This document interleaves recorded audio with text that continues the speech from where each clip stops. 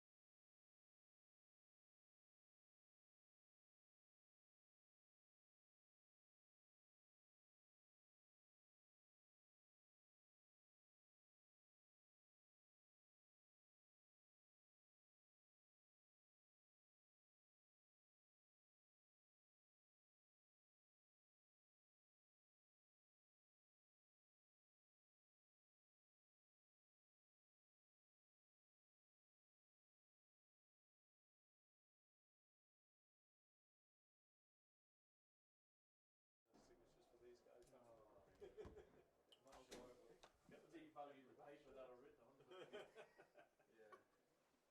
Is it next Players Day, next Friday or something? Oh, is this? I don't know. Yeah. Oh, I don't know. I haven't been involved. So he's going. They're asking me about like who's coming? Can you provide me a list? I was like, no. Who said that? One of them. No, it's Northampton.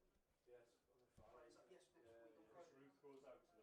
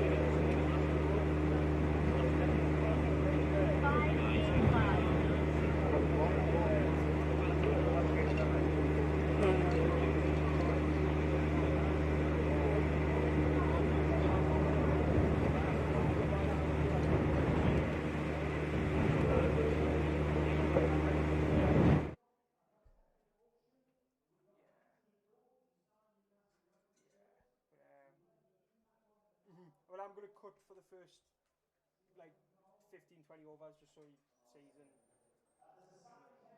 nah, it's sound.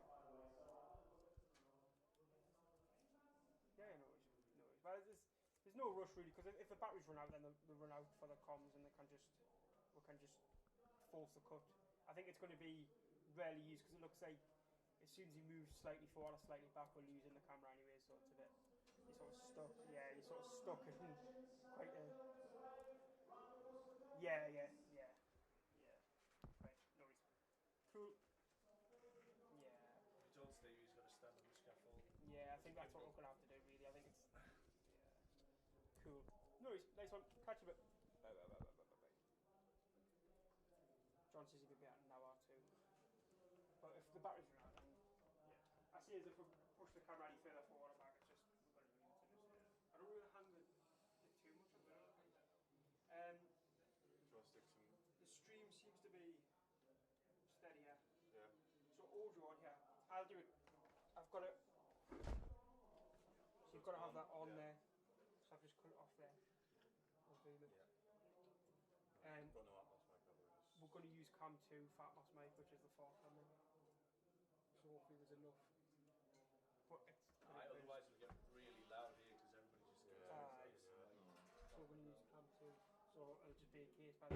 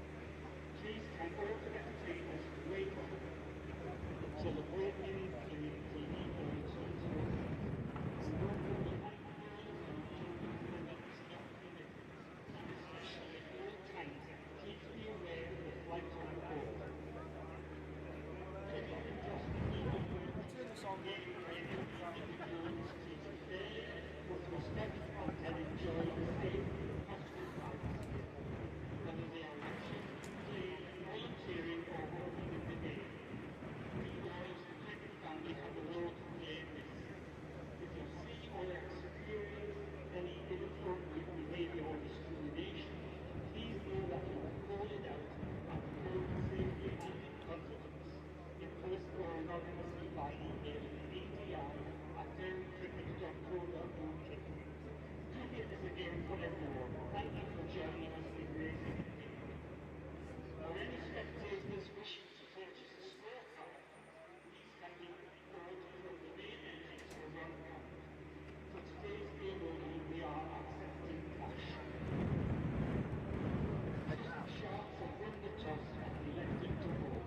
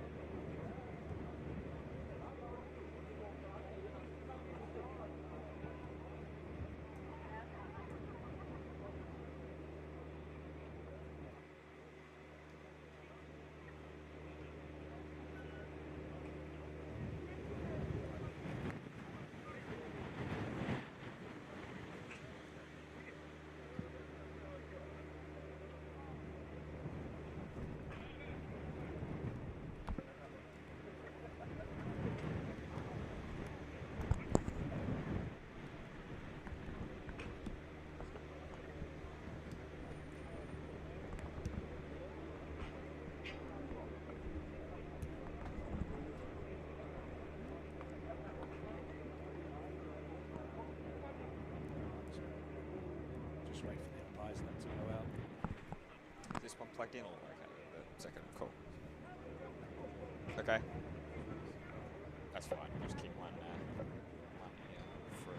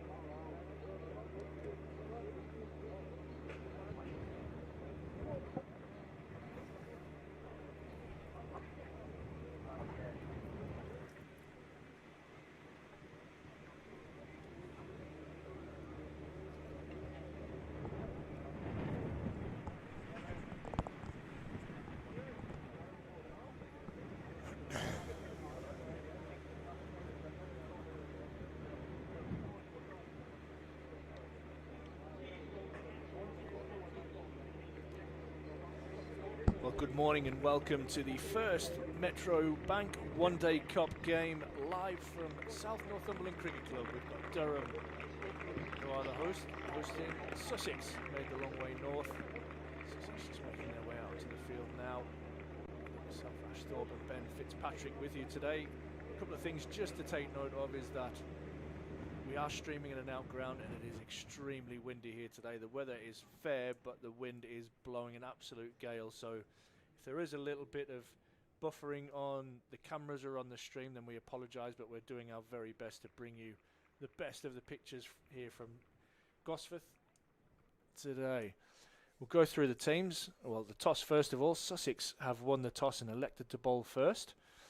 We'll go through the teams now. Alex Lees is captain. Emilio Gay, Will Rhodes, Colin Ackerman, Ollie Robinson, Ben Rain, Hayden Mustard, George Drizzle, Mitchell Colleen, Cody Youssef and James Minto.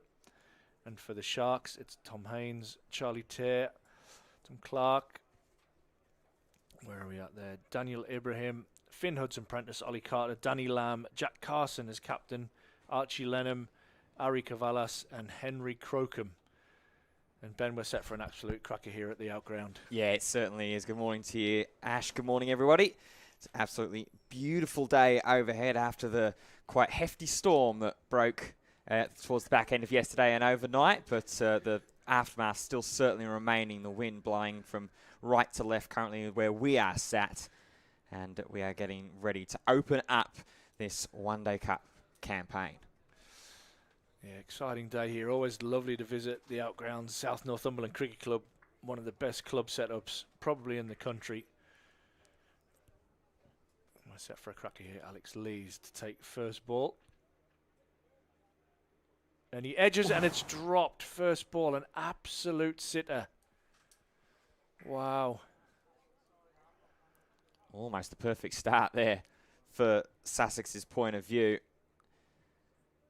Tom Haynes, the man who's put that down, and Finn Hudson-Prentice getting the ball in the right areas first up. And you don't get them much easier than that at first slip. It is blustery out there. So again, take the players a little bit to adjust. But Alex Lees gets a live first ball of the day.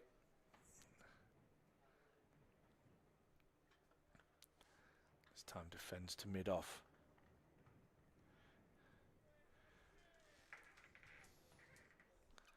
Hudson-Prentice opening up from the Grove end here at South Northumberland.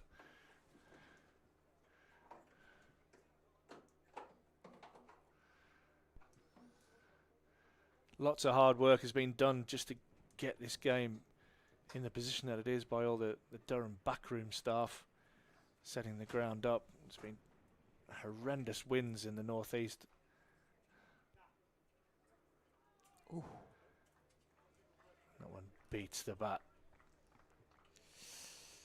Yeah, I think there'll be quite a few people, especially that are local to the northern area and particularly north of here up towards the Scotland sort of region, where they will know about the huge storm that was breaking overnight. I know I was on my way back up from London Heathrow, travelling back up to home overnight, and all the trains stopping before they got up to Newcastle, just as they got up to Newcastle. So big credit to Victor Mann and the ground staff. Lees pushes this one out into the covers. Went and had a look at the pitch earlier on. There's a bit of tufty grass on the pitch, but it's a good surface. So outfield is absolutely rapid here. Yeah, I think that's probably what's prompted the decision from Sussex to go ahead and send Durham into bat in this first innings. I've had a little look at the pitch myself on the picture that was posted over on the official Durham Cricket social accounts. And that's the length of the ball on this pitch. That will just get a little bit more bounce and probably what the lads will be used to. Yeah, it looks a really quite fair pitch, in all honesty. You see a couple of, like you say, little duffs of green around, but looks like quite an even wicket. Looks like there might be quite a bit to play in for both bat and ball. Honestly, the overhead conditions. There is a little bit of white cloud cover dotted around, but there is enough blue sky around to make this quite an even contest, I think. Lees backs away, gives himself room, and this time the edge is found, and it flies through to the keeper. And Lees goes without scoring. Survived first ball of the game. Can't survive the last ball of the first over. And Lees goes. Durham are 1 wicket down without any runs on the board. Well, dare I say that's a little bit of a commentator's curse from my end there, Ash Thorpe, saying it looked like it was going to be quite an even contest, and then all of a sudden, Lee's trying to give himself a bit of room. Had that, like you say, that scare first ball on. It's always a fine line that you've got to try and stride when you're playing in this 50-over game. It's not quite the long form, but it's not quite that short form of the Vitality Blast T20s. It's that right middle ground where you need to give yourself an opportunity to get in, but also score at a respectable rate. And Lee's not quite walking that line fine enough and has to depart for a duck. Yeah, Charlie Taylor taking the catch. Man with the gloves. Will Rhodes, the new batter, coming to the crease. The perfect start, really, for Sussex. Picking up a wicket in the first over. Haven't conceded a run. After winning the toss, Sussex, and electing to bowl first. That's exactly the start you're looking for. So it's going to be Ari Kavilas from the Park End, Greek international cricketer. And he's going to start things off with a little bit more pace here from the Park End, which is where we are closest situated. And he's going to be bowling, looks like to Colin Ackerman, who's made his way out at number 3. In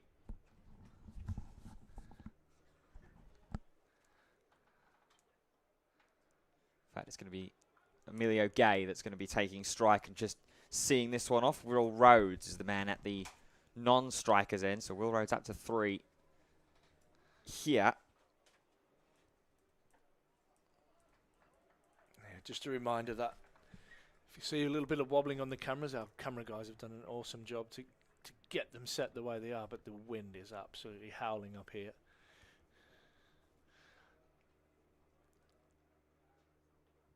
Ooh, down the leg side, and that will be wide ball. First runs of the morning for Durham come in the form of an extra.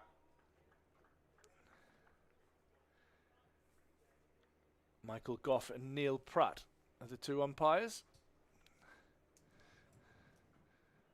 Neil Pratt standing here at the Park End.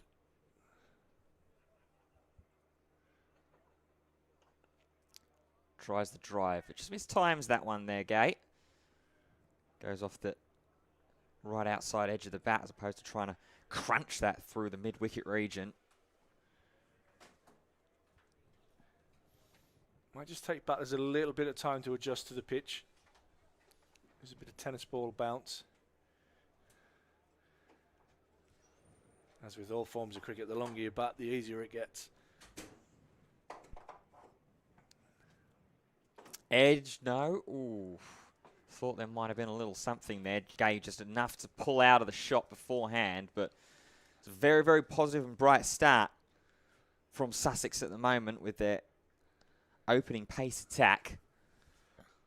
Carvelas here bowling to 2 slips. Got man in short backward leg, traditional mid-wicket, mid-on, mid-off, both up inside the circle as well. A man towards third. That time does get that towards the mid-wicket region. Doesn't quite time it well, but it's a run. Credited to a batsman's name, and it is Gay going to be off of strike.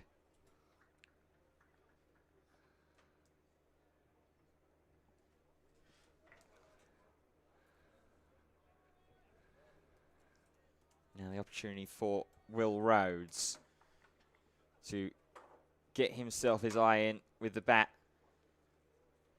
in this one-day cup series. Didn't bat throughout last season in the cup.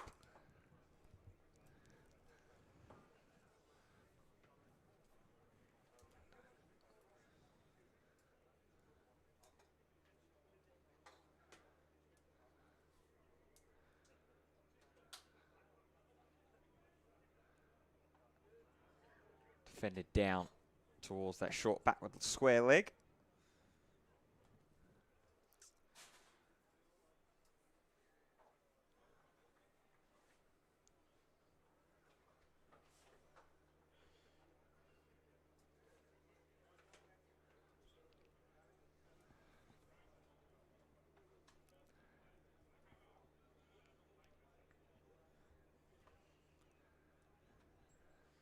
Carvelas, who bowled respectively in last season's campaign, 8 wickets, 236 runs off of the 5 matches that he did take the ball in hand in 2024.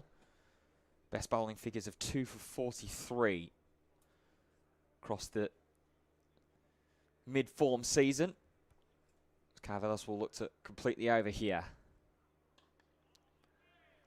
And it's pushed forward on the up by Rhodes to complete the over. Durham get through it unscathed in terms of wickets. 2 runs for 1. Yeah, tidy start from Sussex, picking up the early wicket. Skipper Alex Lees in the first over. Backed up nicely by Carvelas in the second over. Just 2 runs from it. These 2 batters will need to give themselves a chance. You feel that if you can beat the the infield here, you'll get 4. You'll get good value for your shots. But also, if you hit the top of the stumps as a length as a bowler, you probably get rewards as well.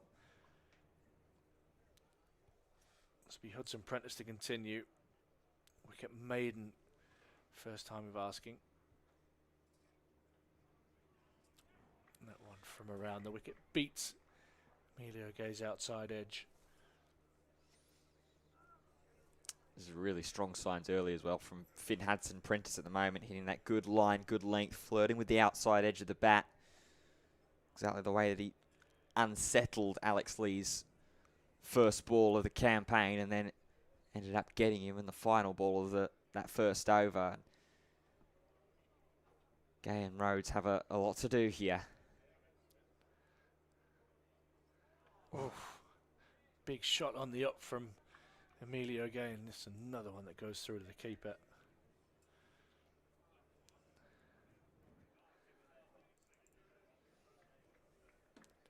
Some list A debuts for Durham today. Emilio Gay and Will Rhodes, 2 of those. Ollie Robinson and Cody Youssef, the other 2 making their 50 over debuts for Durham.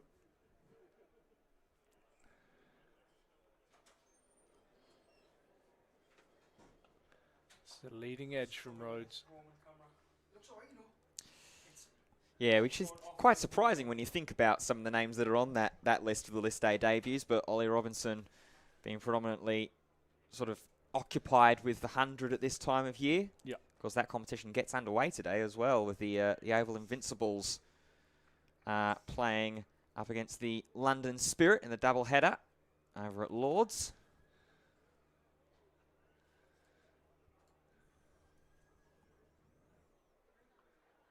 Guided down to third man. Emilio Gay pick up another single.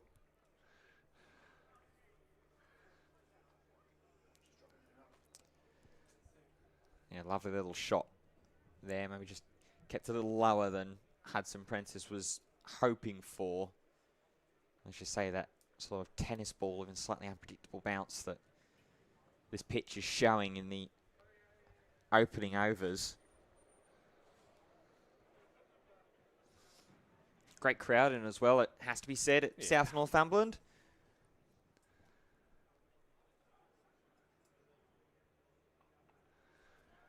Hudson Prentice on the money. Yeah, it's great to get out to the outgrounds. This, like I said, is one of the best club facilities going around. It's got a huge indoor centre.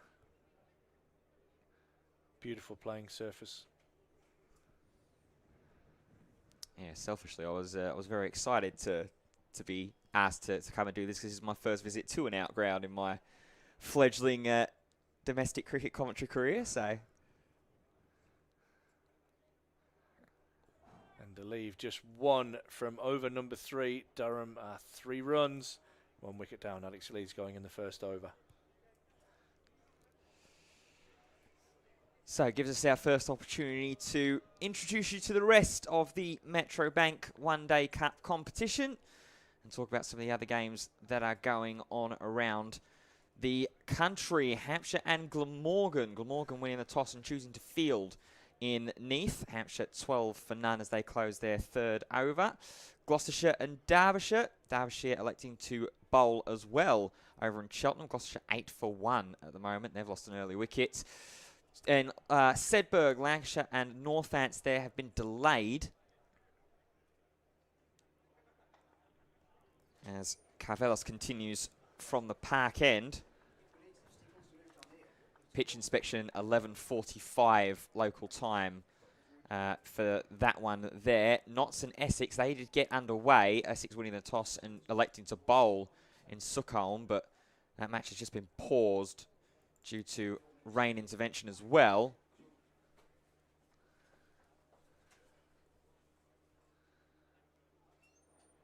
Oof. There's a big swing there from Gay. Big appeal, particularly a slip, but nobody else really interested.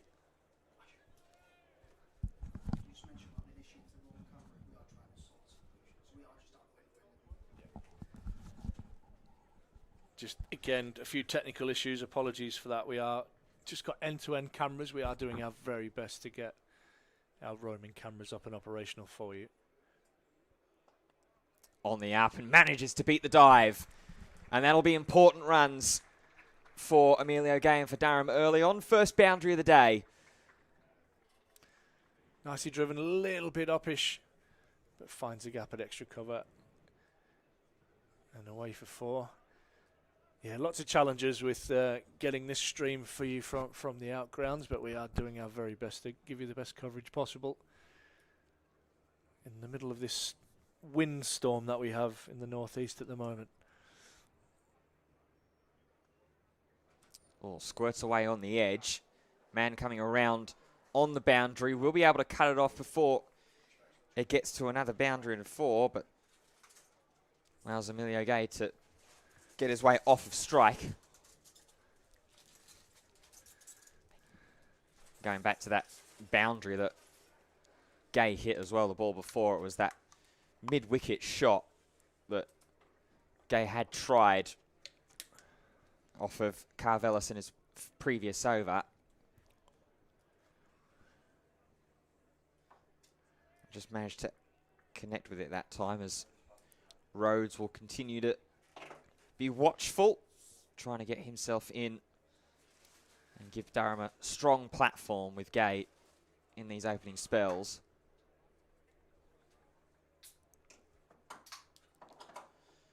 Quickly to finish up as well on the One Day Cup look-in. Worcestershire and Yorkshire and Scarborough. Yorkshire electing to bowl, and it's been the right decision for Yorkshire so far, as that one scurries off of the bottom edge of the bat. There's a misfield over at fly slip, and that will allow Rhodes to get himself a run and allow him to retain strike for what will potentially be the third Finn Hudson Prentice over. So 6 runs off of that Carvelos over. Durham at 9 for 1. Yeah. Little easy way to get off the mark there with the misfield for Will Rhodes. But Sussex making it very, very hard work for the Durham batters, putting the ball in good areas. Reminder that we'll have 2 new balls in operation, so there's a ball from each end.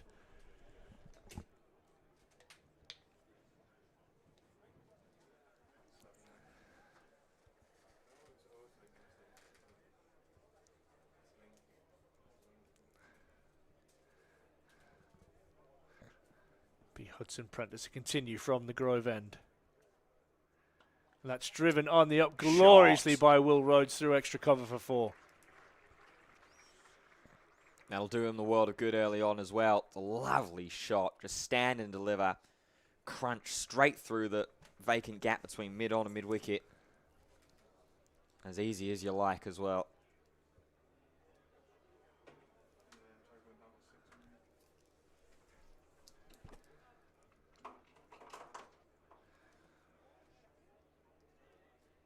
.13 for 1 Durham.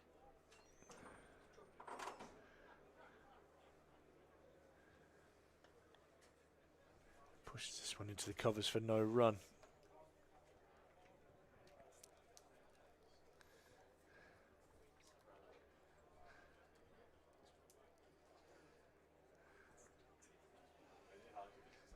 Very good morning to everyone that may be just joining us as well.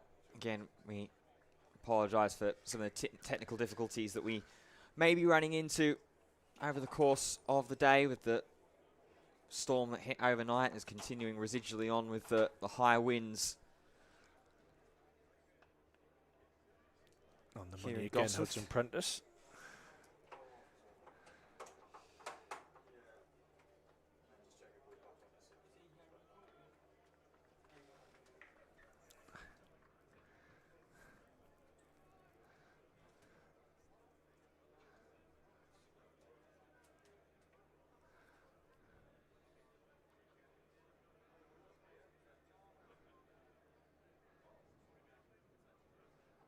Important that Durham get off to a good start here in this competition. Struggling a little bit in the championship.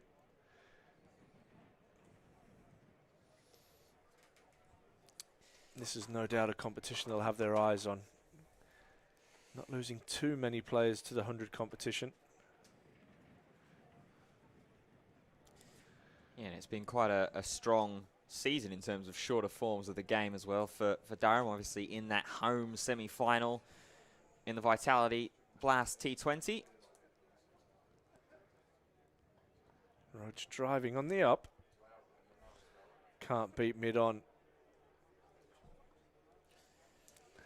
But yeah, like you say, the county championship been not quite the way that Durham would have wanted it to go so far this season. A couple of games that maybe have been in the balance and a couple of awkward passages of play that have lost Durham's games when they really were in the position to potentially go on and win them.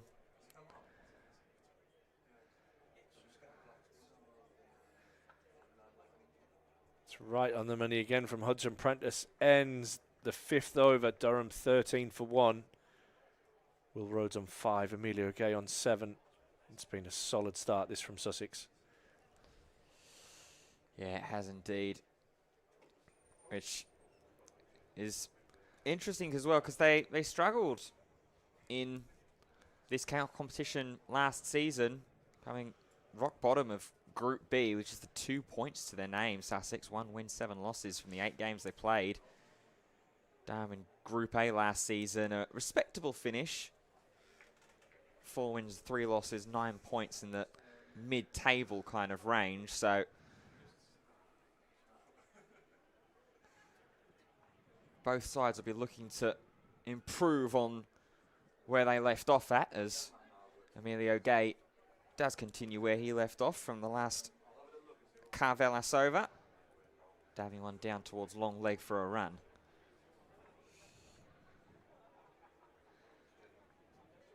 Some exciting players on show from both sides. In particular, looking forward to watching Archie Lennon bowl his leg spin. Oh, might have been a little bit of bat on that, and that might go all the way for runs as well. It will, and there was indeed bat on that as well. Second boundary for Rhodes of the morning. Just manages to squirrel the outside edge underneath the slip. If that's Tom Haynes at slip, he's not having a good day. So far, he's just got that one on the end of the finger.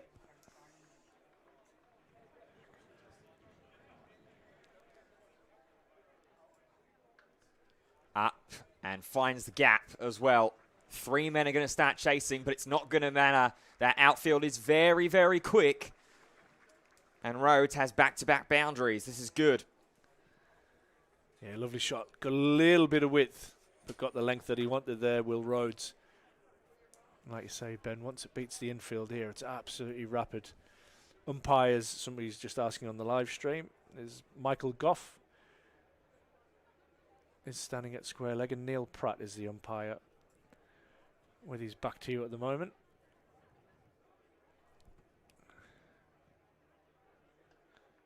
Better there from Carvelas as a reply. tighter line and length. Yeah, some comments just about a thumb over the top of the camera, isn't it? It'll just be some material that'll have blown across, as we say that, and we'll continue to say that it's blowing an absolute gale up here in Newcastle.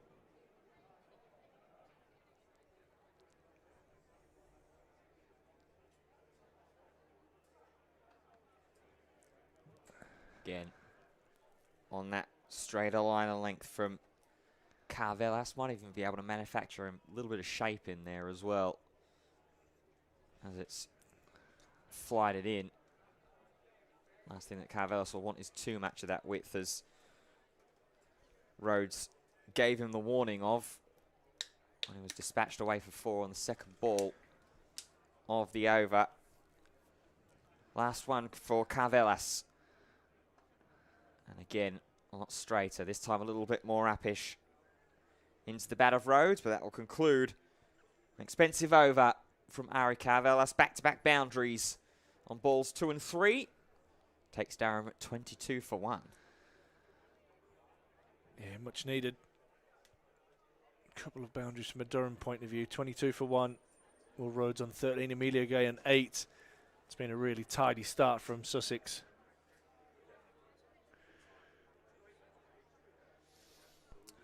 Yeah, but even with that initial wicket of Alex Lees, Durham have done well to rebound here and try and take the fight back to Sussex, as opposed to just sort of going in their shells a little bit and setting themselves in.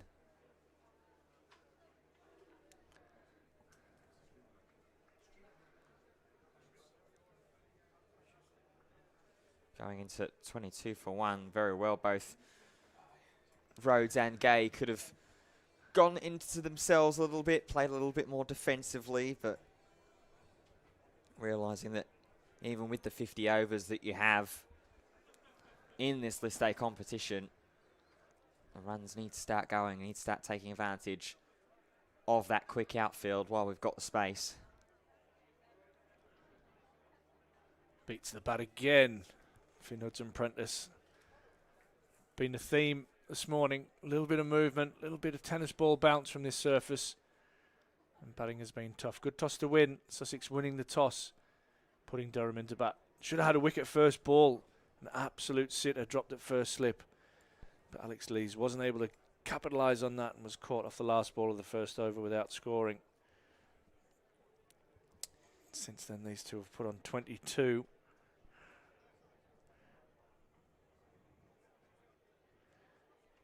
Strike 3.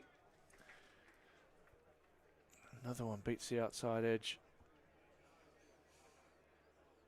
Yeah, it was Carson who dropped that catch and then had one off the edge of one of the fingers in that last over that Carvelas was bowling from the park end here. So we'll keep an eye on him. He was certainly favouring his hand throughout the rest of that last over, but looks like he's okay now. Captaining the side for the first time today as well as Jack Carson. Oh, again. 4 in a row. Lovely bowling from Hudson-Prentice. And there's one of our comments from Craig Bozich on the screen saying that Finn Hudson-Prentice has come out like prime Glenn McGrath this morning. Great shout. Yeah, he's certainly feeling around, isn't he? Particularly impressed when I saw him in the county championship against Durham. Was very, very tidy, particularly in that first spell. Looks like he's carried that form over to the one days as well. And this time, as always happens as a bowler, you beat the bat, and then you get hit for 4. Driven square of the wicket by Emilio Gay. You pick up a boundary. 26 now for 1. Yeah, good shot there from Emilio Gay, and good patience as well. Easy as a batter, especially as an opener. Your job's out there to score the runs, to set the rest of your team up with a strong platform for the rest of the game. When you have such great bowling that you're faced up with, to get frustrated, but...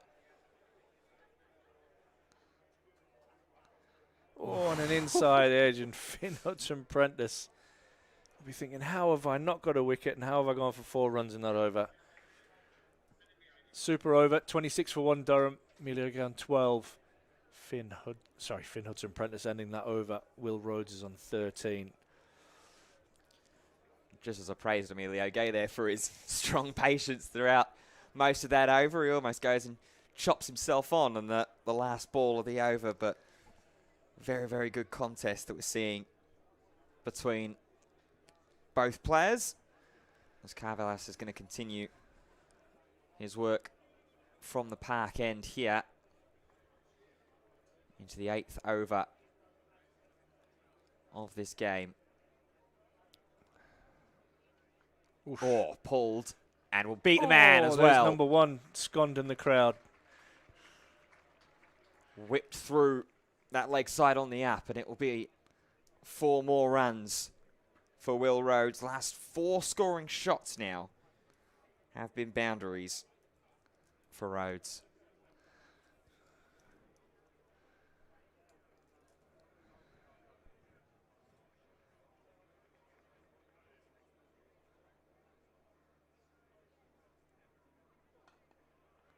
And then goes a little bit more patient.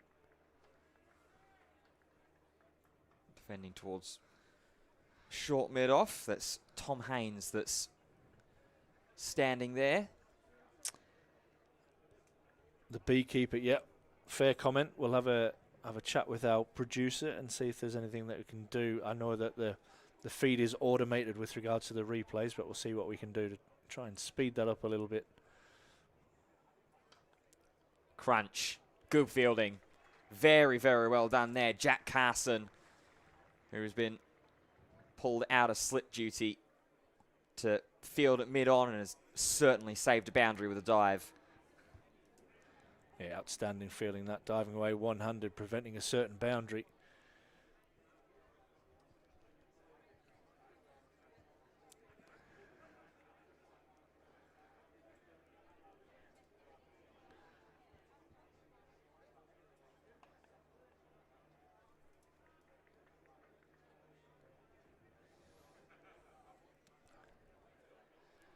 Nice crowd here at South Northumberland. The corporate section just away in front of us, and that the bowler's end from your pictures is absolutely rammed, and people hydrating themselves. That'll get louder and louder as the day goes on. Oof. Oh, well bowled. Very, very nice delivery there from Carvela. Said Will Rhodes and all sorts, and a good take as well. It has to be credited to Charlie Tear behind the stumps with the gloves. And you were mentioning about beekeepers earlier on, Ash. It's very, very good buzz around the ground today. He went there. He went there.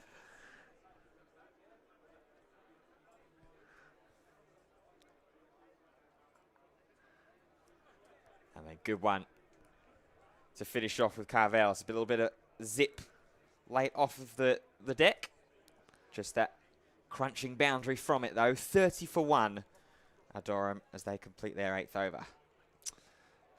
It's been a good start for Sussex with the ball. See that tennis ball bounce. That one striking Will Rhodes in the bottom of the glove.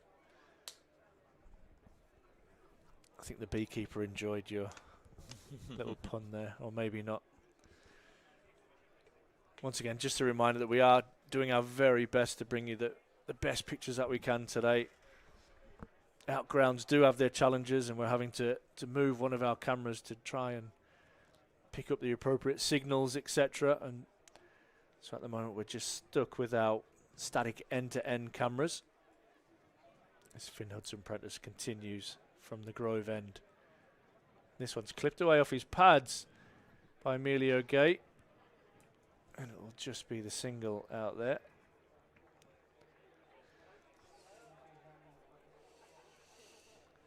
Yeah, not a bad shot there from Gay, but it's almost quite counterintuitive. It's almost, it feels like the last thing you want to do today, especially with that wind blowing around, is try and go airborne unless you're confident you're going to clear the rope.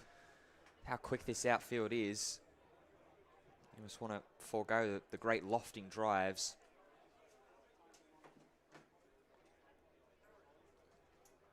This one is just tucked away by Will Rhodes out into the leg side, so just runs starting to become a little bit easier to come by for this pair.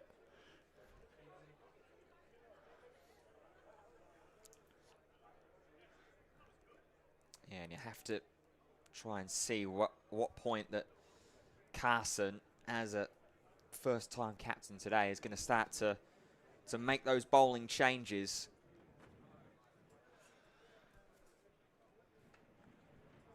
Driven, misfield. There at backward point by Ibrahim. Emilio Gay will pick up a single even. Talking about singles and signals and etc. etc. Kenton Shreps appreciate the feedback there, mate. Really do. Yeah, it's a bit of an awkward one there for Ibrahim. It's almost half misfield, half well field in the end because it just squirts under him. It's definitely a boundary. This one's tucked away and will beat short fine leg and will take some stopping. In fact, it won't be stopped as it races away on this outfield. As I said, runs just starting to flow a little bit here for Durham. Just looks like one of those pitches where you've got to get through that new ball period. Give yourself a chance to get in.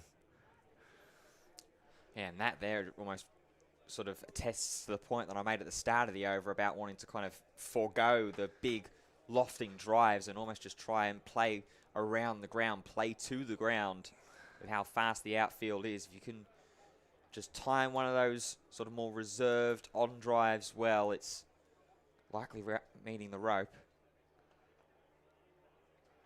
Again, just potentially stopping a little bit there. Once we get this roaming camera part sorted, we'll try and see if we can get our guru Sam Blacklock onto the replays for you.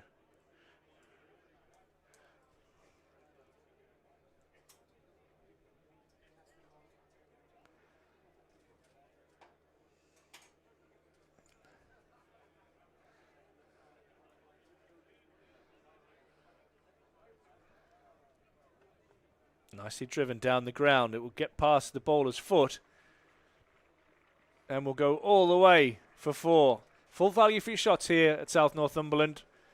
Durham now moved to 41 for 1. Great over. Really, really strong over there from Rhodes and Gay against Finn Hudson-Prentice. 11 runs off of that over there. 41 for 1. Durham. So it looks like Carvelos is going to continue from the park end, but wonder if that might have been the last that we see of Hudson-Prentice for his first spell. Carvelos driven slightly on the up, but doesn't quite time it. Does Emilio Gay, will manage to pick up an extra run.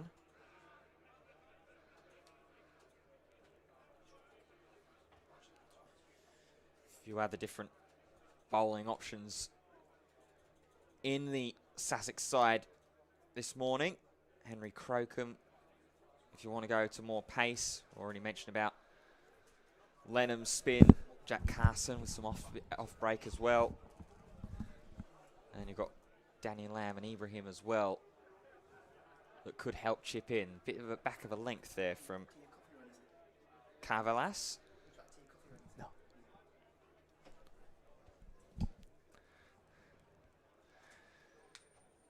Yeah, we've got our new camera angle and our signal coming in from Ben down on the boundary. Is on a beautiful platform of 3 pallets.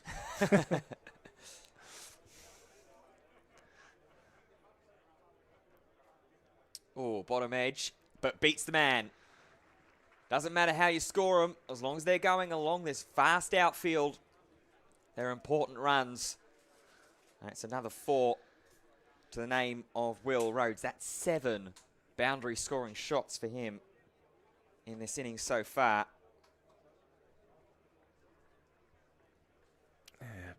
Been lots of dots and lots of boundaries so far. I think that might be a theme ongoing throughout the day.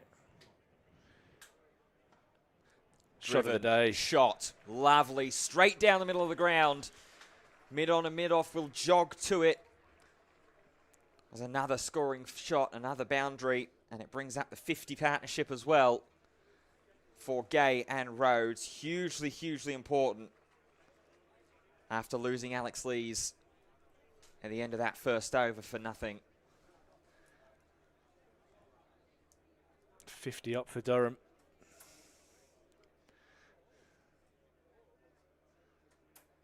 Oh, look at that. Manages to bound its way up and bound its way over the rope as well. It's going to be classed as a scoring shot. And Will Rhodes is in very, very fine stride at the moment.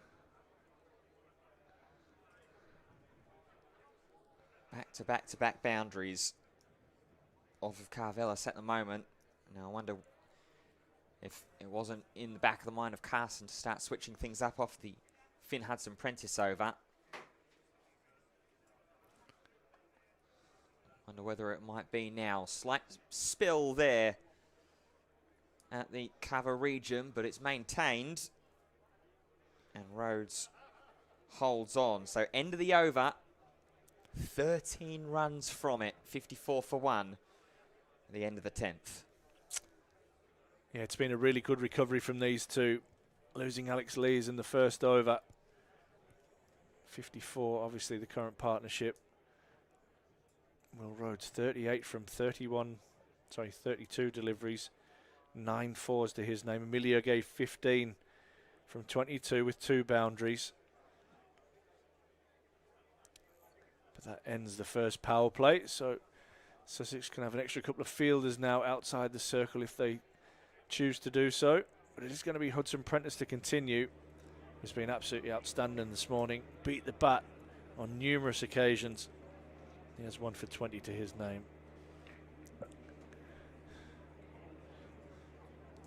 Still 2 slips in place.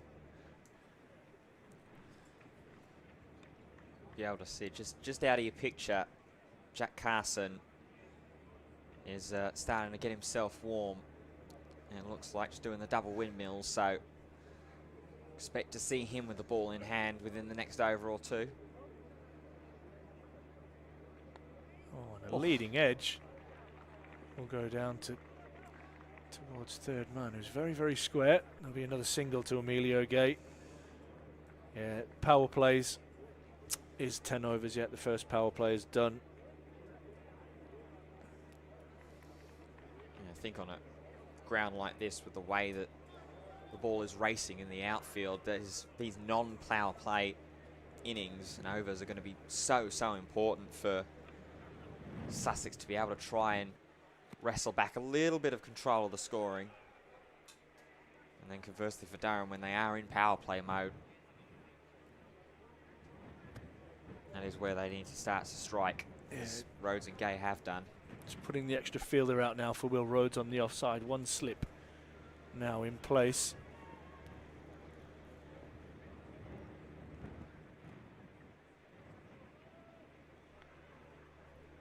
The leave from Will Rhodes. As you can see, good bounce in this pitch from that length.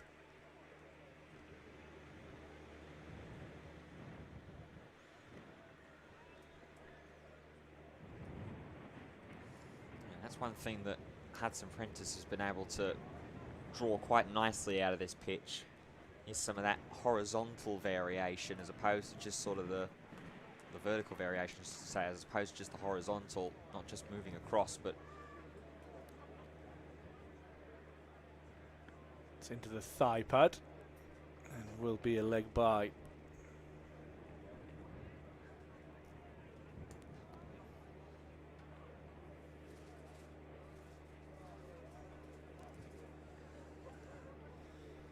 won't mind that though. I don't think Will Rhodes, with him leading the scoring, want to slightly protect himself a little bit. Also allow Emilio Gay to try and potentially catch up a little bit. He's been watchful so far of his 23 deliveries. He drives nicely, but won't beat cover.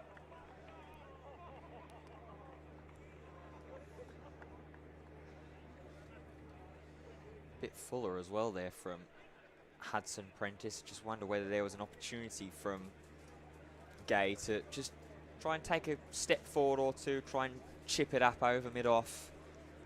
It's a big, big bounce and big, big space just past the man there. Driven Like in that. the air. But driven for 4. Absolutely nailed by Emilio Gay. I think that's what you've got to do on this pitch. You've got to trust your skills. And if you play the shot, you've really got to commit to it, as he did there. Yeah, and that's pretty much the shot that I asked for, and the ball beyond that as well. Ollie Carter was the man trying to dive to his right valiantly, but just that little bit of lift. You don't need to go huge on this pitch. And how quick that outfield is showing to be. If it gets into open grass and it's got enough pace on the ball, it's likely going to the boundary rope. Flicked away nicely, but we'll find Cavellas down at fine leg and rifles a throw back in. That ends the over. Over number 11 now done. 61 for 1. Emilio Gay moves on to 21. Will Rhodes on 38. Let's see what else is going on around the one-day cup, as well as sides opening their accounts for the campaign all across the country in the Metro Bank one-day cup. Hampshire and Glamorgan. Glamorgan winning the toss in Neath, electing to send Hampshire into bat. Hampshire currently 50 without loss, as there is going to be that bowling change that we thought might come. Jack Carson is coming into the attack from the park end, taking over for Ari Cavellas. So we're going to see our first indication of a little bit of spin here in South Northumberland Cricket Club today.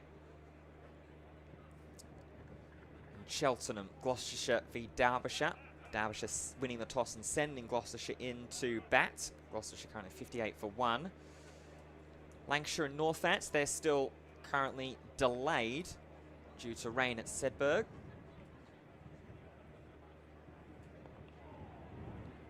As Gay gives himself a little bit of room, just pushes that into the leg side. Notts and Essex, they've restarted in Stockholm after a little bit of a rain delay.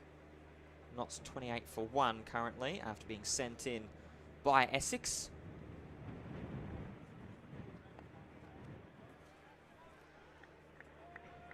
And in Scarborough, Yorkshire having a fantastic day over on the coast. Yorkshire currently 26 for 5 after Yorkshire winning the toss. There's a big sweep tried here from Emilio Gay. Is only going to get the 1 run. There's a man just at the 3rd kind of region.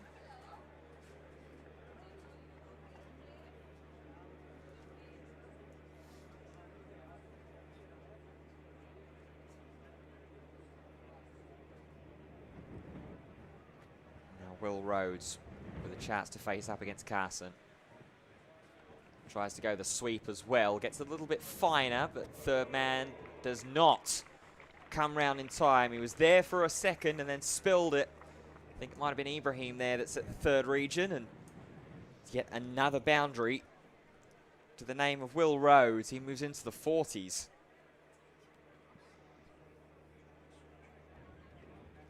Yeah, poor misfield that.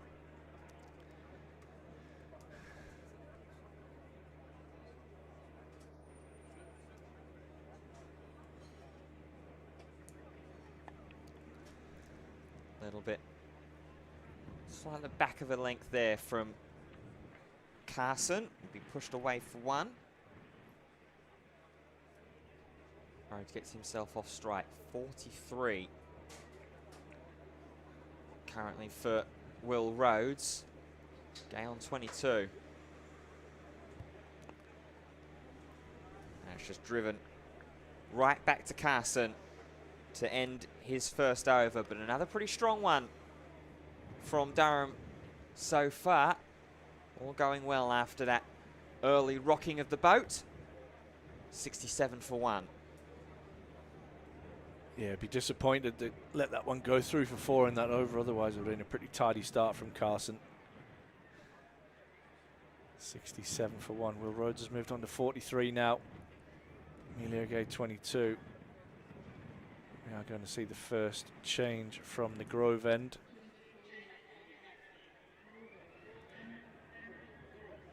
I see Crocombe into the attack. Tall right arm seamer. It's going to start round the wicket. As we saw, pretty much the whole of Hudson Prentice's spell was from around the wicket and bowled very well. In fact, one of them on the stream referring to him as prime Glenn McGrath. Crocombe a little bit quicker than Hudson Prentice. Finds a good area first ball. Yeah, and I think one of the biggest reasons why you're seeing, and you have seen that success from Hudson Prentice from that Grove over and that Grove end, is that you're bowling right-handed into left-handed batters. So coming around the wicket, you've got a couple of different options. Either got that natural angle from coming around the wicket as your arm comes up and around and over to fly the ball into the left-handers, or you can keep the arm a little bit straight and just allow that little bit of drift away as well on sort of your more natural line and length. But Prentice set the table quite nicely from that Grove end.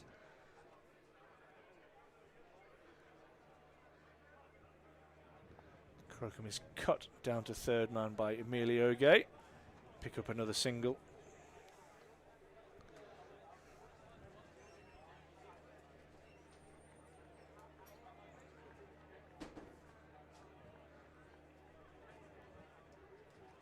Atmosphere really starting to build here at South Northumberland Cricket Club.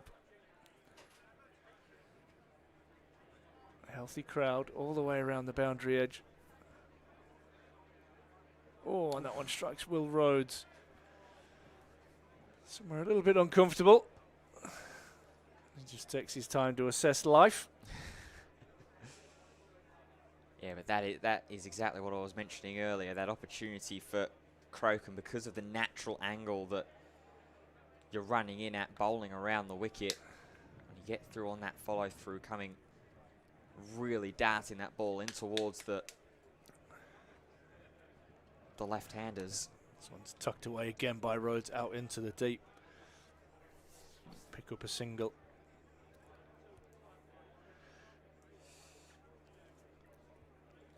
Give credit back to the Durham batters here as well for what they've been doing in these stages since the end of the power play, particularly navigating this first Crocombe over, just rotating the strike, just keeping things comfortable and the run rate ticking over.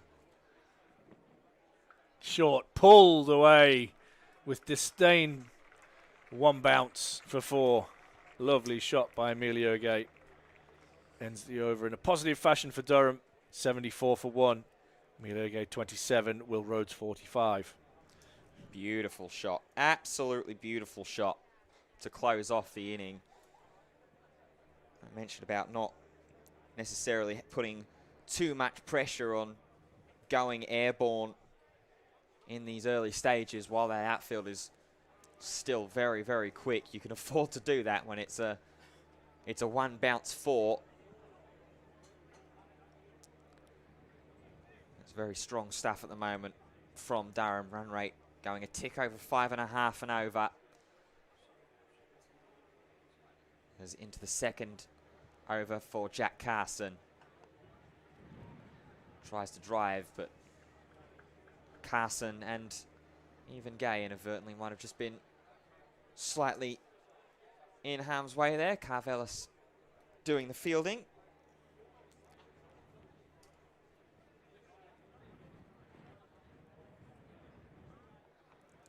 A big swat towards the offside, spilled again, but not going to go over the boundary rope. Good hard running from Will Rhodes and Gay.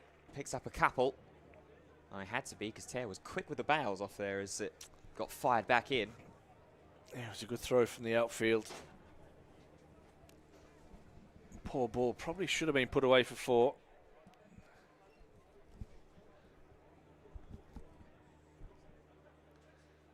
Ooh. Top edge, and that might just run all the way for 4 with how quick this outfield is behind the keeper, and it's going to go down as runs, which means it will be 50 for Will Rhodes. He's batted superbly for it. And when Durham had that first over struggle, losing Alex Lees for a duck, it's Will Rhodes who's come in and stepped up the first 50 of this 2025 one-day cup campaign. Yeah, good start from him.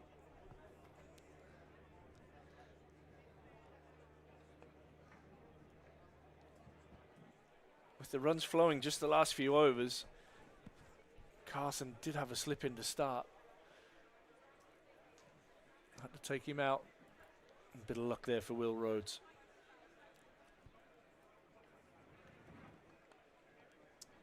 Well fielded. That was crunched towards cover. I think Will Rhodes was looking to hit that for 6. Yeah. Just got a little bit full.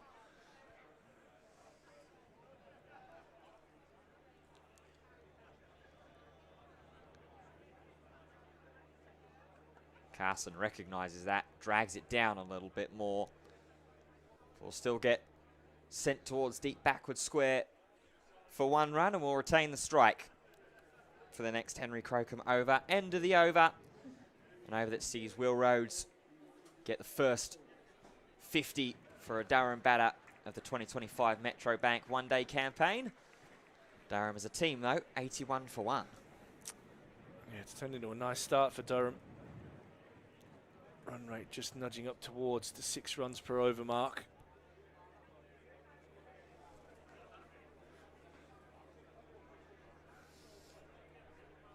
Yeah, it's been since that 9th over, really, where Durham has started to be a little bit more comfortable and step on the accelerator pedal.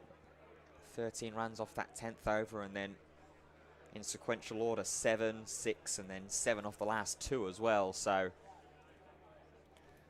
going very, very nicely here at the moment, as Rhodes is going to adjust his footwear, as is Henry Crocombe.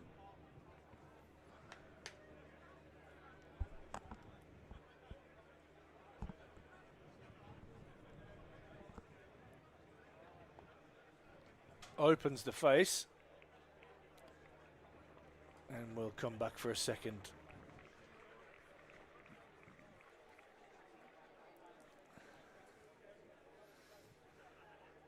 Yeah, nice little measured shot there from Rhodes, and good work on the boundary rope. I think that might be Ibrahim again that's operating as that sort of sweeper.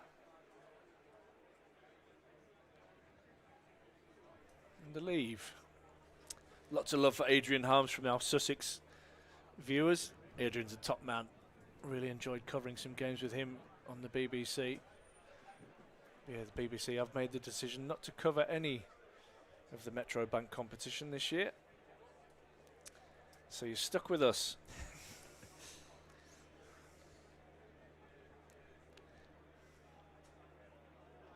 Driven nicely by Rhodes down the ground. Oof. And another misfield. It's not been a good start from Sussex in the field this morning. Dropped that catch, first ball of the day. There's been several misfields to follow. And I wonder if there's a little bit of trouble here as well. Just hurt his shoulder, potentially. Calling for a sub or the physio to come give some treatment. It's a short and drop down off a thick inside edge. Oof. And a quick single is taken. Good running from Will Rhodes. Good awareness. Charlie Tear. A little bit of work to do on his football skills. Well, not quite getting in the Brighton and Hove Albion side at the moment. You'd probably get in the West Ham side. No comment. Are you any good up top, Charlie? Nicely bowled.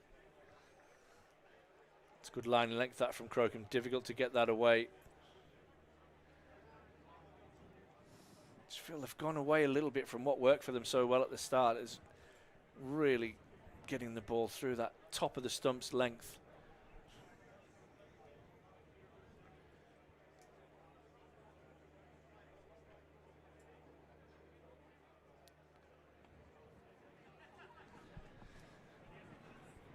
And another one to the total. Ends over number 15, 86 for 1 now, Durham. Will Rhodes goes on to 56. Emilio going 28. Yeah, back to that point earlier we were making about Sussex just sort of straying away from their game plan and their ideas. I think it's a little bit of that, but also a little bit of the fact that Durham have just been a little bit more kind of brave in their shot selection, especially led by Rhodes. So you look down at my scorebook, and over 60-70% of the coloured ink in Will Rhodes' scorebook is all green. As Carson continues in the bowling attack.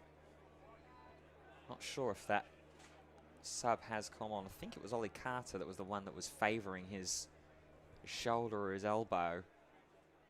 Ooh. It's definitely a bit of turn in this surface. Went out this morning, there's just that tufty. The grass is dead on the pitch, but it's that tufty rather than the fine grass, so it should grip for the spinners. I'm not surprised it's grabbed the seam a little bit for the seamers first thing this morning as well. There's that one a lot fuller there, and Rose just jams his bat into the ground.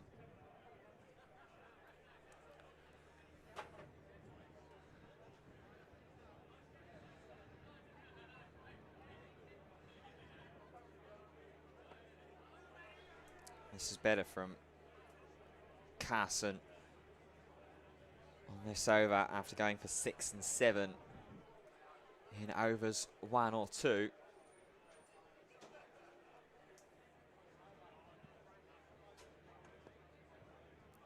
On the out, Carson does manage to get enough on it to stop it from going potentially all the way for 4.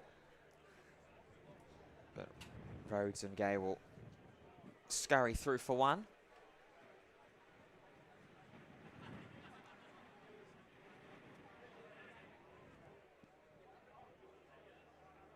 Shot. Advancing, driving, lofting, 1 bounce and 4.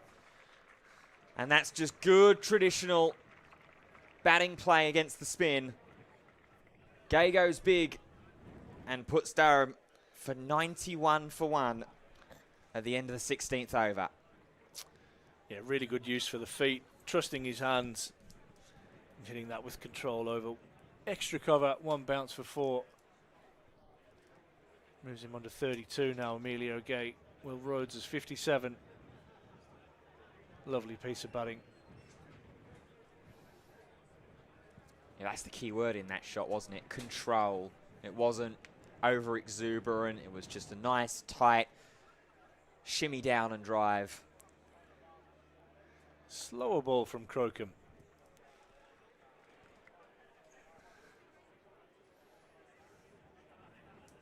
That's one thing we haven't seen too much of so far from the pace attack, is that slower ball, is that pace variation. It's all been a little bit more stock standard from at least the speeds that the bowlers are capable of. Short, pulled.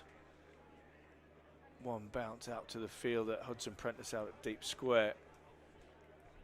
In total control. There, Will Rhodes. Just wondering if we're going to see some leg spin soon. I'd like to see Archie Lennon brought into the attack quickly here from a Sussex point of view. They need to change this up.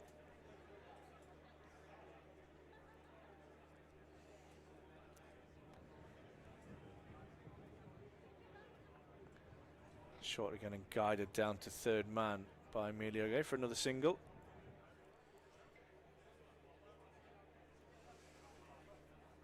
Yeah, Durham well and truly bearing their stingers at the moment. Sussex need to do something to try and pull this a little bit further back into a comfortable position for them. That run rate still just a tick over 5.5. This one's a little bit of pad, maybe a little bit of thigh pad. Will be a leg bye.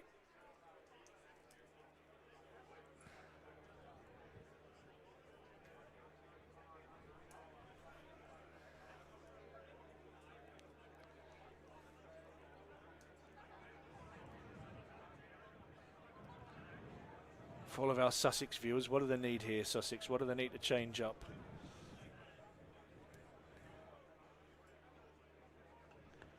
Driven, but won't beat Crocombe.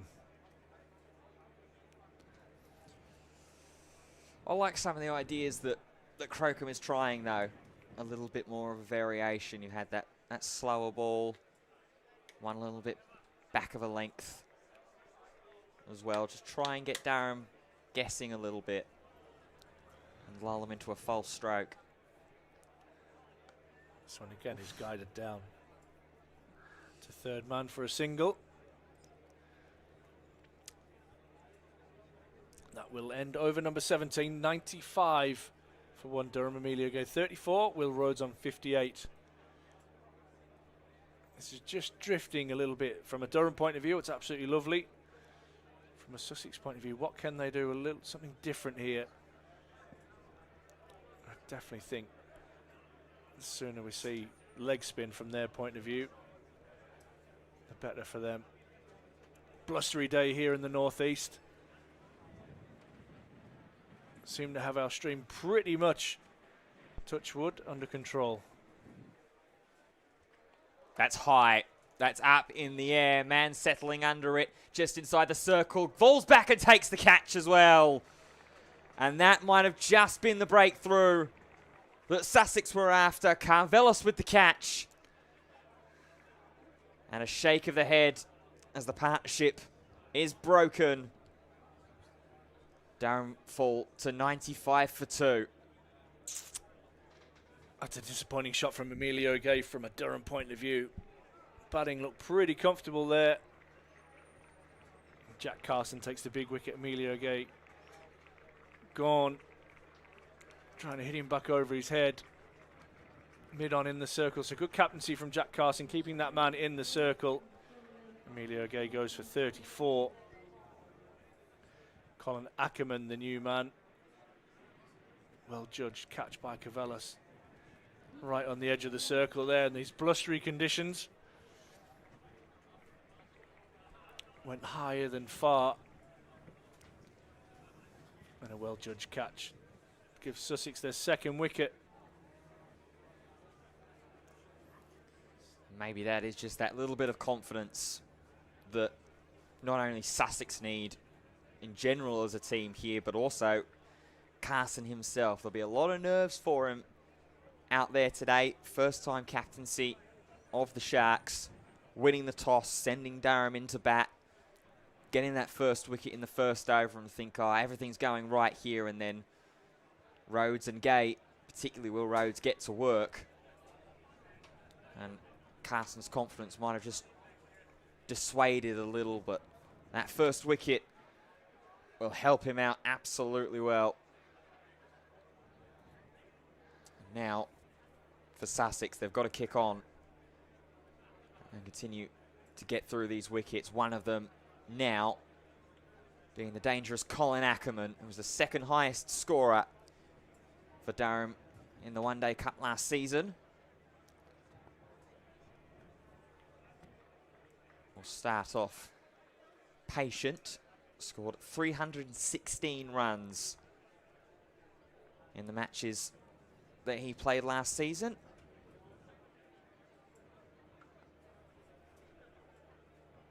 His highest was a score of 108, and he was averaging just under 40 runs per appearance in the One Day Cup in 2024.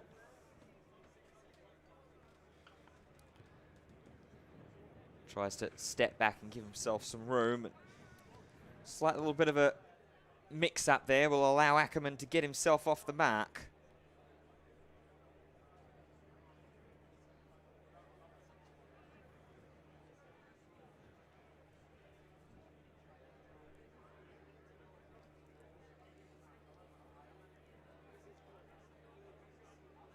2 more balls left to face here. Slip now in play against Rhodes. Just steps forward, guides that to the man at just sort of a shorter mid-wicket. Tom Clark, the man doing the fielding there.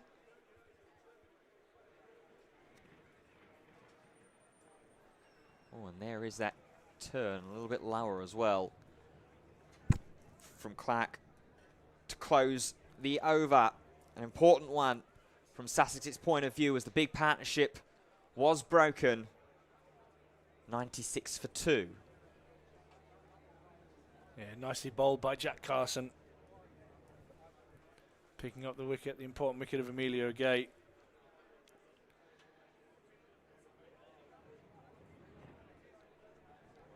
There you go, ice creams. Order of the day. It's a fresh one out there. It's very, very windy. So you may see one of our cameras has actually got some material blowing in front of it slightly. I think we're going to have to send Stevie up there at the halfway stage. Absolutely. But we are aware of that, so thank you for your comments. We are at an outground, so we're doing everything that we can to bring you the best possible coverage.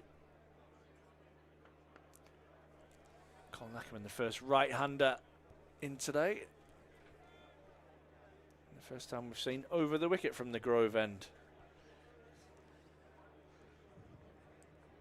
I think while they're over there, they might have to pay a little bit of a cheeky visit to that ice cream van as Look well. pretty good. We've got a couple of orders in already on the stream.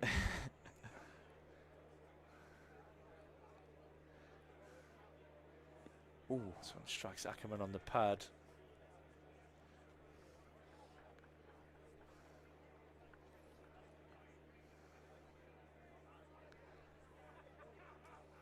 A beautiful, if not blustery day up here at South Northumberland Cricket Club. Nice crowd in. Outground cricket.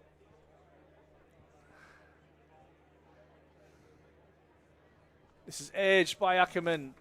Doesn't carry to slip, but will run away for 4 down to third man. Ackerman just opening the face a little. A lot finer than he would have wanted, and Haynes unable to do the fielding. And that brings up the 100 for Durham. Yeah, very well worked for Durham, and it's another little miscue there and slip from Tom Haynes. Ackerman this time whips it away into the leg side. And we'll pick up another single. A little bit straight, that one from Crocombe. Have to feel for Haynes so far in his work in slip at the moment. It's not followed been him, hasn't it? Yeah, it's not been an easy start for him today. I don't know, they don't get much easier. That catch at first slip, first ball, my goodness. As easy as it gets. Bouncer, first bouncer we've seen today. Will Rhodes ducks comfortably underneath it. Yeah, and again, I like the ideas here that Crocombe is trying that little bit of variation, trying to unsettle Rhodes on one hand, but also try and make sure that Ackerman isn't feeling too comfortable and get himself to be in a position where he is in mentally. Shorter again. Single tucked off the hip. A little bit of bounce there from Crocombe. 102 now for 2. Durham need to build another partnership. Colin Ackerman on 6, Will Rhodes on 59. So let's check in around the grounds once again. Hampshire 72 for 2 in Neath at the moment. I'm hearing rumours Warwickshire are doing really nicely. Yeah, it's been a continuation of Yorkshire's good decision after winning the toss. 40 for 7 currently in Scarborough.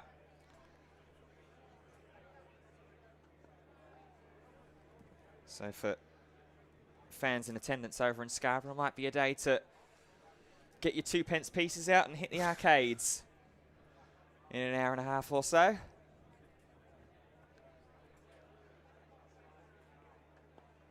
shot. Driven, and will beat the man as well.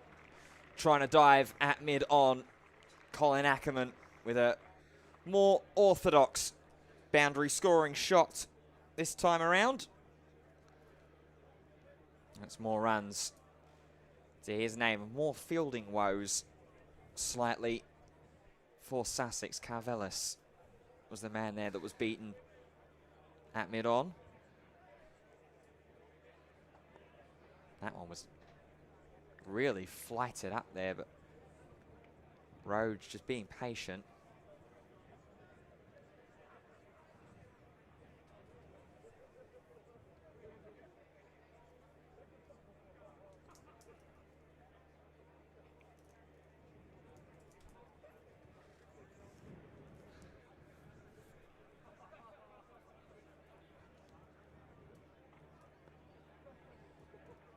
Ackerman just waiting back on that one there. Slightly.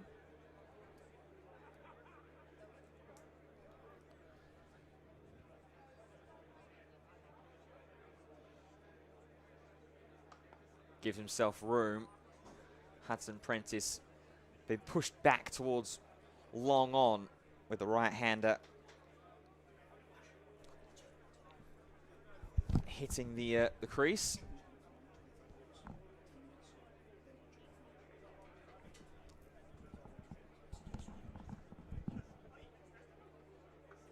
Oh, as Rose slams that down into the ground. And that will be the end of Carson's 5th over. Durham 108 for 2 at the 20 over mark. Yeah, good little period for Sussex, just restricting the scoring a little bit as this partnership is in its infancy. Just 13 runs from 17 balls. We are going to turn off the replays on the stream, so taking your feedback on board, and it's just taking a little bit long, so apologies for that, but we're going to turn that off so we can continue the coverage for you. As you can see there, nice little crowd here in South Northumberland, and we're going to see leg spin Archie Lenham.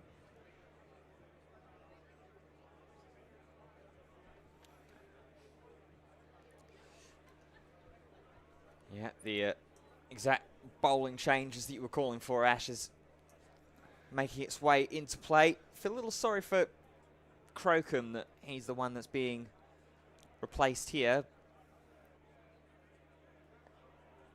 We'll get some turn here, Lenham. Yeah, I think they'll use Crocombe in 3 spells. You'll probably get a 4, a 3, and a 3 throughout the day. So I think this is a good move. I think Carson's probably been the most, apart from Hudson Prentice opening spell, Carson's looked the most dangerous.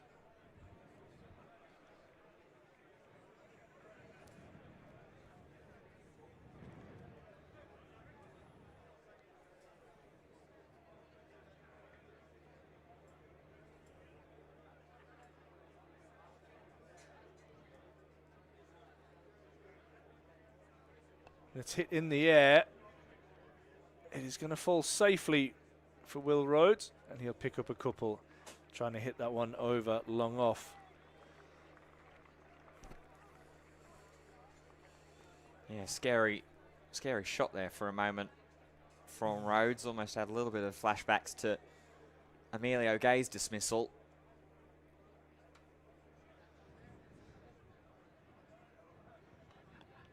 This one's hit much flatter. A lot of bottom hand there from Will Rhodes, but on the ground, and we'll pick up another single. So Durham just need to keep that scoreboard ticking over, build this partnership. Carson already threw 5 overs. Lenham in his first. Flatter, cut away. We'll find the sweeper.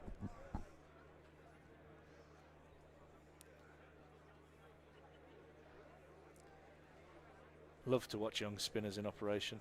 Yeah, it's always fantastic to see.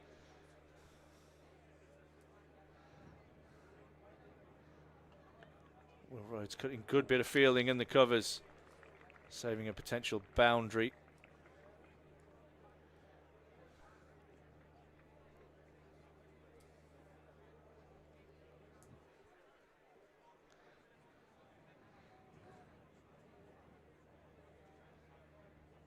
Again, going back to a ball that was maybe a little bit full to cut. Slip in place. And safely, though, for Will Rhodes is on 67. Durham 113 for 2. Colin Ackerman on 9.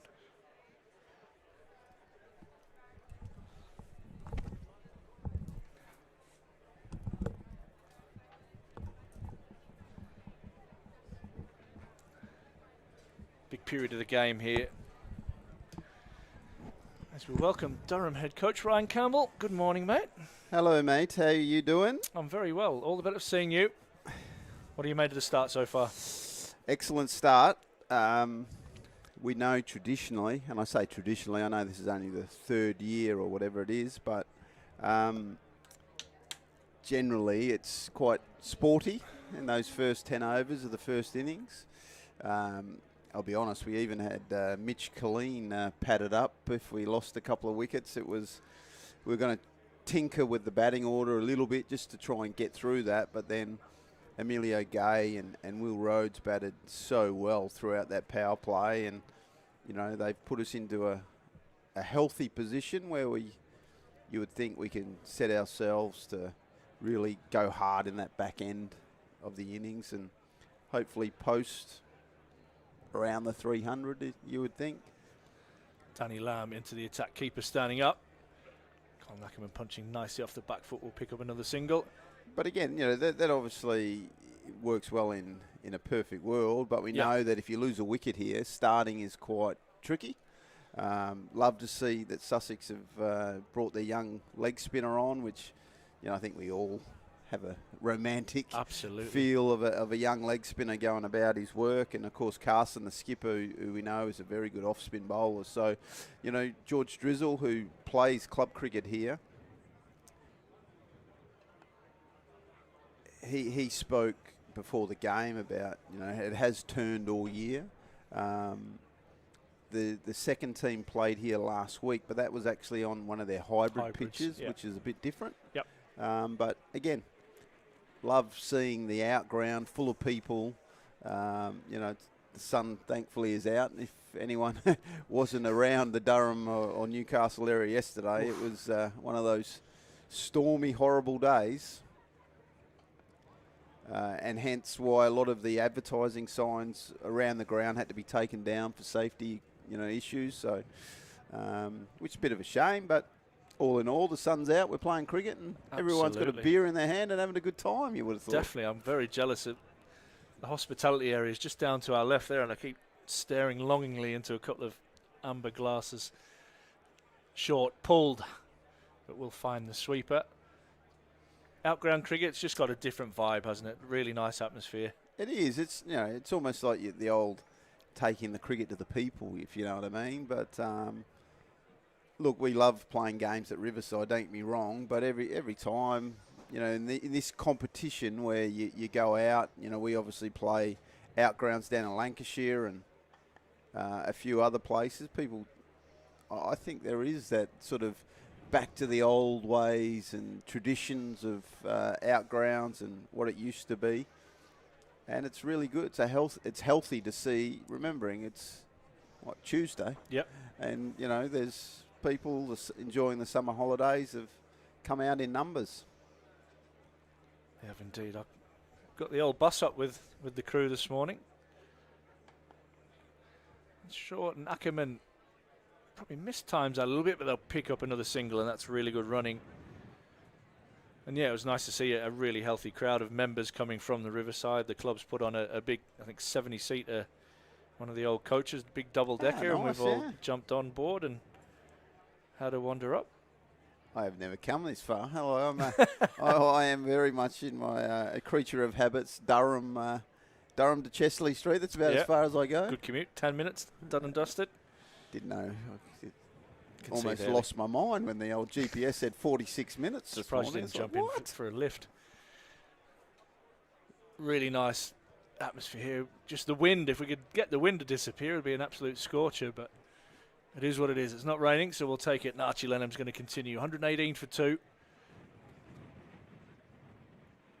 that beats everybody, I think, unless Archie Lenham's got a big double teapot on.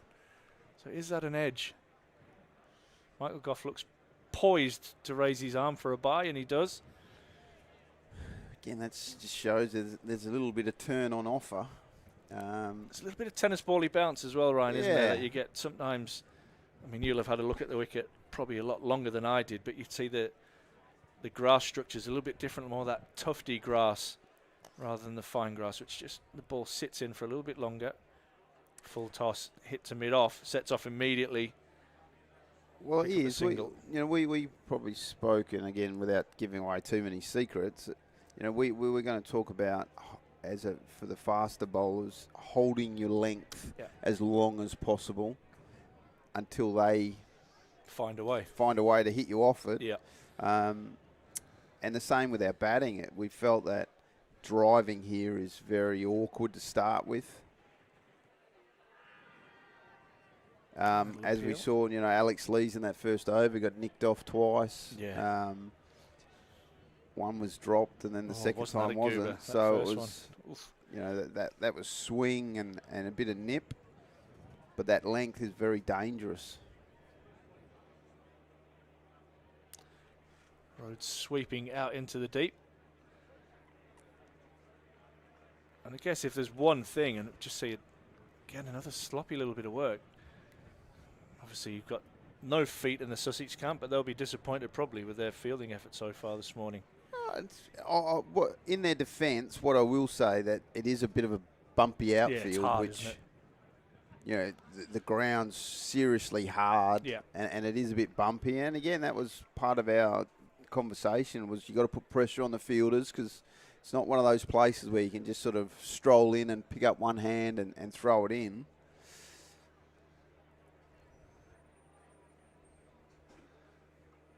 Ackerman off the back foot will find the sweeper out on the offside. Ends the over. Over number 23 is done, 123 for 2. Will Rhodes, 70 not out, playing nicely. Well, it's important for Will.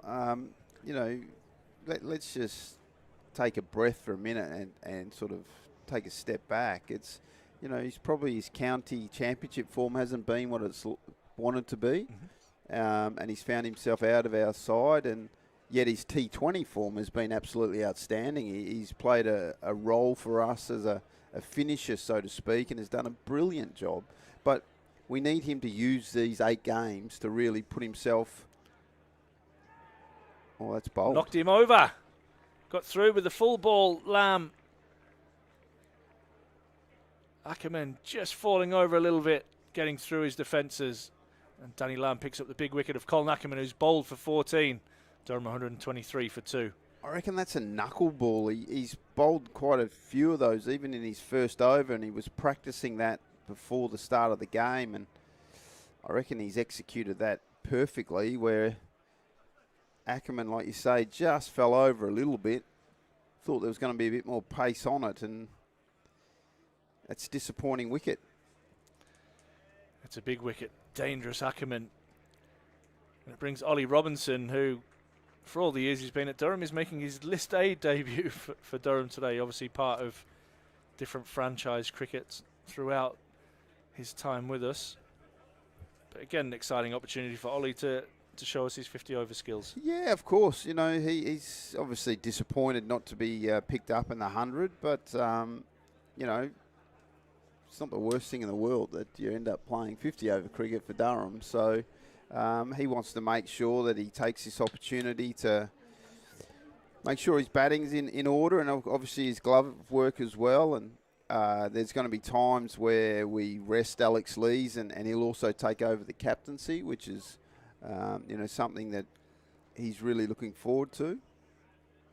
But again, just getting back to Will Rhodes, these 8 games is a great opportunity to bang out runs, get the confidence up, make yourself feel good, and really put it to us selectors that you should be in the 4-day team.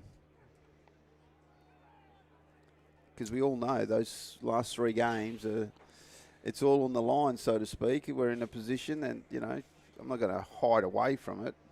We're in an awkward position that we find ourselves, and we're going to have to fight our way out, which you know, those last 3 games are going to be really exciting for everyone. Robinson off the mark immediately with a tickle off his hip, and he'll pick up a boundary. Lovely piece of batting from Ollie Robinson. Fast outfield, that's Oh, for isn't sure. she? It's absolutely Wow. razor sharp. So we kind of saw in that first 10 overs, there's lots of balls. You talked about holding your length. I think somebody on the live stream called Hudson Prentice prime Glenn McGrath, which just showed the kind of the lengths to ball.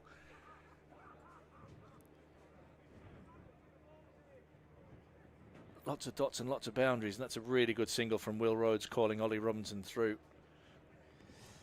And that's where, too, you know, like I mentioned that Mitch McLean was padded up. That, you know, maybe it was one of those places where if we can get a left-right combination, when, you know, you got a new ball and it's nipping all over the shop, maybe just to sort of change the line, put pressure on the line and length of a batter and of the bowler, sorry. And that was the theory. We didn't get to test out that theory because, like I say, Gay and Rhodes were absolutely outstanding in that, 15, 16 over partnership that really has set this innings. But like you say, suddenly it's 3 wickets. You only want to lose 1 or 2 more, and suddenly you're into the all-rounders, and something we've tried to pride ourselves in. If we're going to win this competition or make finals in this competition, we know that that's going to be another boundary. That's a wonderful Lovely bit shot. of timing, that, Ollie Robinson. You know, we know that a top 5, top 6 batter has to be in around the 44th, 45th over, because if you have a set batter, you know that they can just score so fast. Yeah. We don't want, not that our tail can't bat, because they actually all can, but we don't want them batting for 10, 12 overs. We want to, you know, limit that, let batters bat and let the bowlers come out afterwards and bowl, but we'll see. 133 now for 3. You feel that from Durham's point of view, this is a big partnership in the context of this game. They want to take this as deep as possible. Rhodes 70 from 75. And Robinson 9 from 4.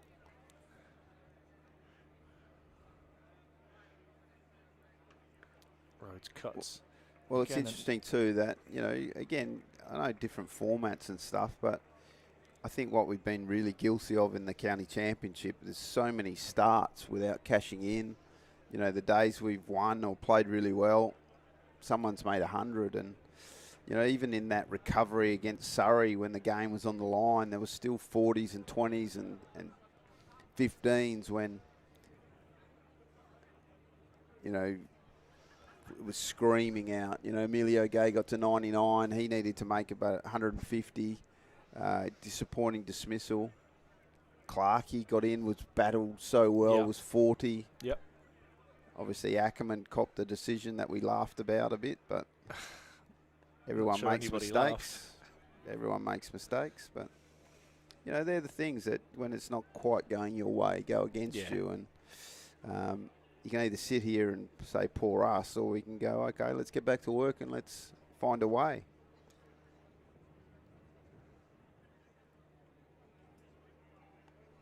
Nicely driven by Robinson. Good bit of fielding from Cavellis. 134 for 3.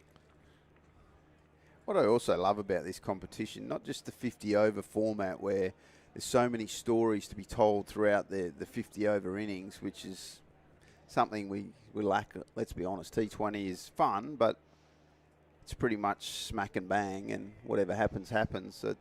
Whereas this, there's ups and downs and twists, but, you know, say what you want of the 100 or whatever, but I love watching this because you get a glimpse into every county's future of what they got in the background for us. You know, the Hayden Mustards getting an opportunity. You'll see James Minto play today. You'll see Luke Robinson play the next game. There's so many youngsters. Hopefully when Daniel Hogg gets back from injury and Sam Connors and these guys who are recovering from pretty long-term injuries, you know, throughout the year, we can use this to get them back in the swing of things. Well, we are halfway through, and we are going to have a little drinks break. Durham sitting on 134 for 3. And it was a crucial, that first 10 overs with the 2 new balls was probably going to be as hard as it is to bat all day. Oh, for sure. You know, there was some balls there that I thought it was nipping and climbing off a length and stuff. But again, sometimes and again, that's why I love this format. It's in a T20 match, you wouldn't have the luxury of actually trying to go in your shell or trying to just find your way to rotate the strike and let balls go. Whereas this, you can. You just keep hanging in there, and then you'll catch up eventually if you got wickets in hand. And that's what I loved about the batting of Rhodes and Gay. If they got a sniff of a loose ball, they were all over it and hit it through the field. And, you know, they were getting boundaries, which is kind of frustrating for a fielding team, I reckon. As a bowling coach, you're probably disappointed with what was going on. So, whereas I think Hudson Prentice held his line and length for the longest and did really well. So, yeah, good test for everyone. It's, you know, the wicket, the new balls and stuff will still be there, and I've no doubt that when it's our turn to go, the guys Ben Rain and Cody Youssef will make full toll of it. Even a guy like Mitch Killeen is one of those guys on this sort of wicket. It's going to be a handful, I would have thought. Absolutely. And we've seen all the bowlers have really had an impact in a positive way. We've seen Lamb come on, bowling his slower balls and cutters, who started off nicely. We've seen it a little bit of turn and a little bit of bounce. And like I say, with that new ball, it certainly wasn't the easiest place to start. So 134 for 3, and on the same token, you beat the infield. It's 4, so you've there's a bit in it for everyone. 4s and 6s don't get out. Yeah, hit 6s, don't hit it in the air though. Let's see Danny Lamb to continue.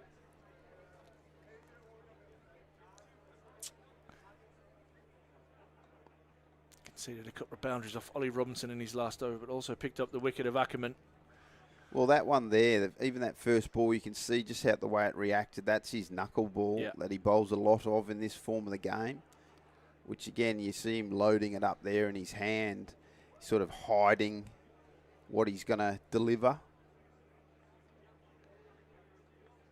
That's well watched by Rhodes. He'll get it away down to deep square leg, and he'll pick up a single.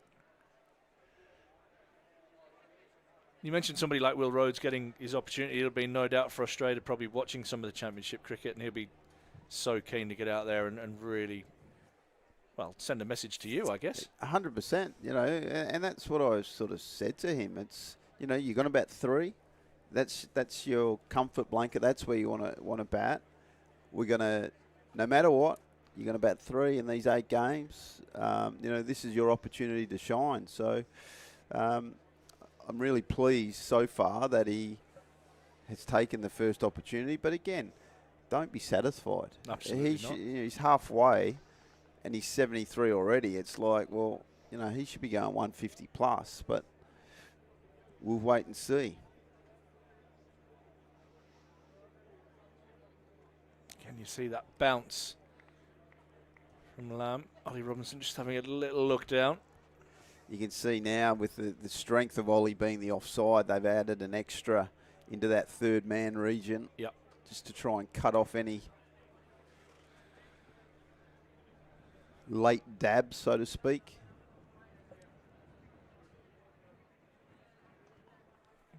Punches off the back foot down to long on. We'll pick up another single. Moves into double figures.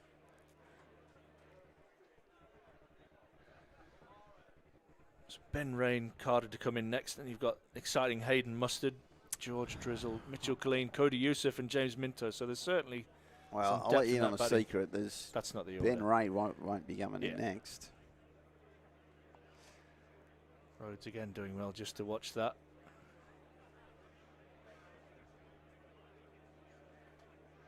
Ends over number 26.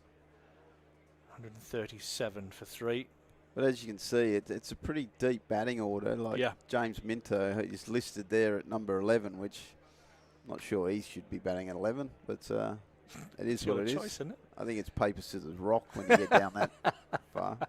It's funny, people look at me at that stage and saying, "Oh, what's the batting order, coach?" Like, oh, whatever you want it to be.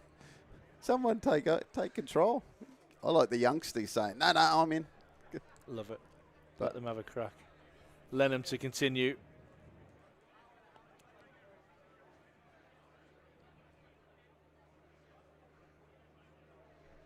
He's got quite an unique load up. And I feel like his arm doesn't go all the way back down to his pocket almost. It's kind of he takes a shortcut. Almost short, isn't it? It's very short. Lots of energy at the crease.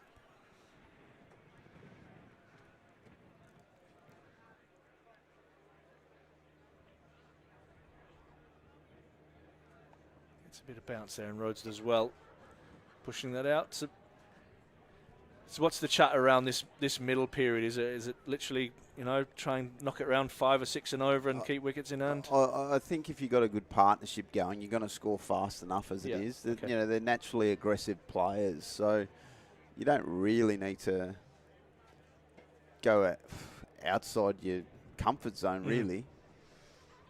A young leg spinner, and he's bowling well down breeze, so probably going down the ground is going to be a tough shot. Maybe play with the pace off the wicket. But again, if he happens to bowl you a step hit, you're not going to say no. But this is the thing, it's one of those ones where, like I say, bowlers can bowl some good balls and a good over and now and again in 50 over cricket. Ooh. And it doesn't have to be the end of the world. You can also take a breath and say, okay, he's bowling well here. Well, how can we, left-right combination, how can we rotate the strike? Where is my boundary ball if he does bowl a bad one? Robinson cuts, maybe a little bit finer than he wanted, but he's going to pick up a boundary. It's a real area of strength of Ollie Robinson. Square of the wicket on the offside. And again, that for me would be a really disappointing end. He'd bowled such a good over, but then there's a bit of width there. Yes, it's an outside edge, but there was still width on offer, and you go for a boundary off the last ball, you think, geez, that's a bit of a wasted over, really. He had just built a bit of pressure there, Archie Lenham. But as leg spinners do, can bowl that one ball and over. Ollie Robinson just keeps ticking over. 14 from 15 now for him.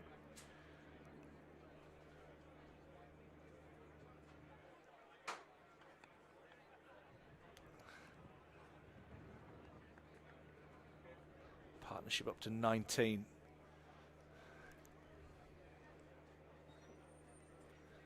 A little bit of Umpy's action wearing going on. purple today. Yeah, do you like that? Hey, something different. Who comes up with those colours? I don't know. I actually think it looks good, to be fair to him. A good length again from Lamb. Umpire Pratt at this end. Umpire Gough at the Grove end.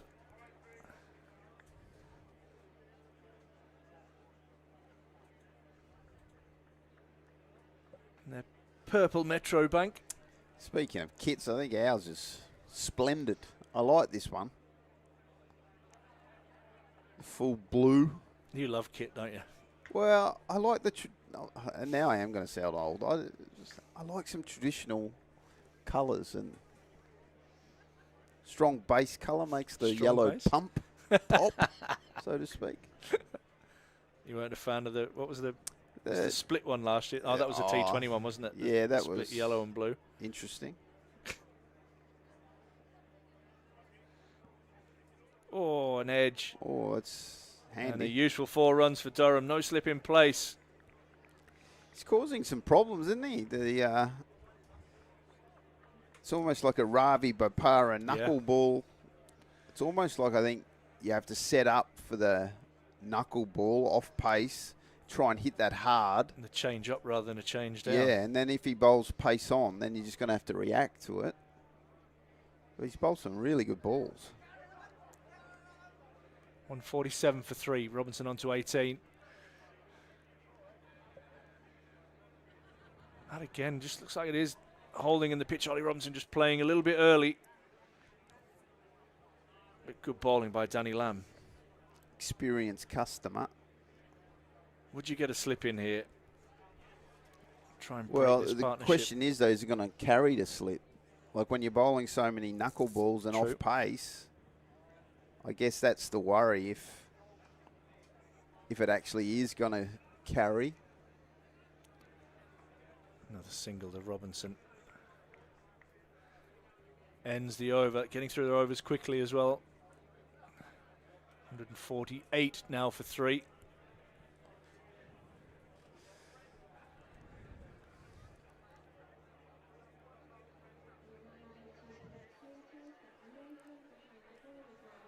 A little bit of telling off by the ground announcer for the crowd, especially the corporate guys who might have had a little bit of rehydration already this morning and just having a wander around the sight screens. Sneaking around the side screen, you're saying? Be Lennon Got to to expect continue. a little bit of that, Yeah. though, don't you? No. Yeah.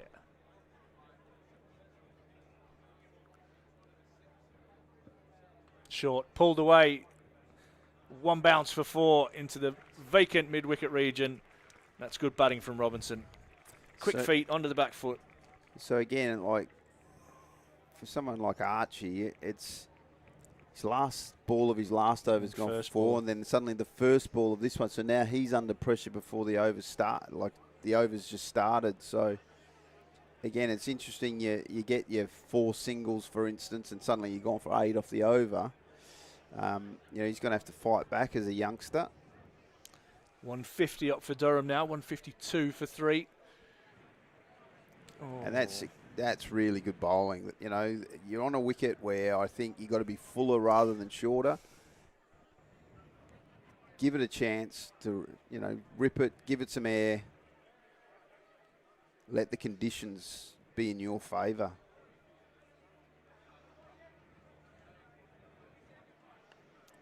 Robinson drives it, won't beat cover. Really strong wind coming down the ground, probably from mid-off to fine leg from Archie Lennon's end. It's a bit calmer than it was yesterday, though, thankfully. I think they've had to set the ground up about 3 times with all the wind.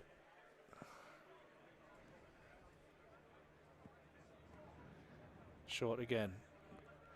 Punched away off the back foot by Robinson. Oh, that's a horrible throw from Crocombe. Not giving the young Wiki much chance No. there. What would you have done if you'd have caught one of them back in the day, Cambo? He might have known. Might have let him know. Old bowlers, they're good. Quick to tell a wiki to make sure they catch them. Forget that when they're fielding and throwing them into the dirt, making life hard. When you got a sore finger or something, it's like, yeah. It's been a good comeback, going for 4 from the first ball of the over from Lennon. But you want to close out the over. Rhodes tries but won't beat cover. And he does close out the over. Rhodes a little bit disappointed, just a little bit stuck here in this partnership so far with Robinson. Robinson's on 24. Rhodes is on 76. Just needs to battle through this little period. I'm sure runs will start flowing again for the left-hander. And I guess that's what you're saying, the beauty of 50 over cricket is you can just sit in for this little period and then it'll all happen in probably 1 or 2 balls. Well, that's the thing. He was 50 off 43 balls and everything was flying along, and, you lose a wicket, you're trying to re-establish. You lose a couple of wickets, you're trying to re-establish, and as the incumbent batsman, he's trying to, make sure he pushes through. Robinson cuts away gloriously between the 2 fielders behind point. You can't bowl there to him. No, that's his sweet spot, that's for sure. Just leaving the stumps there for the very rare occasion was Lamb, and Robinson was all over it. But as a batsman, Will Rhodes is, you're just starting to think, instead of hitting the ball hard and suddenly you're thinking, oh no, I'll just sort of rotate, noodle it around, and suddenly you face a few dots and you can be, Jesus, I'm out of form here for a second. But like you say, that's the beauty of this game. It's ups and downs, work it out. like you say, he'll take one ball, he'll Yeah. hit one in the middle and find a gap, Let's get that rhythm again. and away he goes again. Talked a bit about T20 cricket, Ryan. I know that the in batter to take the pressure off, kind of the guy that's in. Have you had that similar chat here, or is it more batting together? Yeah, we talk about the incumbent batsman. It's his energy that needs to fire up that next partnership. It's because the bowling team is sitting there going, okay, we need to get some dots on the new guy. Keep the incumbent batter off strike. Get some dots against the new guy, and then we can build up pressure. But if the guy coming in just goes nick, single, good shot, 4, suddenly you go, oh geez, Transfer that pressure. the pressure's back on the fielding side. And that's what I'll say. Like, if anything here, Lamb and Sussex will probably be really disappointed that Ollie came in, got one down the leg side, 4, got one outside off stump, goes through, third man for 4. Suddenly he's away. He's 9 off 4 balls, and the partnership's begun.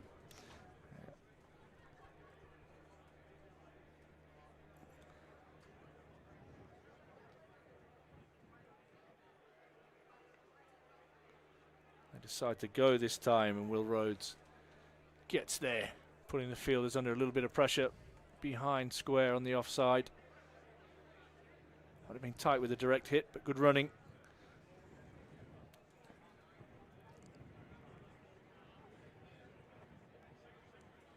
And again, one-day cricket it's very easy to think it's still smash and grab and, whack 4s and 6s and stuff, but the rotation of strike is so important.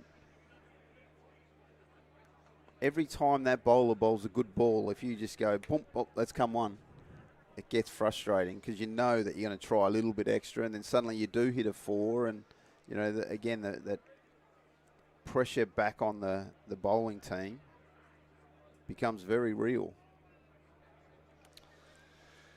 Where are we at? 30 overs in. 159 for 3. Sitting in the change room, if you were there now and chatting to the lads, what would you be looking at as a total from here? Do you have any magic formula, or, No. some people like double it and add 20 from 25, or some people double it from 30? Love to say I'm a genius and could tell you exactly what we're going to get, but I'd be lying. But again, you're supposed to double your score at 30 overs. If you've got wickets in hand. Mm-hmm. Rhodes thinks about a single, but decides against it. Probably hit it too well. And so to do that let's say it is 300, 320 or whatever it is, but then you got to work out, okay, so who's going to get those 160? You're going to need contributions all the way down.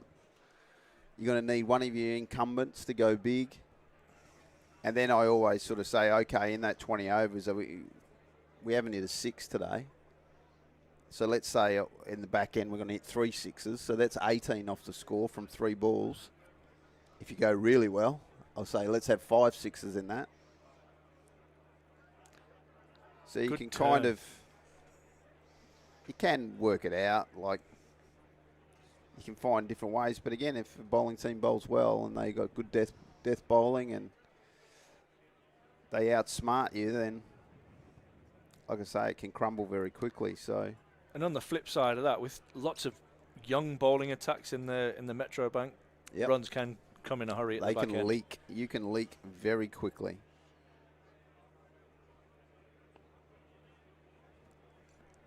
Yeah. So I think it's one of those ones. Of course, you want to say, oh yeah, we should get to 340 here or 330 or whatever. But I think then you're almost putting undue pressure on the rest of the guys, because they think, well, it must be easy, so I'm just going to go in and try and hit a 6 first ball. Doesn't happen very often, that sort of stuff. So I just think, and now I am going to sound like a coach, so I apologise, but if you tick off your boxes of what you're trying to do, top 5, top 6 batter in at the 40 over mark, 43 over, tick that box. Yeah. There's going to be runs there because he's going to be a fair few by the time he gets there. we always look for a guy. Can there be a 30-run partnership at some point between overs 44 and 50?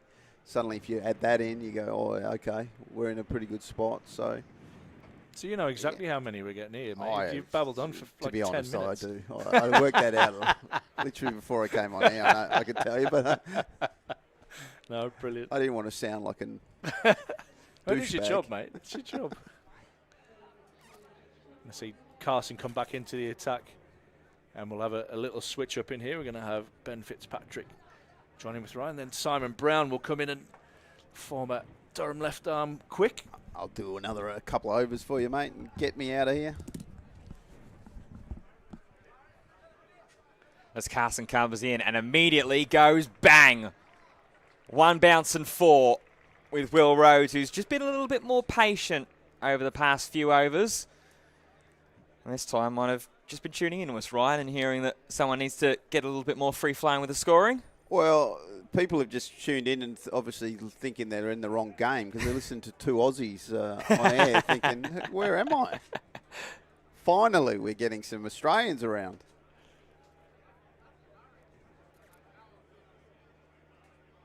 Ooh, and then a very good follow-up from Carson. There has been turn on offer for the spinners, which is good to see.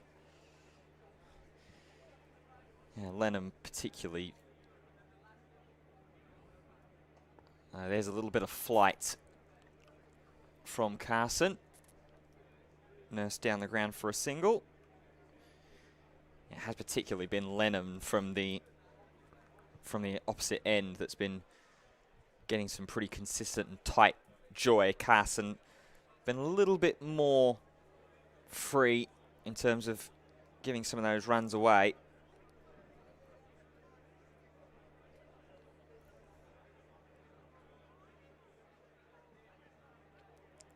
Half appeal from behind the stumps.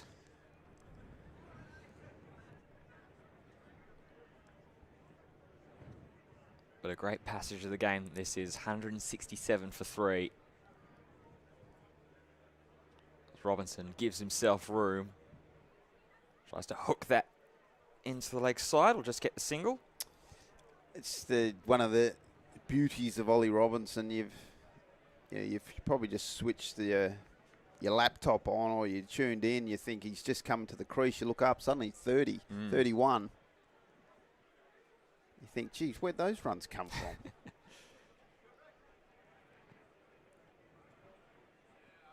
Big sweeping attempt. Dropped by behind the stumps. And it all falls safely for Durham. End of the over, 168 for 3.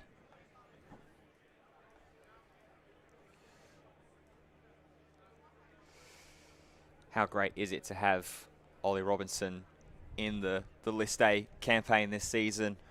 Yeah, well, it's funny. You sort of look at the start of the season and you think, for this time, you try to plan of what you got and what you're not going to have. And I'll be honest, I didn't have him in our team. I thought he would be going to the 100, but unfortunately for him, the 100's loss is our gain.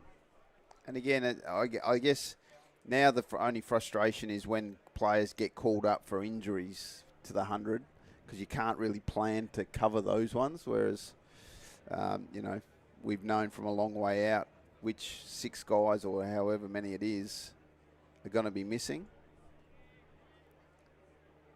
But that's the joys of this competition, and the facts are, if we lose any more or a couple get injured, we'll go to our academy, which we have a lot of faith in.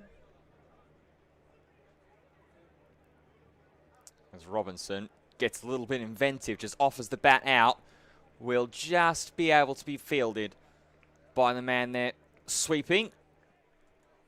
And Robinson will come back for 2. Yeah, so they're the joys of this competition, of seeing what youngsters you can play and what senior players you've got to sort of give them the experience around them. A more traditional sweep attempt, but taken well behind the stumps. I think it's pretty well documented. I'll always try and play as many youngsters as I can, but they have to be surrounded by senior heads. They have to be learning off someone, because sometimes just playing youngster after youngster, it's a bit like lambs to the slaughter, really, because they've got no one to, when they're under pressure, to actually look at and ask questions. And I think that's a really important part of this cycle, I guess, over the next month.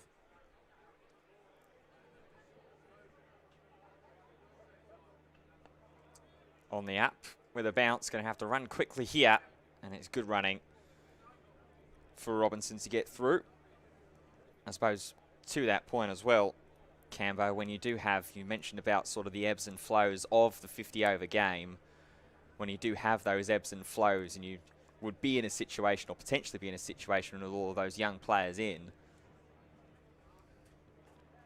yes, they will have faced some ups and downs throughout their academies and their second sides experience, but when you get to this top level of the domestic game, when you get to that List A game, you want those senior figures there for the younger players to rely on as well. 100%. It's so important. Righto, I better let you guys do it. You've listened to me rubbish on it for enough. I'll hand it over. No problem. It's a pleasure to have your time with us, as that is the end of the over. 171 for 3.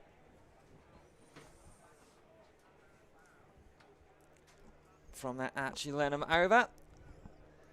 And we can introduce a new voice into the commentary box.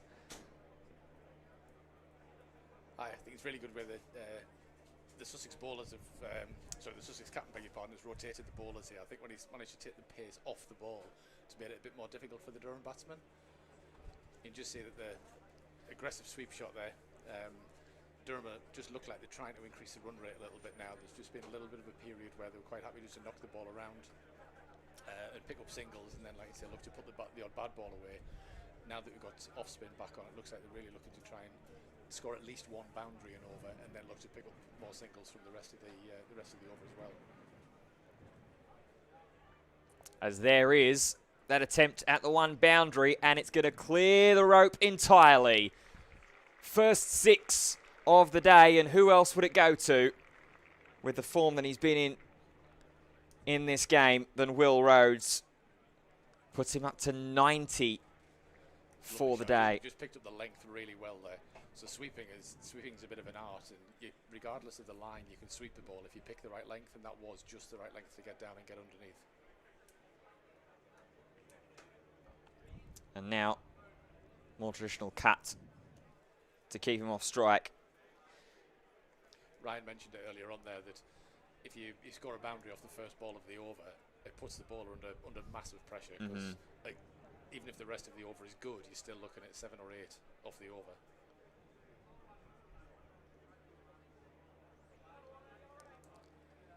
Just tucked over into the leg side. He also mentioned about the importance of potentially scoring those 6s, didn't he, as well? Yeah, definitely. As the innings goes on, I mean, we've still got a long way to go yet, but just identifying where are the gaps, where's the safest place to try and hit a 6. So if I don't quite get it, hopefully don't lose a wicket as well. As Rhodes tries to go again, doesn't quite pick the little gap that is out there on the leg side for him. An awful toss there, wasn't it? I think the bowler just tried to fire it in, didn't get it quite right. It was good that Rhodes managed to adapt there, because that would have been really easy to hit that straight to the fielder.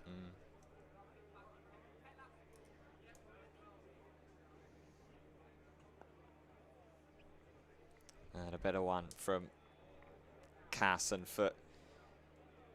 It's a great competition, this, because as the guys were talking about earlier on, it allows you to see some of the younger players start to get a bit of an opportunity in this level of cricket, but also to play against and with some really experienced and top-class players as well. And I think this competition is particularly good for that. I appreciate some of that is almost forced because of the 100, but it does allow, like you say, some of the junior members of the squad to start making a name for themselves and start making a real contribution. Rhodes tries to go again. This one a little bit higher than distance, but it's going to fall safe. And just held up there as well in the turf. And Will Rhodes comes back for 2 as well. A little bit of inexperience from the fielder there as well. Quite often when the batsman looks to sweep the ball like that, it nearly always spins on the second bounce. I've seen so many people run past it and it makes it look a bit silly. It just allowed the batsman to come back for a second run there. He was just a little bit hesitant trying to pick it up. I think that was Carvelis that was the man that with a slight miscue. As Rhodes pushes one forwards, just squirreling into the leg side. Again, mentioning about that sort of like slight spin bounce, that second spin that comes. Yeah, it's normally the second bounce as well. It's not normally the first one. Once the ball's slowed up a little bit, it tends to just zip sideways when it bounces twice. I've seen a few people run past those and make a fool of themselves. I've probably been one of them as well.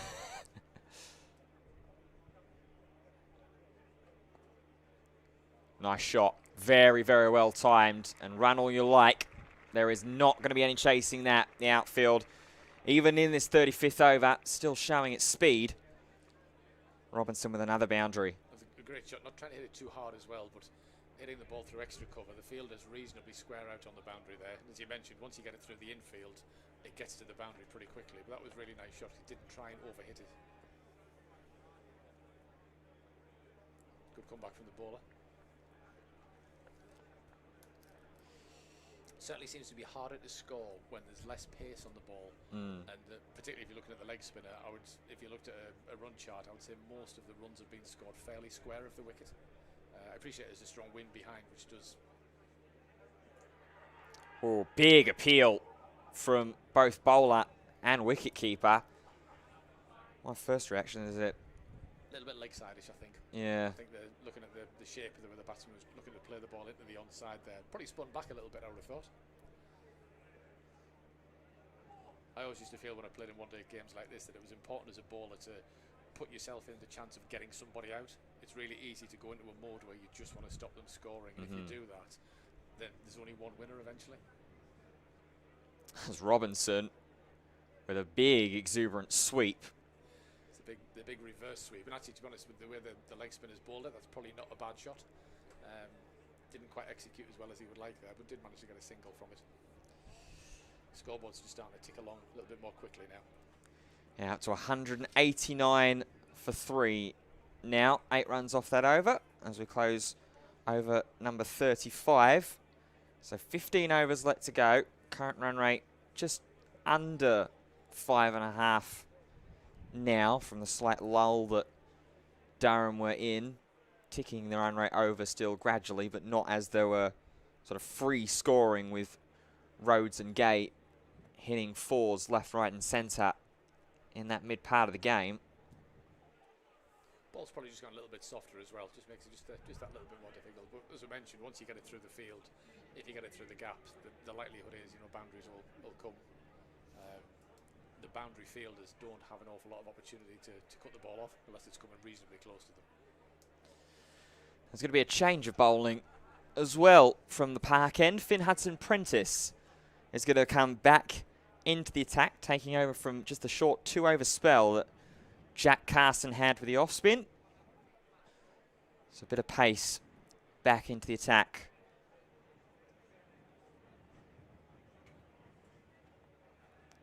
Pops up slightly there on Robinson, but he does well to get on top of it, tuck it away into the leg side for 1. Looking at the seam bowlers bowling from this end, it's slightly uphill. It's also sort of into the breeze a little bit as well. Some of the balls seem to have just stopped in the wicket a little bit sort of tennis ball bounce. So I think if I was talking to the Durham bowlers before they went out, if they just think about that length, there aren't many balls that have been driven down the ground. Most of the scoring shots have been square of the wicket. So if anything, I'd probably be erring on the full side rather than short.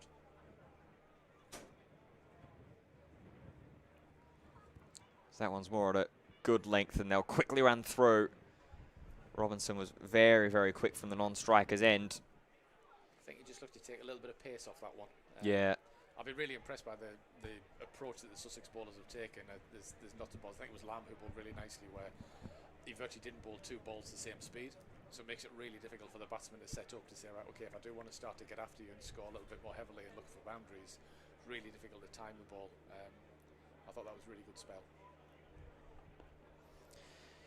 Yeah, that was what I was particularly impressed by Henry Crocom's first spell, because it looked like he was just trying a few things a little bit different. Take the pace off of one of them, pitch one of them a little bit shorter, pitch one of them a little bit more up towards the batsman. I made a really good point about boundaries being scored off the first and last ball of the over. Yes. And I think if you looked at the stats, that's been common throughout the game for years. Bang! Goes Ollie Robinson. Airborne as it cleared the rope. Not quite. Over with one bounce. But it is another beautiful shot from Ollie Robinson. And more strong runs for Durham as they approach the 200 mark. Again, another shot where didn't try and hit it too hard, really held his shape when he hit the ball there. It would have been really easy to try and whack that for 6. Well, it nearly went for 6 anyway, just because he timed the ball so nicely, over mid-off.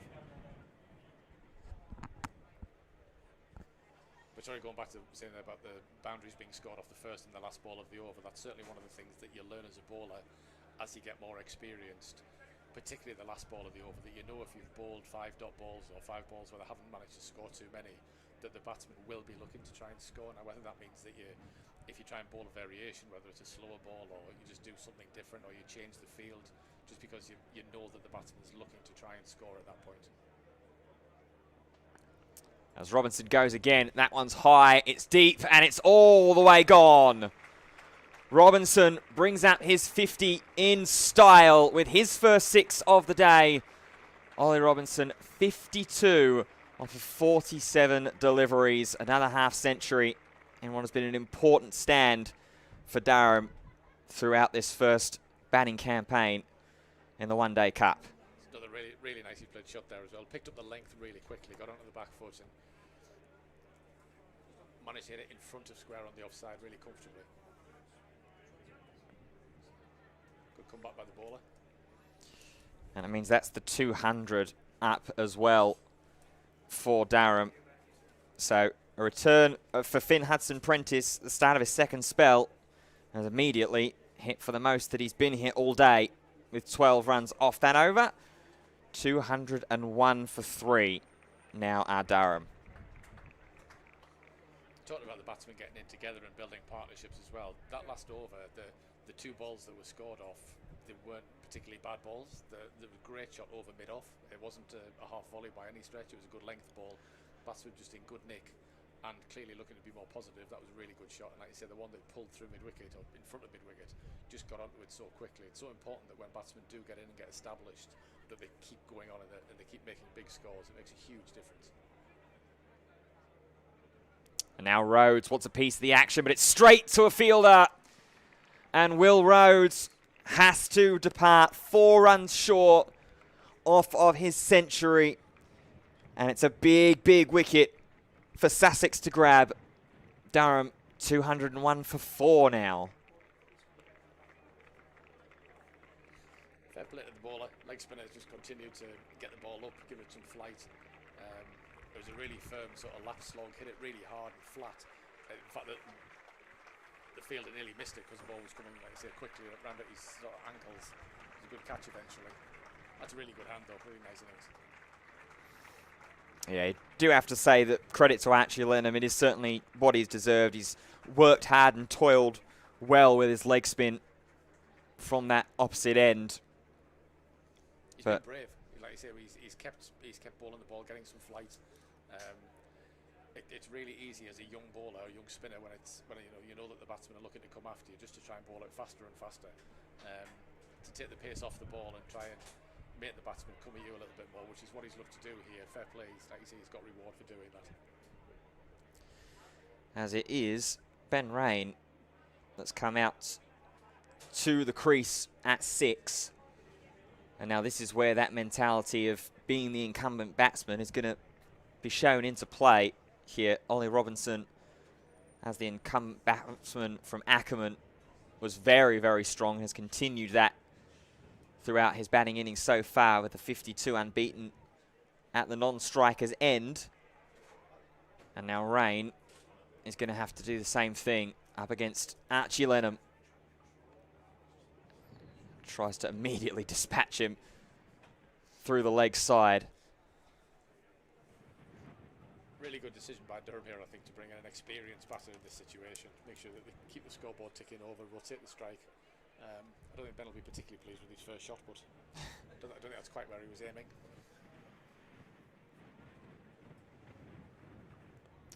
Tries to go again. Doesn't quite time it as well as he'd maybe will have intended, but he is off the mark. It's key in this situation when a new batsman comes in that you don't allow the bowlers to bowl too many dot balls. Don't let them build up pressure. Keep rotating the strike, even if it's just a single. But dot balls start to kill you and start to build pressure. You just got to make sure that the scoreboard keeps ticking over.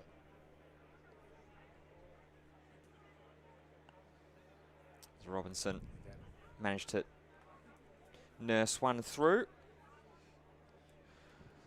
When there is a new batsman at the crease, I'm intrigued. Would you be looking to try and, obviously with that intent to build up those dot balls, would you settle into more of your natural sort of stock ball rhythm, or would you show some of those variations a little bit earlier just to continue to try and unsettle any rhythm that a new batsman would try and get through in? Really good question. It depends on the batsman. If I felt like I was in good rhythm and bowling nicely, and regardless of the conditions, if I felt that if I could just stick to a stock ball and keep somebody on strike for a few balls, I would probably do that.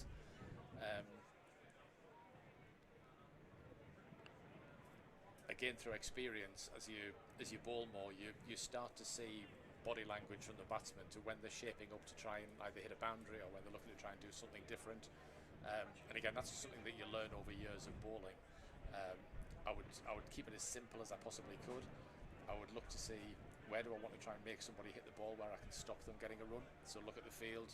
If it's a really straight mid on, mid off, if I think somebody's going to look to drop the ball at the feet, might have somebody a bit tighter on the offside or the leg side. But it's kind of intuitive as you get a bit more experience. As another bowling change is going to occur quickly from this end as well. Danny Lamb is back into the attack, so Finn Hudson-Prentice only being allowed the 1 over from the park end. As Rain looks to ramp him up over the head of the wicketkeeper. I think it's a really good bowling change by Sussex. Get your experienced campaigner back on. You know that Ben Rain's obviously going to be really aggressive. You can tell from the first 2 or 3 shots that he's played. He's just tried to, like you say, play a ramp shot there, having only faced 2 or 3 balls. He's obviously going to try and get after the Sussex attack here. Crunches. It's a quick outfield. There is a man coming around. He's not going to get there. And there is that strong intent from Ben Rain being shown. Yeah, nicely timed again. It's far enough in front of square so the fielder couldn't get there. I would expect the bowler to, I think Ryan mentioned it earlier on, bowl a lot of knuckle balls, take the pace off, look to make it as difficult as possible for Ben to score, but he's certainly going to take the game to them now. That one's up in the air though. Is it a bump ball? It is not. No, full toss. And it is going to go. So Ben Rain, after scoring that strong boundary, is going to have to depart, and pressure now starting to build up here a little bit on the Durham batters. 208 for 5. I think just a low full toss. That was clearly a much slower ball though, with all the pace taken off, and I think Ben just ended up reaching for it a little bit, and ultimately I think probably got a leading edge. So Rain has to depart. 2 wickets in the space of 2 overs. I don't think Durham will be too disappointed with that. I think the way that Ben, like you say, played with a lot of intent there, he probably set out on a bit of a mission, I would have thought. But like I say, it's important for Durham that they do keep the scoreboard ticking here. If you lose another wicket, then it starts to put the pressure on a little bit more. I believe that's Luke Robinson that is making his way out to the crease now. In fact, no, it's Hayden Mustard, which is a big, big day for him.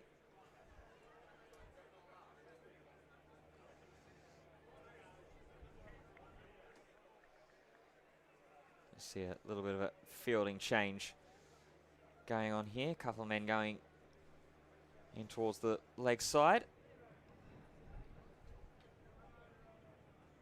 And immediately, that's where we go. And get straight off the mark.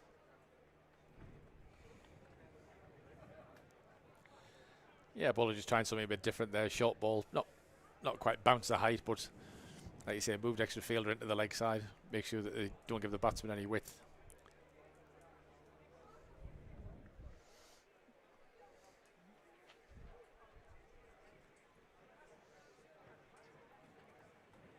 Robinson continuing on.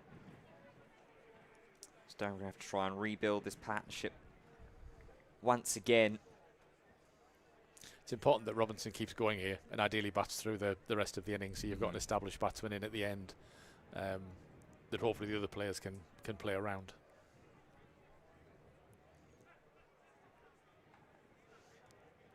So well bowled again, all the pace taken off the ball, make the batsman do something different. It's really, really good bowling change that by the Sussex captain, and well executed as well by Lamb. Very, very good bowling change, and it's yielded the result. The very, very short cameo of Ben Rain for 6 runs being dismissed. Leaves Durham 210 for 5 at the end of the 38th over. And I think we'll bring Ash Thorpe back into commentary as well. So still got leg spin to go. 2 right-handers for the leg spinner now. Hello, chap. How you doing? You okay? Yeah, really good. Oh, inside edge from Robinson. Packed offside field. Yeah, isn't it just?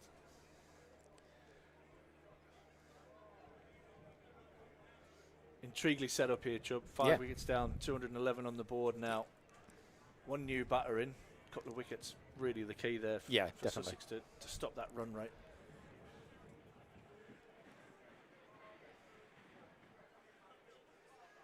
That looks close. Yeah, it was Well the other bowled. one. Well bowled.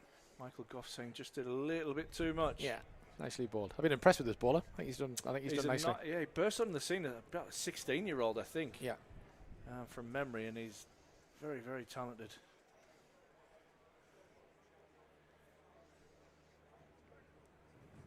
Yeah, he's bowled nicely. Saying even when he's been hit, he's not been frightened to give the ball a little bit of air, make the batsman come at him. It's so tempting as a young bowler. I mentioned earlier on when you're bowling spin, just to bowl it faster and faster if you start getting hit. Especially as a young leg spinner, you know that definitely. sometimes your best ball is going to go the journey.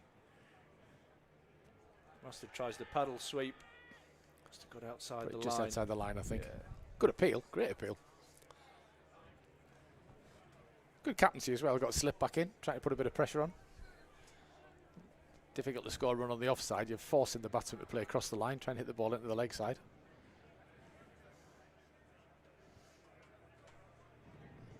Lenham's last over. No bowled again. It's caused issues all the way through. Yeah, he bowled well. He has 1 for 37 so far.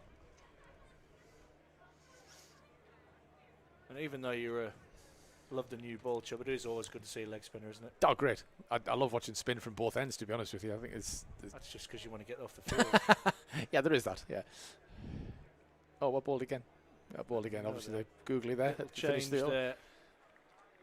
Excellent 10 Good overs spell. from Archie Lenham. Yeah, good spell. Really good 1 spell. for 37 from him. I think leg spin is such a difficult thing to bowl anyway. Yeah. It's such a great skill if you can perfect that. Obviously, so Shane Warne being the absolute master. But if you can bowl it well, as he's obviously got good control there as well, that's a real asset. I wonder if you spent a bit of time with Mushtaq, I would have thought, at Sussex.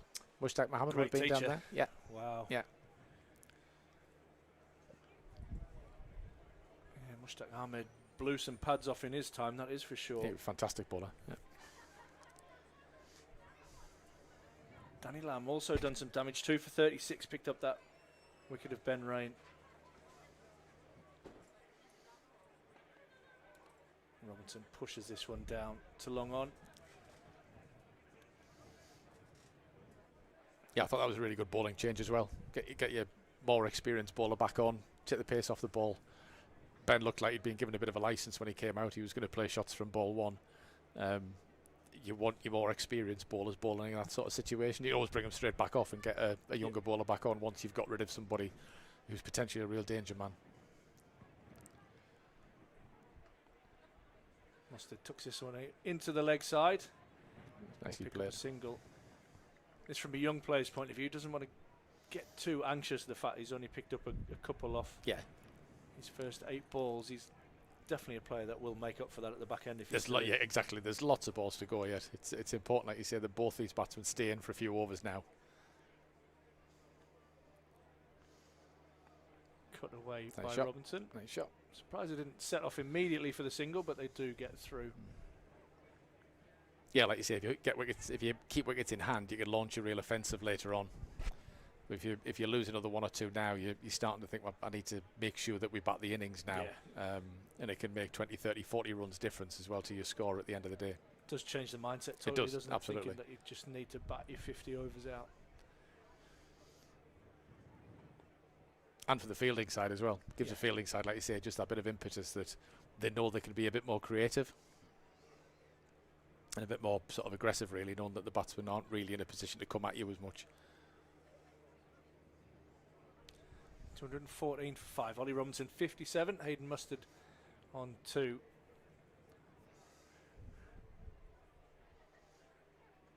Oh, and that's a thick inside edge. Robinson calls him through, and good fielding. Really similar to the ball that got Ben Rain out there, so just took all of the pace off it. Again, a real good skill there as well, because when you watch the bowler, he gets through his action at the same sort of speed, but the ball comes out much slower.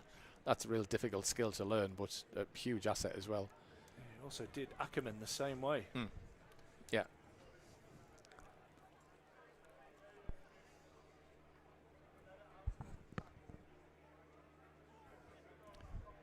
Thick outside edge, control to third man, and pick up another single, and that's all they've got to do at the moment is just keep picking up singles and then really look to launch. So they're in a good position. 216 for 5, 40 overs done.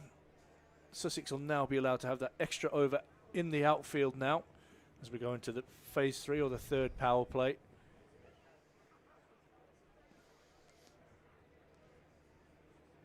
So both teams, bizarrely, will probably be pretty happy here. Sussex will feel if they can grab a wicket or 2, they can put Durham under pressure and keep them under 300. Durham will think that if these 2 bat the majority of these 10 overs, they'll be looking to score at least another 100 in these 10. Yeah.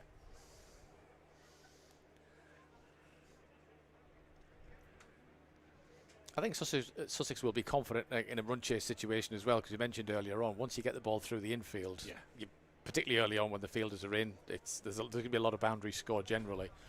From a bowler's perspective, I mentioned earlier, if I was bowling, I'd be very conscious that most of the boundaries are being scored square of the wicket, and try to think, well, how can I stop that, and maybe bowl the ball as straight as possible, but possibly a little bit fuller as well.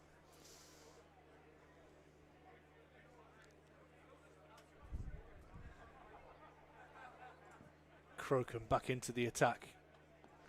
Robinson pushes this wide of mid-on. He'll get 1. Mustard taps and turns and comes back for 2. Really good running.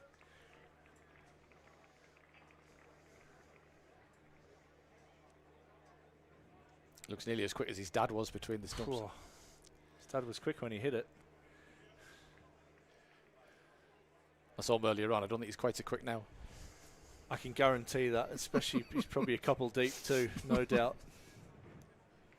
Yeah, he looks in good form. I was talking to one of the Durham caterers who was definitely hiding the microphones after the interval to make sure he doesn't get up and start karaoke.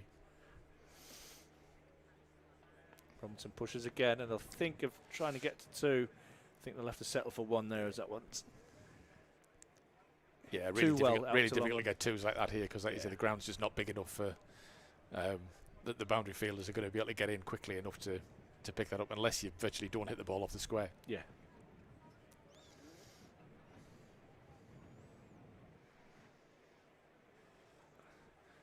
Discussion here between captain and bowler onto how they best put their field. Going to drop third man out.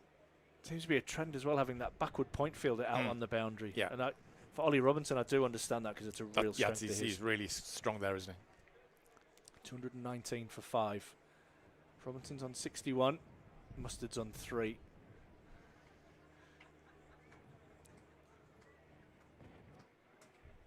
It's short and a top edge. We'll go 1, 2 bouncers and away for 4.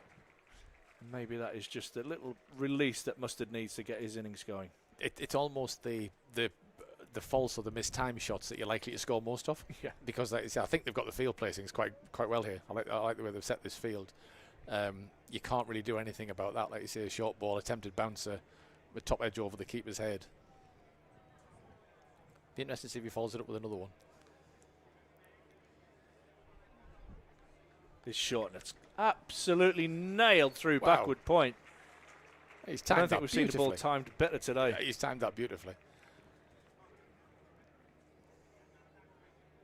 And there you go. You do the hard work up front, and then you're away. There's back-to-back boundaries. Gets him up to just about a run a ball now. Moves into double figures on 11.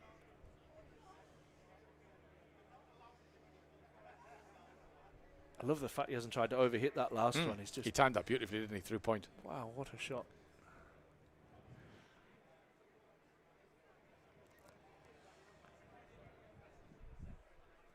Little double teapot from the ball. Yeah. I like that. Always Yeah. like that. Beat the bat and Yeah.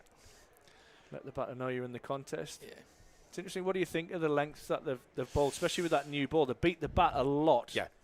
I think Do you it's probably feel they just, needed to be a foot yeah, fuller? half a yard. Yeah, half a yard fuller would have been the difference between, like you said, the ball going past the bat and being wicket length. It's fine margins, and sometimes it depends almost how brave you're feeling. Because Yep. if you do just err on too full, the likelihood is it's going to be a boundary ball. But I think, like you said, there's just times where you need to back yourself and say, okay, I don't mind if they drive me a couple of times, but if I get somebody out, I'm okay with that. Particularly early on with the new ball. If you have to rein it in a little bit later on, that's fine.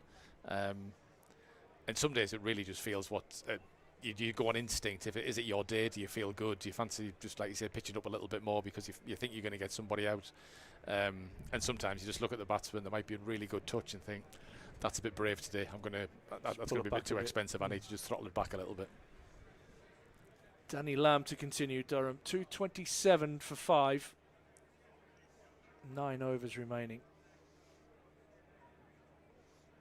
I thought it was a really good point when I was listening to yourself and Ryan talk earlier on, that in these types of formats where you've got some younger players starting to make a bit of a name for themselves and starting to get some experience, it's really important that they are surrounded by some experienced players who can help them.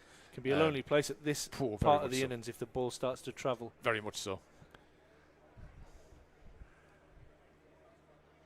And when you stood at the top of your mark and you're looking at somebody who's going, it can feel very, very intimidating. Pace off, whipped away in the air, but doesn't quite carry to mid-wicket. Danny Lamb mixing up nicely here. He's picked up the wickets of Ackerman and Ben Rain.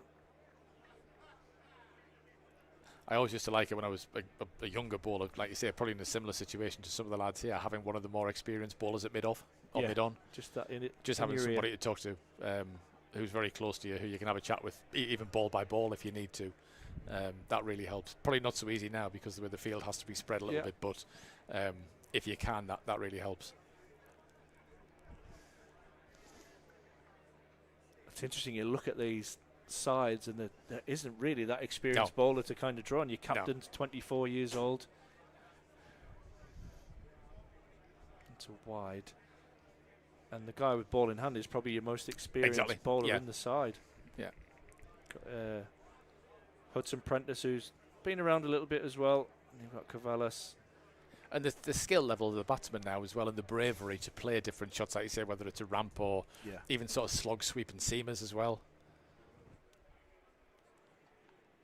It's pushed away into the offside and another single. Let's keep that scoreboard ticking over. Mustard doesn't want to get stuck in dots and fours at this stage. Like you say, he's quick between the stumps as well, isn't he? So if you drop the ball, take the pace off it, it's pretty much a single, almost guaranteed. There's a big gap on the leg side if he gets it too straight.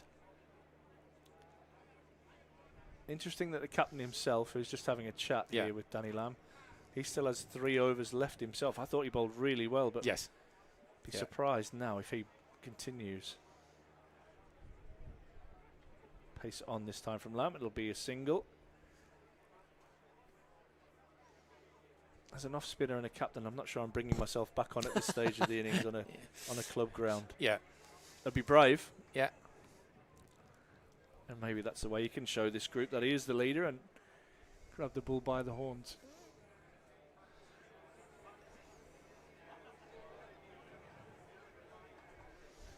Cut away, but we'll find the sweeper out in the deep. Over number 42 is in the books, 232 for 5 now, Durham. Hayden Mustard on 13, Ollie Robinson on 63. It's been a really sensible partnership between these two now. Like you said, they've not done anything outrageous. It hit a couple of boundaries when the ball's been there to hit a bit more firmly. But like I said, they've kept the scoreboard ticking over. It would have been really easy just to stall and then almost get yourself into a position where you think, I've got to hit a boundary now because I'm behind the pace. Whereas now, like you say, 8 overs is still an awful long time to go. Crocombe is going to continue.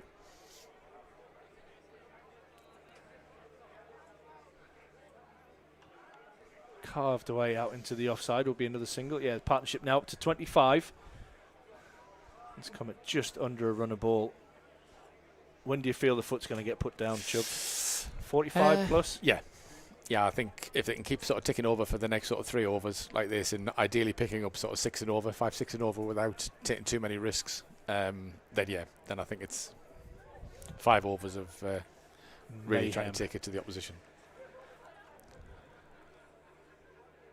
Oh, and Ollie Robinson says he's going to go a little bit early, and that gets a leading edge, and will find the ground, which is very, very fortunate indeed. He's trying to whip that one. Yeah. Probably much finer than backward square. Again, just away with it. Full of ball. Difficult to that, like you say, trying to pick that ball up into the leg side.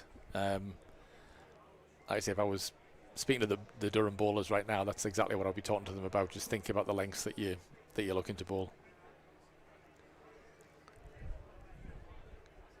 Oh, and that's just hurried Mustard up a little bit there, a little bit quicker than he thought. Good aggression. Crocombe has none for 34 to his name. Probably been the quickest bowler on show so far today. That one probably not getting up as much as Mustard thought. I think it bounces a little bit more from this end, doesn't it? When you're like just up the slope a little bit, it just slides a little bit more from the top end. Slower ball hammered straight at short mid-wicket, who drops the catch. Mustard turns and comes back, and they'll pick up 2. Oh, I think that stung. I think it's good effort. It's good effort. Like you said, it was hit high to his right-hand side, wasn't it? It was indeed. Probably saved a boundary, probably saved a couple of runs. Yeah. It's the positive way to look at it. Yeah. Little call to the physio and the 12th man to come up. That's exactly what I'd do. Yeah, that hurts. I'm going off for the last 10. Yeah. Yeah. Good game management. Yeah. It's a good Yorker. Yeah, well ran as well, well played. Good cricket all round.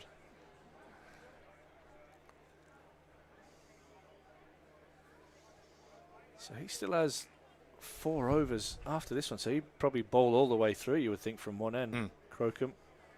And it's how they mix that around. Yeah, they've still got to find some more overs at this end, haven't they? Yeah, you've got Hudson Prentice has 3 left, Cavallis has 5. Danny Lamb still has 2, so you would think that he's going to bowl out. This one's tucked away off his toes. Be another single. Durham just edging their way towards a pretty big total here. 238 now for 5. I always felt when I was getting towards the end of an innings, as a bowler, getting towards the end of an innings like this, I didn't really want to bowl more than 3. I didn't want anybody to bowl more than 3 in a spell. Because the batsmen just start to get used to you almost run out of options. Yeah. I think if you can change it up, ideally 2 overs, change it, get somebody else on another 2. Just try and mix it up if you possibly can. It does have options there. There's the only one to bowl out so far is Lenham. He has used 6 bowlers who have all had a pretty reasonable spell. 5 overs for Cavallis being the least used bowler so far. Took the new ball. Driven nicely out into the covers. They'll get 1, and that is all they will get. Yeah. Good fielding.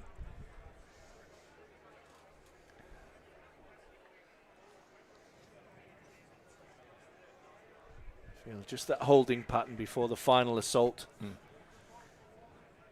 Durham found it really tough in the first few overs to get that scoreboard moving. As the two opening bowlers seamed the ball around.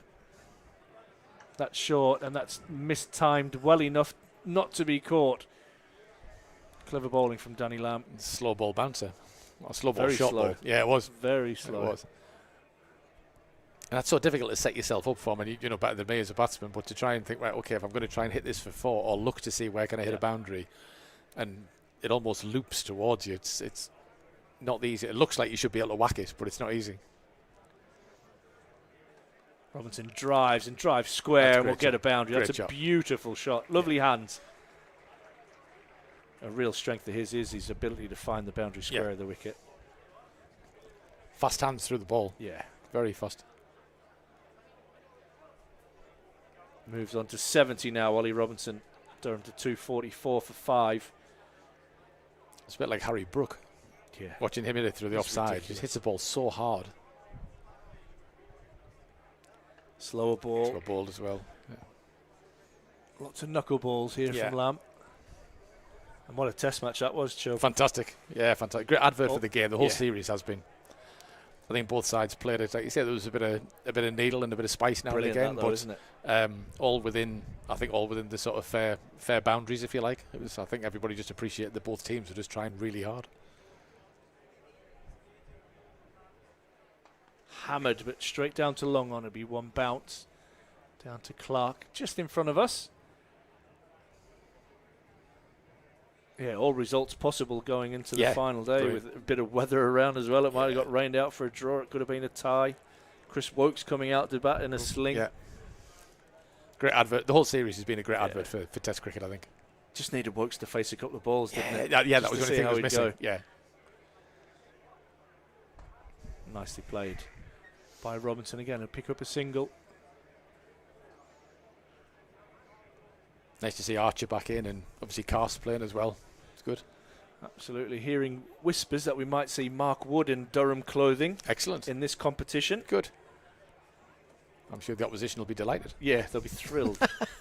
Was hoping to get back for the last test match, but just suffered a little injury setback in that process. So, as I'm sure he's accustomed to now, another jab or two he's had. And I think when you bowl at that sort of pace and you put the strain on his body that he does, it's almost something like you say, you just accept that it's going to happen. 247 for 5. Slow ball picked up, and it's hit in the gap and all the way for 6. He's done well there, Robinson. He's to picked get that up really underneath well. That. Yeah, a low full toss like that is really, really tough to hit. And he also managed to get it right between the two fielders, because it might have been catchable if it had been straight at one of them. Yeah. Brings up the 250 for Durham now, and Robinson moves on to 78. Century in sight for him. He's unlucky there a little bit, Crocombe. I thought he'd actually done well there. Just low full toss is normally not a bad option. Just hope that drops a little bit more. And edged. Oh, well bowled. Well bowled, not lucky. Really good follow-up there from Crocombe. Charlie Tate unable to grab a very, very difficult chance, and Robinson picks up 4 more, and Durham all of a sudden have a little bit of momentum. Yeah. Good comeback by the bowler there. Whacked it in pretty short and pretty straight fast as well. Batsman just managed to get enough on it, like you say, to get it past the keeper. As I mentioned earlier on, it's almost those false shots that you got more chance of getting a boundary.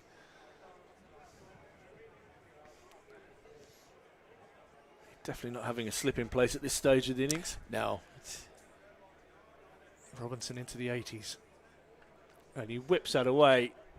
And that rockets away for 4 more. That's a great shot. That's a super shot.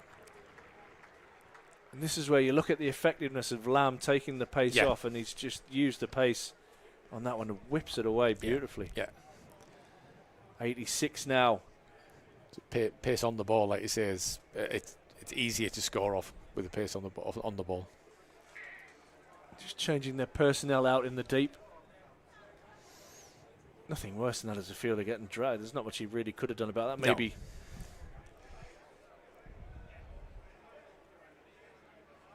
Oh, Robinson probably feel he's missed out there. Yeah. Got the width. Bat and ball was a run anyway, wasn't it? fella setting himself there for that one. You watch Robinson try and late cut that. I think I might be expecting another short one, I think. Yeah. Just hanging back a little bit. Slow ball. I balls. think that's hit Ollie Robinson right in the melon. Clever bit of bowling that. I think the bowler's having a bit of a laugh about it as well. I'll have to do all the mandatory concussion tests. Yeah. I think he bowled it so slowly it was on the way down when it hit him. So which is saying something to Ollie Robinson as well. Susan Dale running out onto the ground to do the various questions. Probably be a laugh and a smile from Ollie, thinking I've just been totally done and now I'm embarrassed that you even having to ask. He'll take the opportunity to grab a drink. Yeah, don't worry about the questions. Give me that water bottle.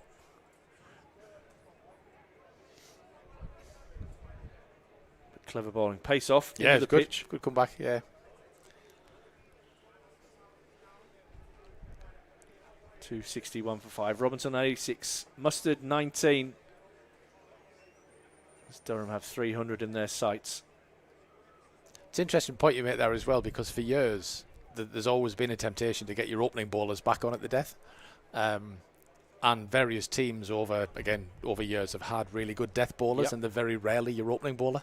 Yep. I think the likes of sort of Lancashire with Ian Austin, who was brilliant at it. Yep. Alan Walker. I mean, Alan bowled with a new ball as well here at Durham, but Alan was fantastic at the death in terms of being able to bowl Yorker after Yorker and just get the ball right in the block hole. He was fantastic at it. It's a real asset if you've got someone who can do that.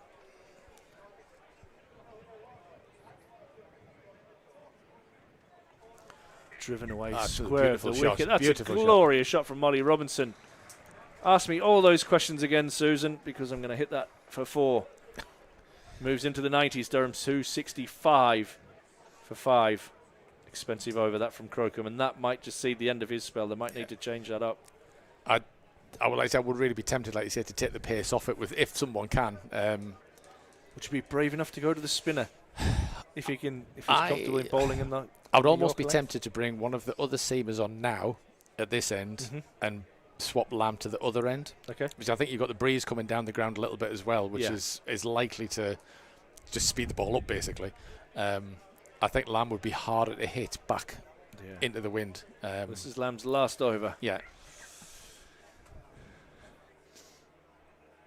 And Mustard climbs into that one. He doesn't time it. The fielder runs right underneath it, and the wind carries it over his head.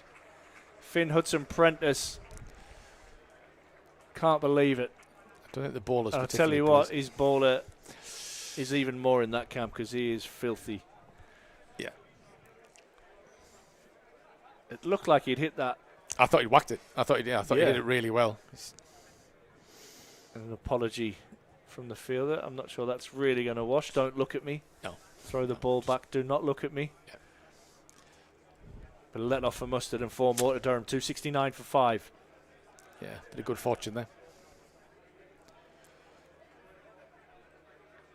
And he hammers that one away over mid-wicket, but there is a fielder. And it is Crocombe out there in the deep. That's just the kind of thing as a batter as well that just might kickstart your innings. Yeah. Yeah. And as a bowler, you feel aggrieved that every run that batter scores afterwards as well, because you think you should be out. You get hit for 4 next ball, there's only one person you're looking at. Yeah. Yeah, if you're the fielder, you need to be somewhere else. Robinson cuts away. Oh, really good piece of fielding. Great fielding. Is that the captain? I think it is Carson, yeah. Excellent fielding.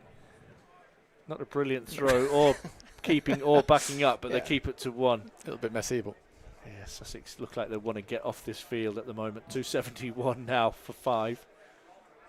Again, we're talking about some of the younger players playing in games like this. There's so much happens very quickly in these last 5 overs. It can be exhausting if you're not used to it. Oh, and that's hit. Is it hit well enough? It's going to be fielded down there. It bounces up quite nicely for the fielder. Into the wind. I think if he's hitting that the other way, it's about 10 metres over the boundary. Yeah, definitely. Another 2 to Mustard. Moves on to 26, 273 now for 5 Durham.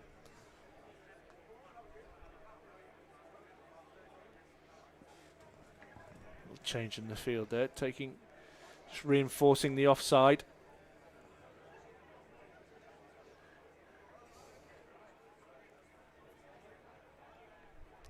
It's short well into bowled the again. pitch. Very, very clever. Yeah, took all the pace off it again. Mustard well and truly threw his shot. Yeah. It's really brave bowling as well, because you get that wrong, and it's 6 more if you don't quite get it right. This is the place where he wants to be hit, though, even if he does get hold of Yes. it. Into the wind. That's pace on. Toe of the bat, they'll look for 2. Robinson will think about it and just settle for the single. That ends over number 46. Durham 274 now for 5. Robinson's on 91. Hayden Mustard on 27.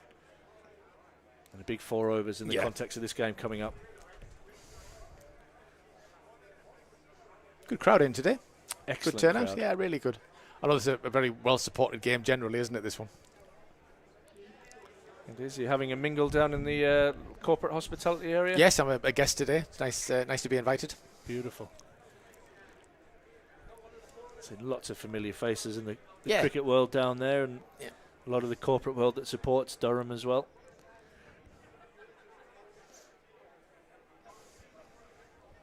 Excellent setup. Club cricket, strong in the northeast. This is, you'd have to say, probably one of the better grounds in the country for club Lovely. cricket. Yeah, a really nice place to play this, isn't it? And you add the indoor centre to that. Yeah.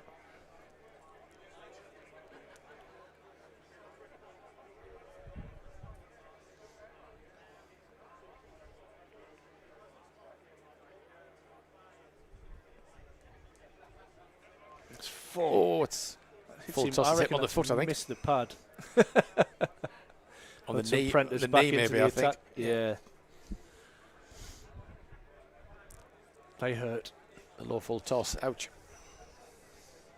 Magical thing, the cricket ball. No matter how much padding you've got on, it will find Yeah, the it always gap. misses it. Yeah.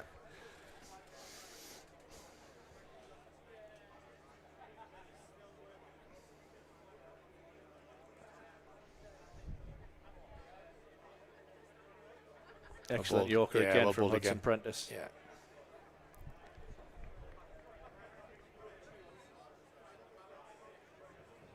I think that's what he was trying to do in the last over, the one early on where he just bowled the low full toss that managed to pick up and hit over square leg for 6. So such fine margins if you get it slightly wrong.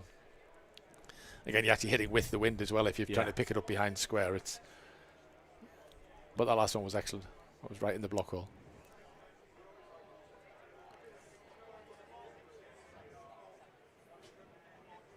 Oh, and a little inside edge. Nearly said Phil Mustard. Well, his son, Hayden Mustard, won't care a jot as that one runs away for 4. Little bit of luck. You always feel aggrieved as a bowler there because you think that's exactly where I tried to bowl it.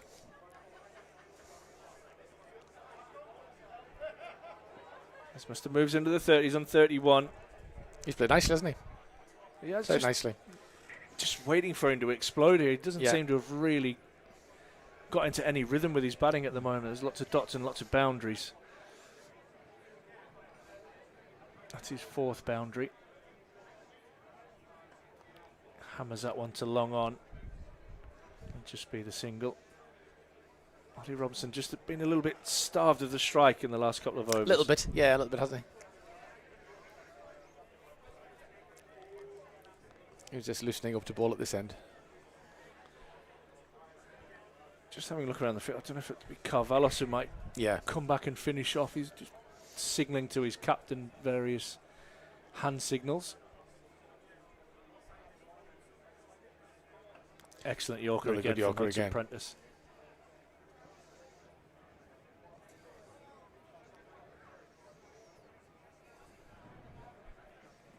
And the fact that he's having a big stretch now in front of us might just give that one away. Yeah. I think the last few overs as well like this, it's really important that the momentum that it takes into the next innings. If you have a really good last 4 or 5 overs, it just and you finish on a high, it just gives the rest of the team a boost as well. That's beautifully played. Excellent shot. Just got a little bit of width. That time Hayden Mustard. And I like the fact he hasn't panicked. He's just opened the face. picked a gap and got Yeah. a boundary to finish the over. And again, not a bad ball. Again, bowler took the pace off it, got it pretty straight as well. Just managed to give himself a little bit of room to get it through the offside there. 284 now on the board. Robinson 92, Mustard 36. 3 overs to go. You'd be looking at 10s off the last 3, and that puts Durham. Yeah. I think psychologically, once you see a 3 in front as well. It is big, isn't it? Yeah, it is, definitely. You know that means you need more than one run a ball. Yeah. And you know you're going to have to bat pretty well to knock that off. And what is a good pitch? Covellas is back into the attack. You'll bowl 2 overs from this the park end, and it's short, and it's hit away into the deep, not timed. But thankfully it falls short from a Durham point of view of the man in the deep. I think, if anything, it should probably be a little bit easier to bat on in the second innings as well. I think it'll just dry and flatten out a little bit. Yeah. Obviously, you mentioned earlier on the weather we had yesterday made it so difficult to prepare. It should, if anything, be a little bit easier, I think. Craig, the groundsman, has prepared an excellent surface here. Short and hit down to long on, and again, this one is going to be caught. Does carry down to Clark just in front of us, who takes the catch, and Mustard's innings will end on 36 as he's caught by Clark off the bowling of Covellas. And Durham at 285 now for 6. I think it's been nicely there. The situation that he came in, had he sort of been a bit too aggressive too soon and got out, Durham could have been, 240, 250 for 7, which would have been a very different proposition. Coming in now, like you say, with 3 overs to go, I think he's done nicely there. Like you say, probably didn't look in the best touch, but Yeah. It's been effective. Yeah. George Drizzle, the new man, coming to the crease, plays his club cricket here at South Northumberland. They've had an excellent season as well, getting to the quarterfinals of the National Knockout, falling to defeat by Ormskirk by a couple of runs last weekend. George has been a huge part of that. All-rounder, tall right-hand batter and off-spinner. He'll have a big role to play in the second innings because there has been a little bit of turnout there. Yeah. And bounce.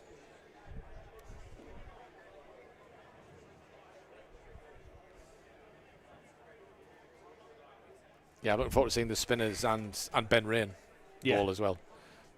I think a lot of similarities between Lamb and Ben, the way that he bowls. Absolutely.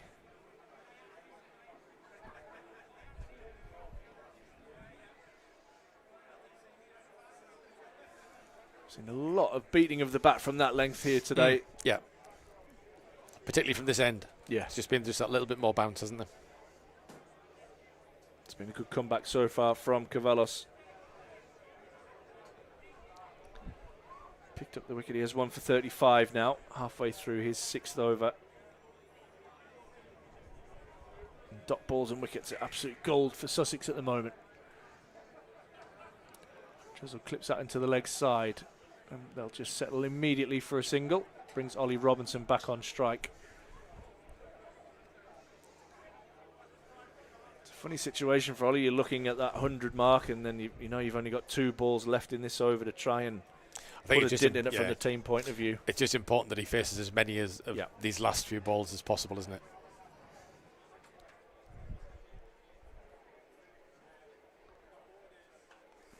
Hit flat and hard off the back foot out to long off, and you'll get a single down to Hudson Prentice at long off. It's been an excellent over so far. Yeah, he bowled well, hasn't he? 3 runs and the wicket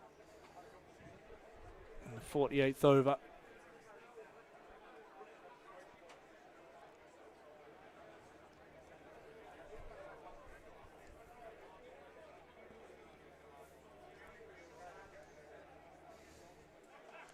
This one's clubbed down the ground. Yeah.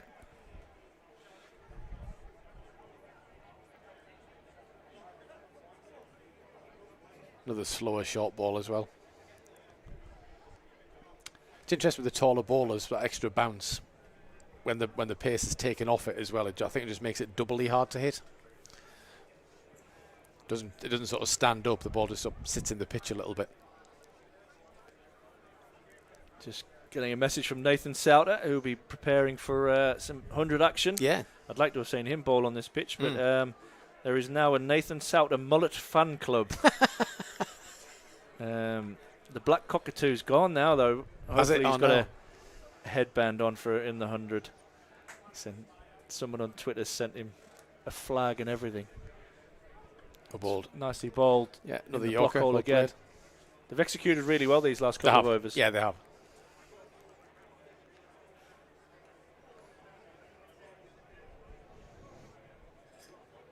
He's blaming me as well. Look what you've caused.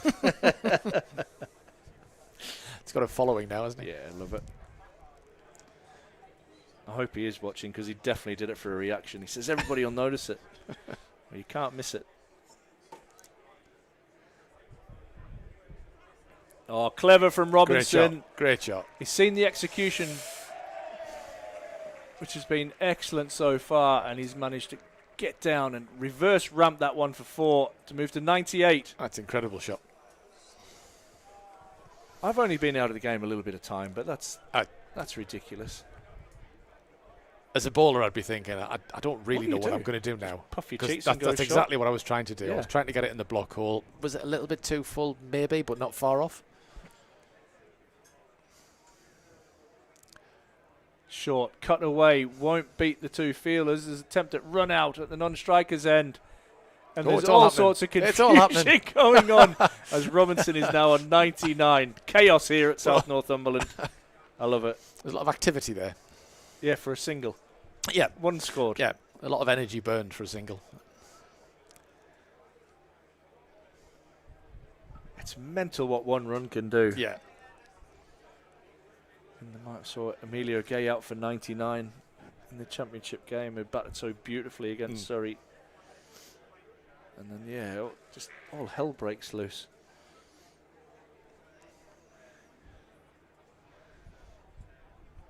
Oh, helped on its way by Drizzle for 4. That's probably the worst ball he's bowled so far in these last couple of overs, and it's been put away. Again, just trying to fire it up into the block holes. Yeah. Just got it too full, hasn't he? 298 now for Durham.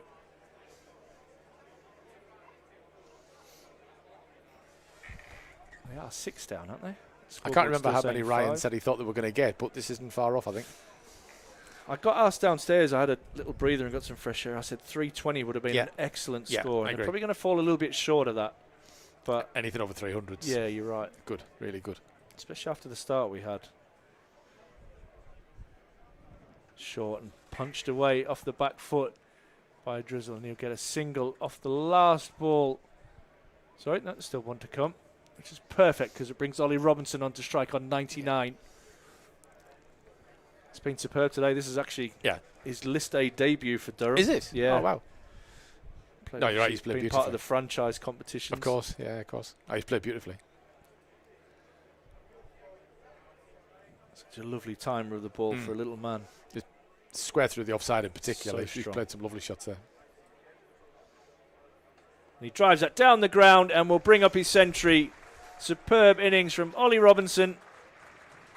Just 78 balls, 13 fours and 2 sixes. Outstanding from the little man.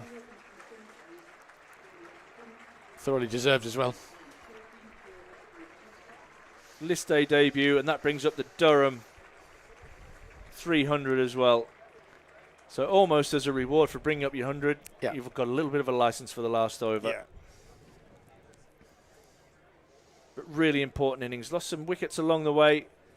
Has been part of a couple of key partnerships. That one mentioned there with Mustard to get Durham up to the brink of 300 when if they'd lost a couple of wickets at that stage, especially if it was Robinson, then Durham wouldn't have been looking anywhere near like getting 300.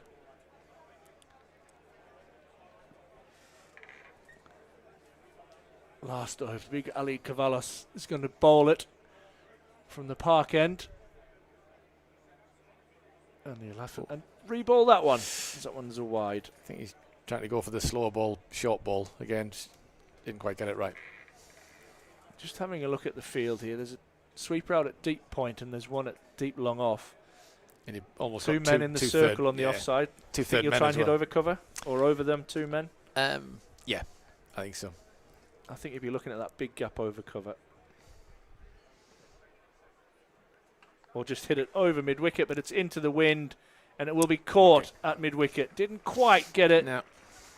Clever bowling, though, from Cavallas as he Yeah. just bowls it into the pitch, making him hit into the wind to the longer side of the ground.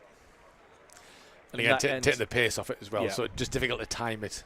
Yeah. Absolutely. Great innings off. Excellent Great innings from hand. Ollie Robinson. Yeah. Gone for 100 flat from 79 balls. And he'll get a big ovation from this crowd here at South Northumberland. 301 for 7. Yeah.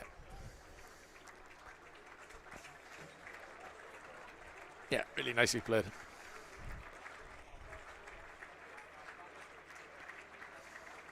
Excellent knock. Still 5 balls remaining. How many can Durham get, or will Sussex take a little bit of momentum into that second innings? Mitchell Colleen, the new batter to the crease. Son of a man who we played quite a lot of cricket with. Yeah. Neil Colleen also very good in these situations, taking pace off the ball. Yes. Yeah. It's short, and all the pace off it again, and Colleen threw his shot way early. Yeah. Clever bowling again. Good ball again. You just got to, as a batsman in this situation, just think, even if I just get a single, get a bat on the ball. We're going to run as long as I hit it. Get something on it. 4 balls remaining.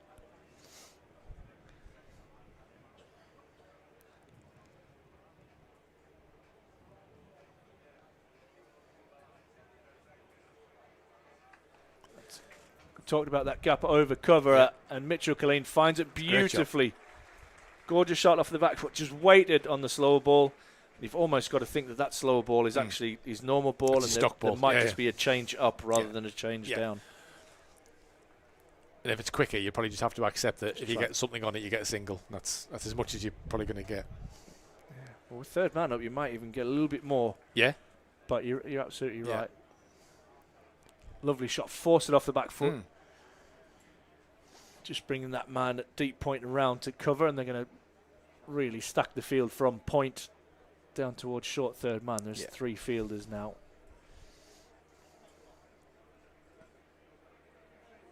Another play and miss. I was just thinking there, if that was an in batter, I know Mitchell's only faced a couple of balls, but would they even try and reverse that one over those Possibly. fielders? Yeah.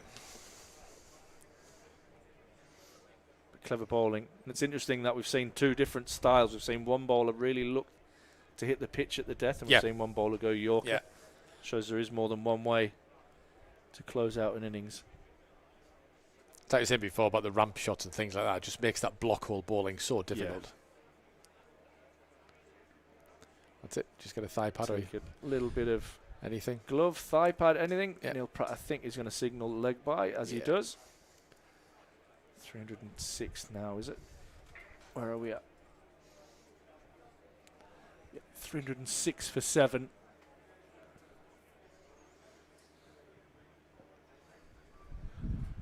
Last ball of the innings. Drizzle on strike. 306 on the board.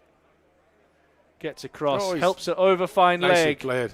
And it will go one bounce and into the crowd for 4. Durham will finish on 310 for 7. An excellent effort. Stars of the show, Will Rhodes, 96 of 105 balls. And a century for Ollie Robinson, 100 from just 79 balls. Absolute shining lights from a Durham point of view with the bat. From Sussex, a real solid effort with the ball. Danny Lamb, for me, 2 for 64. Slightly expensive, but I thought his changes of pace were excellent. I enjoyed the 2 spinners in the middle, and I thought the 2 lads, Hudson Prentice and Cavallas, at the end, bowled really nicely at the death. I agree. I really like you said, really nice to see leg spin, a full set of overs from a leg spin. I thought that was really good. I thought it bowled really nicely. Brave as well, got the ball up in the air. It's just such a valuable asset in these sorts of games if you can do that. Like you said, it's a great skill. I like to see that. Great But you're skill. right, the 2 seamers who came back at the end there, probably a little bit unlucky. Some of the runs that they conceded there that weren't a million miles away from where they were trying to bowl the ball. But as I said before, not a huge pitch. If the ball sort of gets past the fielders, then likelihood is you're going to get boundaries. 310. What do you think of that score, Chubb? Is that enough? Yes, I think so. I'd be disappointed not to defend that. I think the new ball is really important. If we manage to pick up a couple of wickets with the new ball and put the pressure back on the batsman, I think that's crucial. But yeah, I'd be disappointed not to defend 310. So there you go. We'll be back in around 25 minutes. Sussex will need 311 for victory. Durham have set that up. 310 for 7. Century for Ollie Robinson. 96 for Will Rhodes. And we'll be back with the run chase shortly.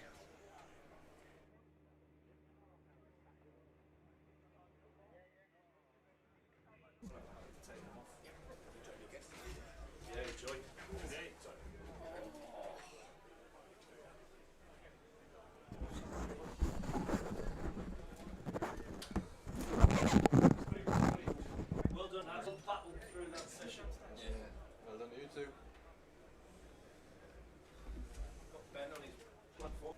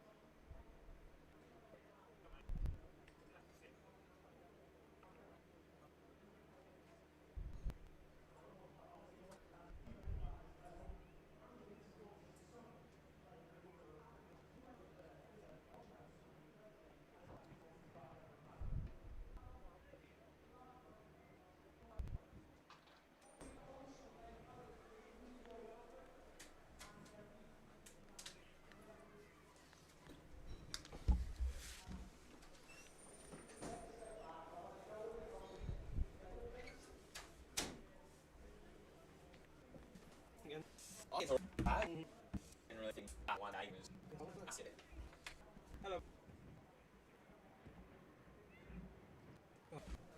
Hey, we're back on. I've got one up here. I'll bring it. I'll let them.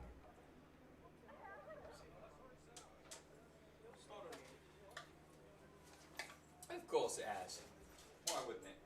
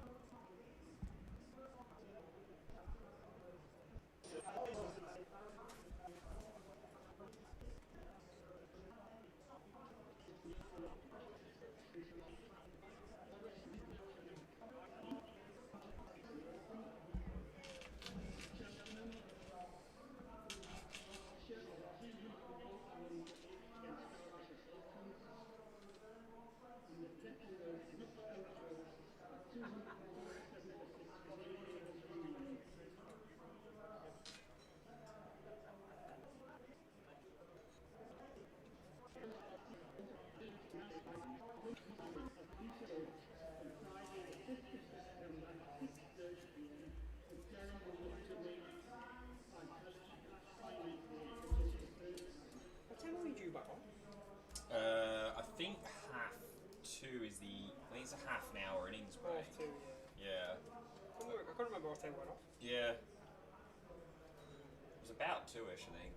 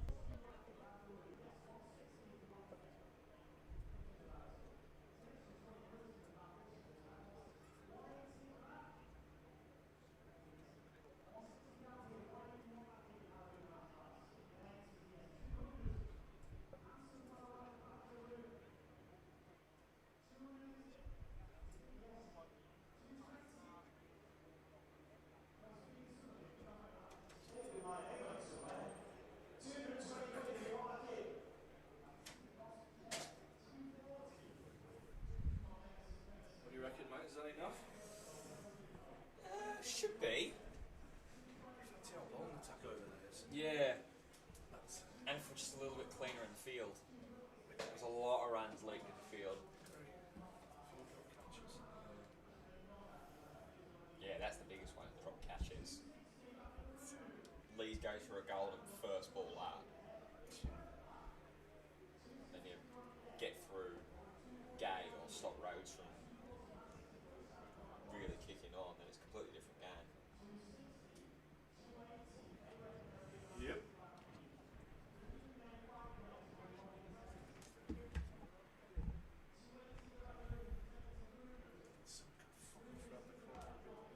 So hot there.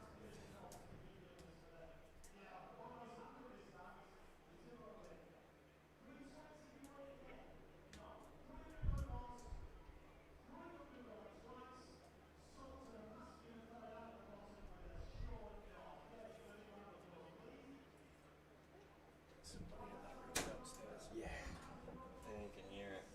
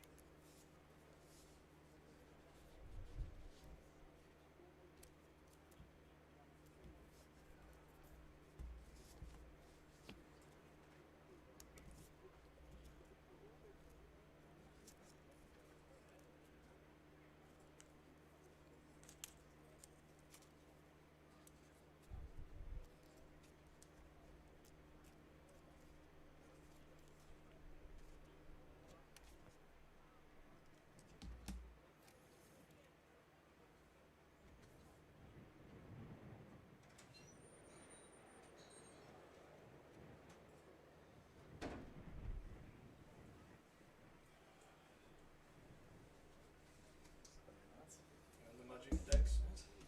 And the decks. Oh. I actually think I'd rather be on the camera today. I'm going to go off it later on. Don't do that. They just come up. Stuff is fucking. That's good, yeah. Then gonna chill for a bit. I think so. Yeah, just discussing it. Time to sit in the fresh air.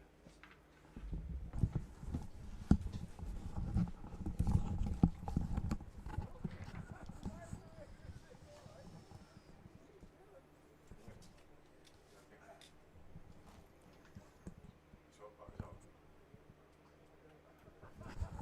Oh, he's got me. Is there something back is on? I am, yeah. It was a bit down thingy, but the colours have gone back on the.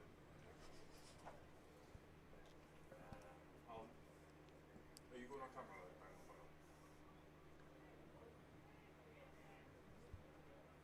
That one could be I'll go up the scaffold.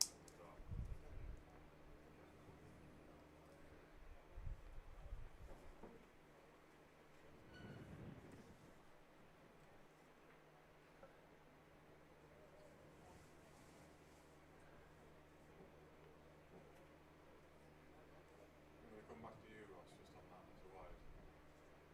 Just open up the touch.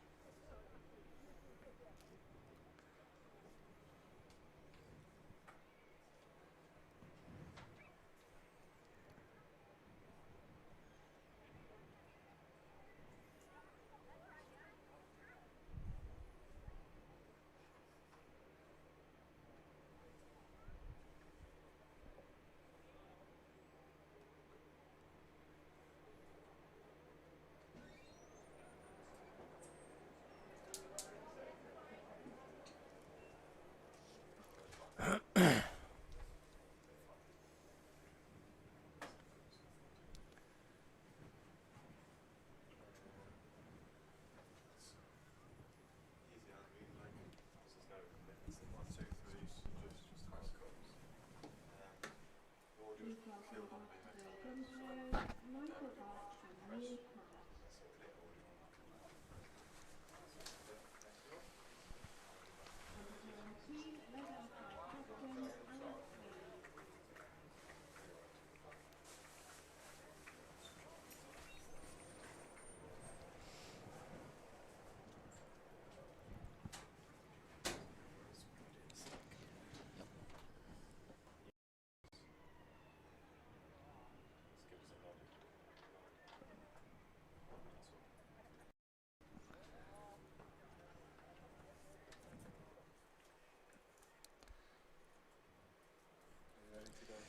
Yep. Well, welcome back to South Northumberland Cricket Club for Sussex reply in the first Metro Bank One Day Cup game of the season. Sussex needing 311 for victory, set up by a century from Ollie Robinson and 96 from Will Rhodes. And Durham will feel that they've got enough on the board, but they'll have to bowl well. And it looks like we have Haynes and Ibrahim who are going to open the batting. Left and right hand combination. Pete Ibrahim looks like he's about to face the first ball.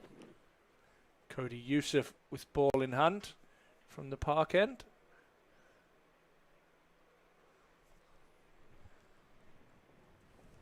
And Ben, 310 from Durham. Pretty reasonable score. Yeah, certainly seems that way, especially when you look around the remainder of the grounds as well in the Metro Bank One Day Cup and see the different scores that other sides have been posting. That plus 300 mark always tends to be kind of a relatively good safety net when you're starting off in a one-day competition. When we're speaking between each other just before we came back on air about some of the missed opportunities maybe Sussex had to limit some of that damage. Youssef right on the money first ball. Saw the Sussex opening pair, Hudson Prentice in particular, and Cavellas start really nicely with that new ball.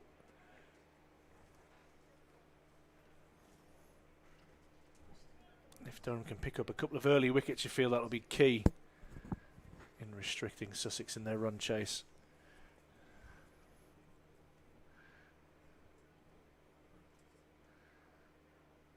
Oof. There's the length and a little bit of movement away from the right-hander. Yeah, that was the biggest aspect, wasn't it, of Sussex, at least very early on, getting that wicket of Alex Lees at the end of the first over, but they're not really being able to capitalise off of that momentum. Emilio Gay and obviously Will Rhodes with the sub-headline of the 96. And Emilio Gay chipping in with 34 as well. Solidly in behind that one.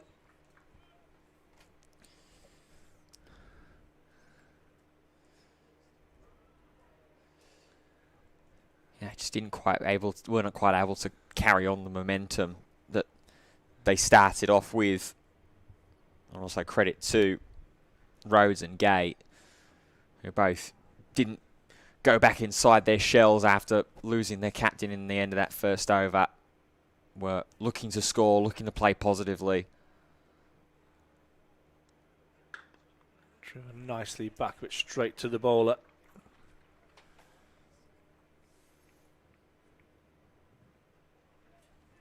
And then obviously the man that will be taking a lot of the plaudits in Durham colours, at least with the bat, will be Ollie Robinson. List day debut with all the time that he has spent in the 100 in the franchise competition over the past couple of seasons.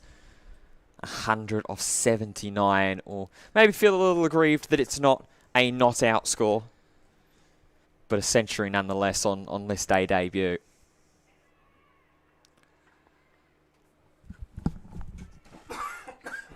There's the first run of the Sussex reply. Excuse me, just choked there. Not brilliant when you're commentating on a game of cricket.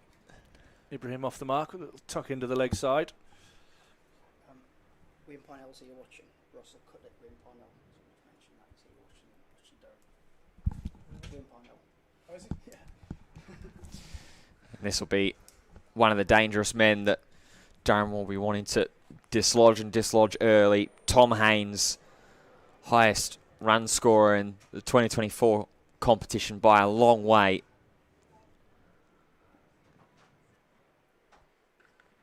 In behind that comfortably, that ends over number one. One on the board. We have Wayne Parnell, we believe, in the house up here watching, as you may as well have heard there in the background. Former Durham player. South African international.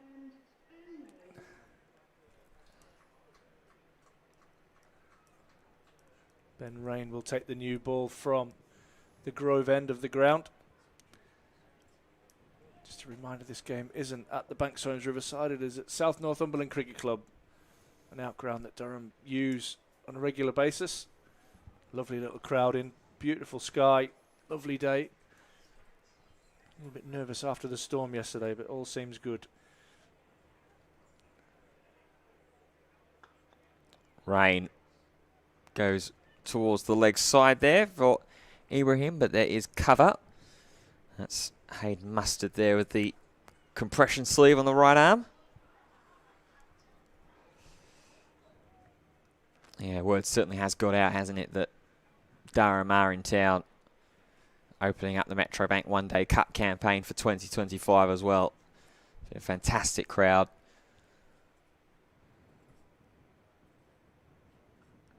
Durham will look to give them something to yell about as well, as that's guided down, and like a flock of seagulls, everybody goes and converges on the ball and tries to maybe catch Ibrahim doing a little bit of a wander.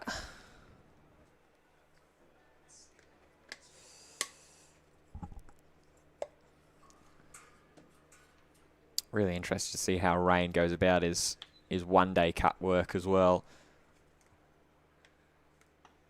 As that one's punched through, doesn't quite find the gap, has been batted down, and Ibrahim won't be tempted to come back for a second there. That's good fielding at mid-off. That's good. I think Durham can really look at the way that Sussex went about their work in the field and can look to perhaps save 10 to 20 runs on their opposition. A couple of drop catches and a few missed fields. Yeah, it was something that we certainly pointed out and seemed like it was definitely an aspect that was lingering in the minds of the Sussex players as well, as they were heading into the change room ready for the interval. Looks like it's a change of angle from Ben Rain here to the left-hander Haynes. And immediately gets to work against him. Rain, who bowled and featured in only 2 games in last year's campaign, but across that spell took 4 wickets and only gave up 90 runs, all 4 of them coming in the same match. So, didn't get too much time in the One Day Cup last season.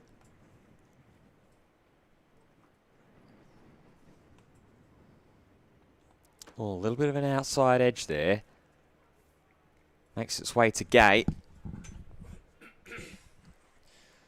And Rain, who's against Tom Haynes, who certainly did spend a lot of time in the One Day Cup last season. 7 innings played, 326 runs scored, with the highest of 129. And we mentioned about how he was the highest scorer by quite some margin.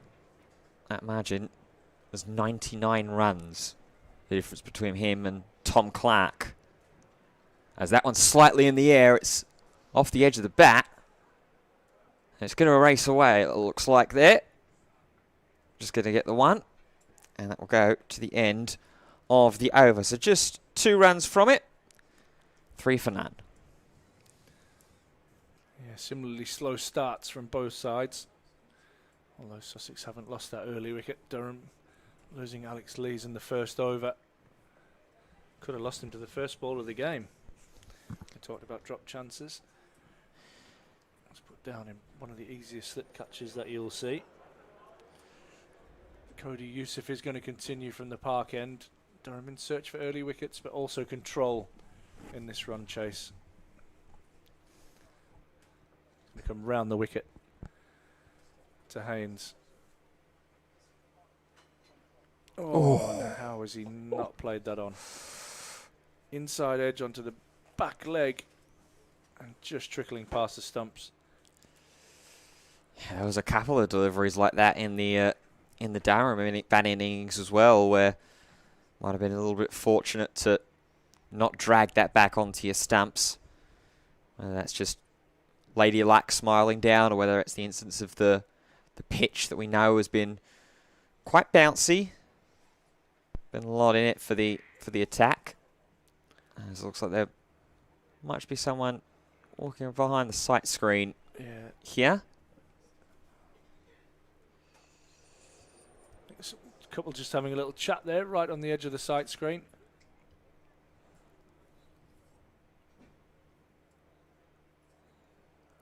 Cody Youssef now round the wicket.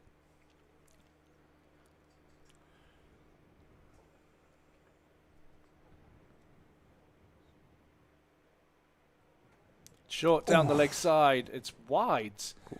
Thought there might have been something on that, but that was genuine pace from Youssef. Goes for 5 wides. And Sussex will take all of those.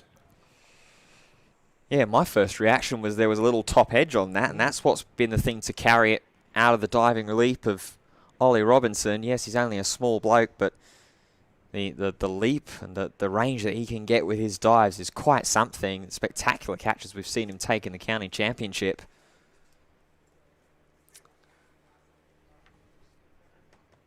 Guided nicely down to third man. They'll get a comfortable single as James Minto does the fielding.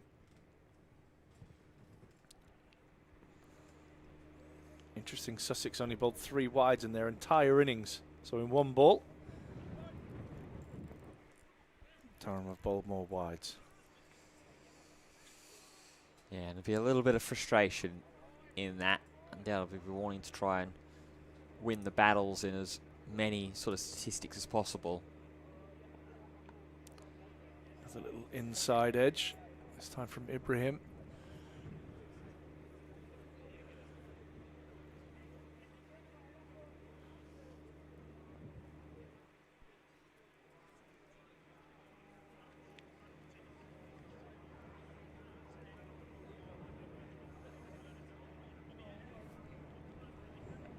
Big opportunity for Daniel Ibrahim as well here in the One Day Cup last season.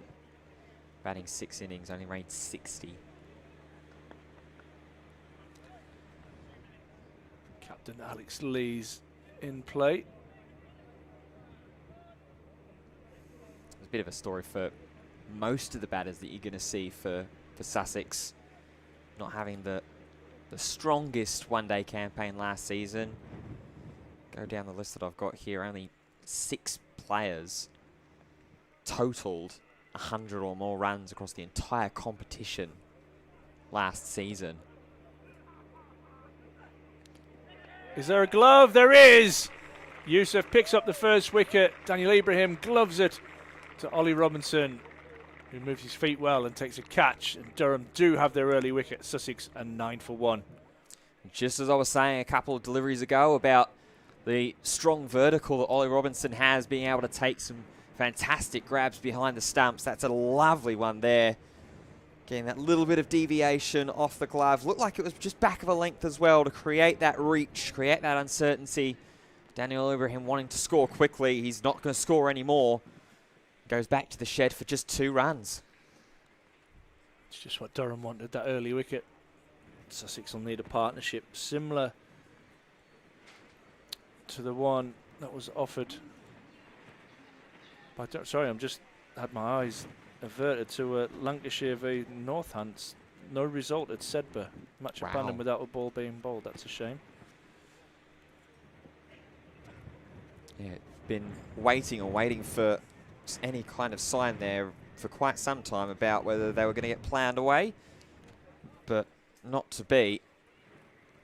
And as the cloud cover and the wind starts to pick up here, Tom Clark makes his way in, who is that aforementioned second player behind Tom Haynes with the highest run total last season individually. Had scored 227 across the 8 innings that he batted.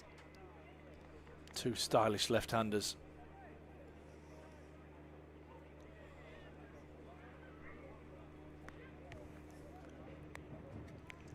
And I love the fact that you're just seeing in your picture there that Ben Rain, even with the change of format, even with the change of kit, still wearing the cream floppy hat.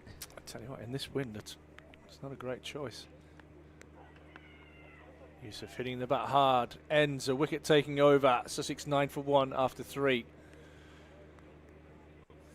2 fine young players at the crease, Haynes and Clark. He said I'd do pretty reasonable seasons. Well, a little bit more than reasonable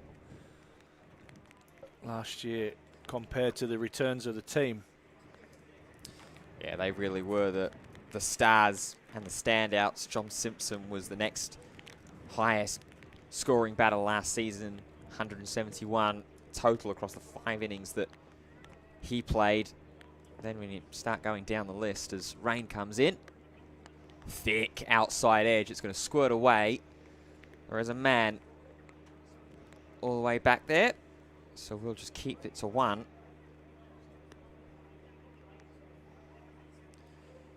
But out of those players, you've got Bertie Foreman, 127, Tom Alsop, 112, and Finn Hudson-Prentice, 101.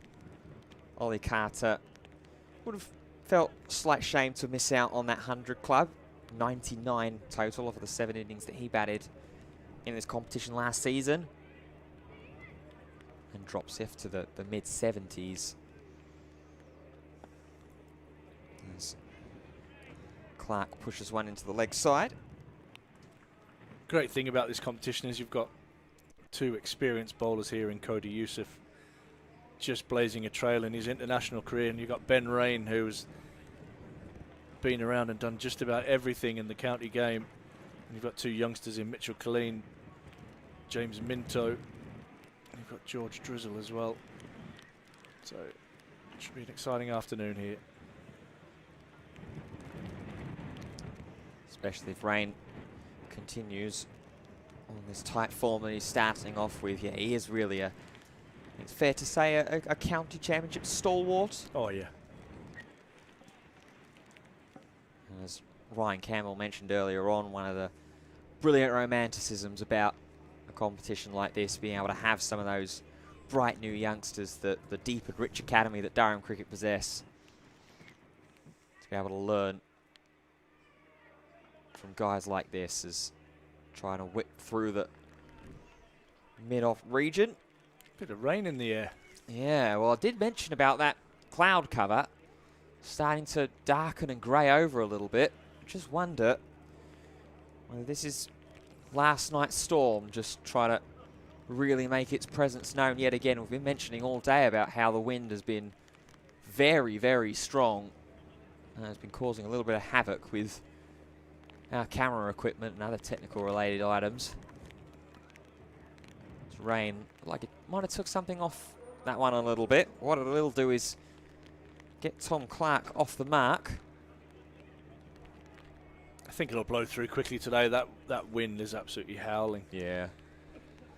So whatever we get, unless we get a huge bank of clouds, I think it'll blow through quickly, and it shouldn't be enough at the moment, anywhere near enough to take the players off. In fact, it might have even stopped by now. Yeah, that's what I'm just trying to peer my head around to have a look and see. There is a nasty looking dark cloud, as that's a great dive and stop there at mid-off.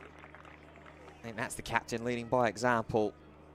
Yeah, That's prevented a certain boundary with this outfield still showing pace in this mid-afternoon. End of the over, Sussex 11 for 1. Yeah, that's really good work from Alex Lees there at mid-on, just being punched down the ground, getting across. And every run that Durham can save are going to make this job even harder for Sussex. 11 for 1 after 4 overs. It's a really tidy start from the home team.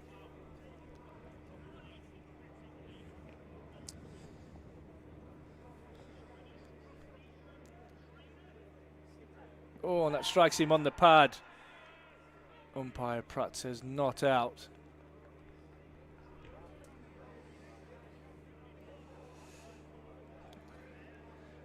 Two umpires, umpire Neil Pratt at the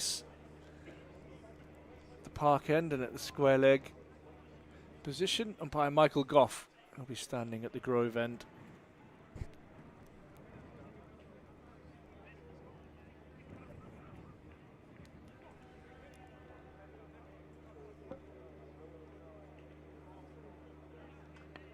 Really good challenging areas from Cody Youssef. Captain Alex Lees trying to provide the energy in the field for his team. Yeah, it feels quite silly to say when you first hear it or think of it, but this is actually, just even in these early stages, a very important part of the game here for Durham's bowlers and for the Sussex batters. When you look at, obviously, the way that both teams started comparatively, both have gotten themselves an early wicket, but Durham were able to kick on. That's punched away off the back foot.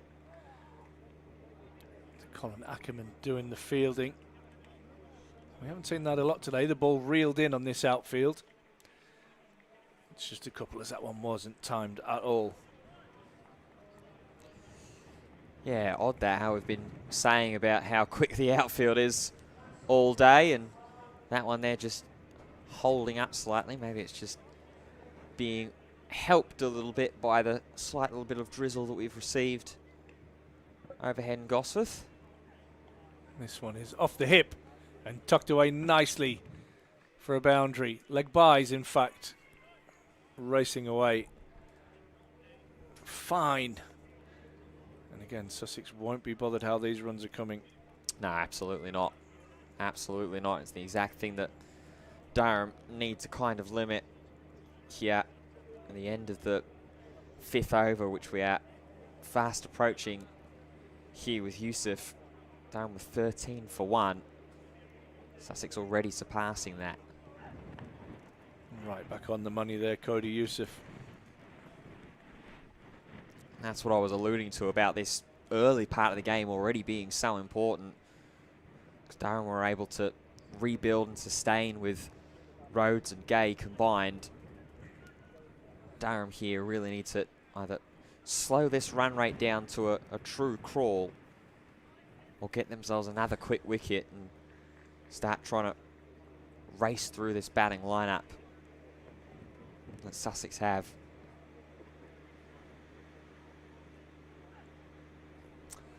Play and a miss finishes the over. 17 for 1. Yeah, that partnership of 95 between Emilio Gay and Will Rhodes was huge. Durham's recovery got off to a slow start, as you mentioned, Ben, and lost that early wicket of the skipper. Been quite easy to go into your shell, but after probably about seven or 8 overs, they just started to kick on and get that. So the Sussex batters will know that they can give themselves a chance and get in on this pitch. They don't have to go immediately from ball 1. Durham just going to change the field up a little bit. They're going to go from 2 slips to a catching man in the covers. It'll be George Drizzle who's moving out there. Colin Ackerman remaining in the slips.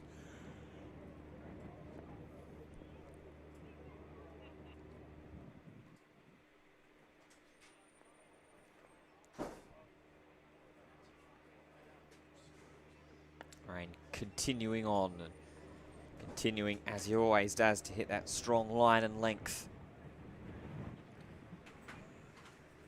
Here will be an important aspect of trying to limit these runs in these early stages. Still a lot of game to play and a lot of bowling to see. Obviously we've still got the spin of George Drizzle to keep an eye out for. Mitch Colleen as well, undoubtedly for a little bit more pace. Maybe wonder if we'll even see Colin Ackerman giving it a spin as well, with how strong it looks like spin is going to be on this pitch and has been on this pitch. Yeah, you've got Will Rhodes as well, both some handy medium pace. They've got good options. I'm sure Alex Lees will try and find that right combination.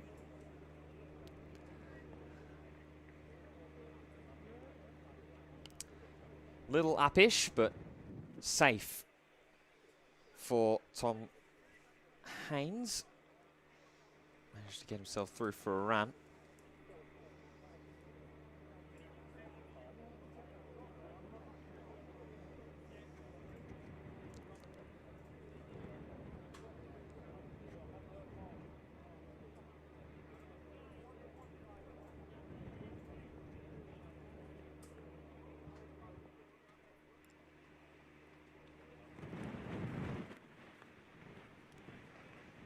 Push down towards Mustard. For no run there. Durham have just got to be patient here. Keep challenging that top of the stump's length. Make the Sussex batters play big shots if they want to. Let them take all the risks.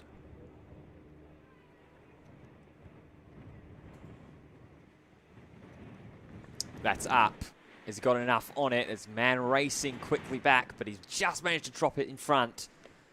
And over the couple of bounces in front of Alex Lees. That'll be the first boundary of the Sussex batting innings. Yeah, big leading edge. Clark gets away with it. I thought that might have just held up in the wind. Saw Alex Lees take a super catch running back in the T20. And Simon only gave every effort there. That went way too far in the deep.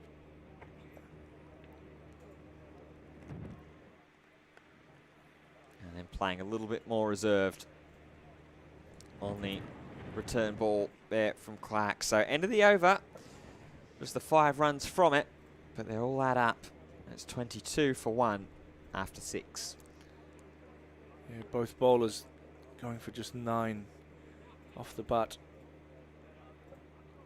Some leg byes as well. Well, say 9 off the bat. 5 of the runs off Cody Youssef from a leg side wide. Absolutely whistled away. He's going to continue round the wicket.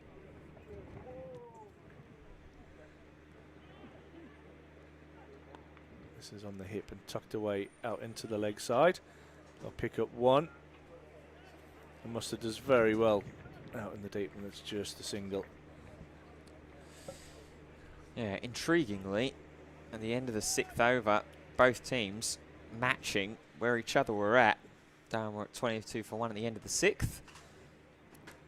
Sussex meaning that as well. It was, this over was, next couple of overs were a little bit slower for Durham's bat, so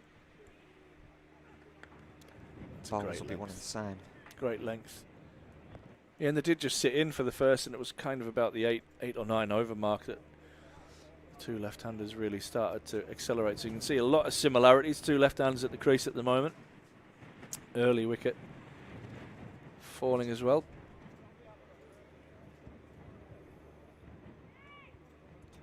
What Sussex have that Durham didn't have is they'll have scoreboard pressure.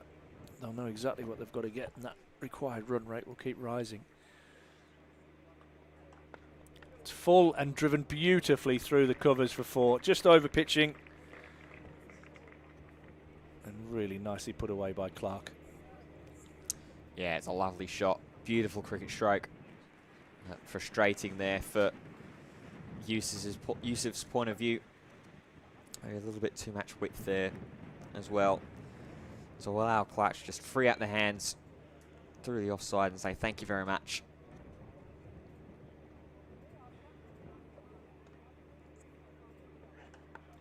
And a repeat. Not quite as well timed, but he got the length and he got the width. We found all day that that very full ball is the one that gets hit. Yusuf probably just needs to adjust his length just a fraction here. Pulling it back. Just slightly full there. Yeah, and Alex Lees, you can see now, he's just having an extra little bit of conversation here from Yusuf, maybe more trying to help settle the nerves a little bit after being hit for back-to-back 4s in pretty much the same area. And that's your length. And unfortunately, because you've been driven for a couple of 4s, you don't have the attacking field that you might want in at this stage, but that races away for another 4. That's 3 in a row. That's so frustrating. That's got to be really heartbreaking for Cody Yusuf. You get exactly what you want as a pace bowler, that big outside edge. But as you say, Ash with no second slip in there because of you being dispatched away through the conventional offside. 2 balls in a row, you lose the chance. Right on the money to finish the over off. 35 for 1. Clark on 19.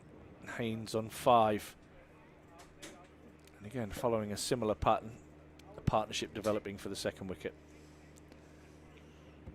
Well, we haven't checked in to see what else is going around in the Metro Bank One Day Cup for a while, so let's do so now. You might have heard earlier on as we kicked things off that Lancashire and North Ants won't be kicking things off at all in Sedberg. Their match has been abandoned without a ball being bowled due to bad weather. Notts and Essex, who were slightly affected by weather in the early stages of the day, as rain bowls, and Gay and that fielder just have a little bit of a squabble about who's going to pick this one up and throw it in, eventually decide and settle things up. Mustered the other man. But they are at the innings break in Sookholm. Notts, after being sent in to bat, 283 for 9 for 46 overs. So due to the rain delays, they have been reduced slightly. Bit of an edge there. Rain continuing his strong work. Over in Scarborough, Warwickshire, after being sent in to bat by Yorkshire, bowled all out for 137, and Yorkshire are now in a situation where they just require 86 more runs for the remaining 36.2 overs. They're 52 for 2 currently. As Rain slips as he bowls to Haynes, but it's another dot ball. And the remaining 2-run chase is Glamorgan. After being set 325 as their target, they've kicked things off at 32 without loss in 6 overs. And Derbyshire, who was set 342 to chase in Cheltenham at 24 for 1. So an early wicket loss there, and trying to rebuild against a big total, as that one is a big toe end of the bat. Wanting to go huge there, it looked like, as Haynes had loaded up, but just manages to find its way to safety for him. Back here in Gosforth though, 35 for 1 are Sussex currently. Daniel Ibrahim, that 1 wicket to fall. Oh, manages to beat the bat there. Very, very good bowling indeed from Ben Rain. And it's exactly a kind of over like this that you're going to want a little bit more of, especially after that big 13-run over that was hit off of Cody Youssef.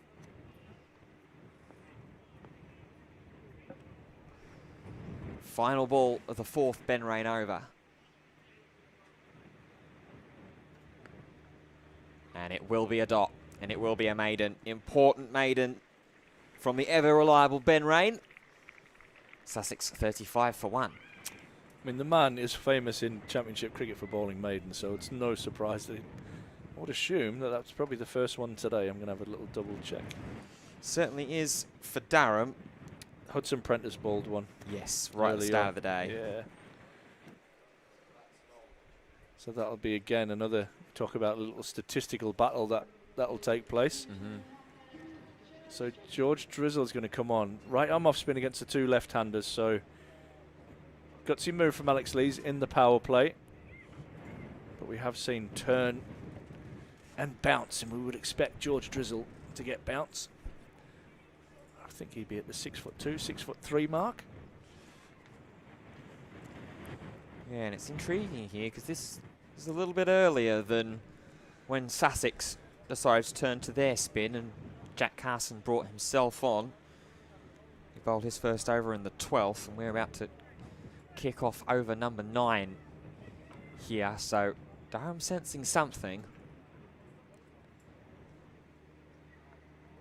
Nice start. A man who'll be more than familiar with bowling at this ground. This is his club at the moment. George Drizzle playing for South Northumberland. Very, very effective cricketer.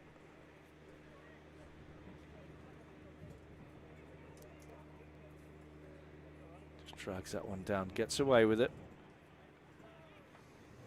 Two left-handers will just probably take a little look at Drizzle, but they do have this over is in the power play, so only two fielders outside the circle. Oh, is that caught?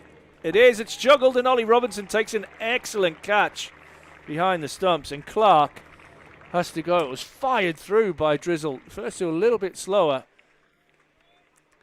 But that's what Durham will want to do. They'll want to continue to pick up wickets, and they'll have their second with Sussex 35 for 2. Tom Clark goes, caught Ollie Robinson, bowled Drizzle for 19. And in the end, it's inspired captaincy by Alex Lees, bringing on the spinner a little bit earlier than Sussex went to in their bowling innings. I was just about to make the point, Ash, that I wonder whether the fact that George Drizzle plays his cricket here at South Northumberland often as well was maybe one of the inspirations to bring Drizzle into the attack a little bit earlier. Familiar with the ground, familiar with the conditions, get the ball in hand nice and early, and whatever the decision, whatever the inspiration is, it's paid off as Charlie Tier strides out to bat.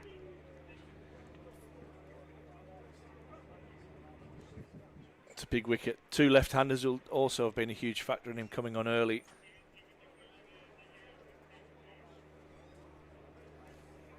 We go back to that idea of the statistical battles as well. Come on, give me a battle. Give me a stats battle. That second wicket for Durham's batters didn't fall 95, I reckon, until between the 18th over. So now, well into the 9th, we are a good plus 10 runs-ish. I bet plus 10 overs between when those wickets have fallen. So a big, big nose in front here for Durham in terms of grabbing those important wickets. And now Charlie Tier making his way out to bat. Only scored 76 runs in the competition last season across the 5 innings he batted.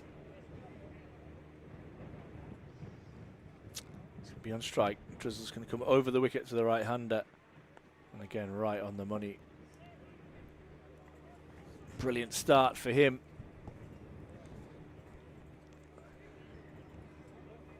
.35 for 2.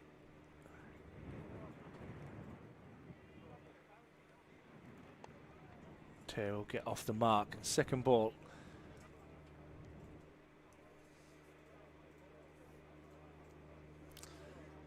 It's interesting, you've got Clark gone 19 from 22. Tom Haynes is 5 from 18, so a very slow start from him. Yeah, this is one of the things that Durham avoided happening when they lost that first wicket. Obviously, the second wicket has fallen very early, but it's a great area and a really good first over from George Drizzle. Picking up a wicket and going for just 1 run. Sussex after 9 overs are 36 for 2. Haynes on 5 and Taylor on 1. Can they get that third wicket in the power play? Third wicket power play will be in the power play will be absolutely massive here. If Durham can be able to find it, it's going to be, it looks like Ben Rain, who is going to continue and is going to bowl out the power play from the Grove End. He's been fantastic as advertised in these opening 4 overs. Just the 9 runs that he's conceded. That was a slight attempt of an advance there from Charlie Tier.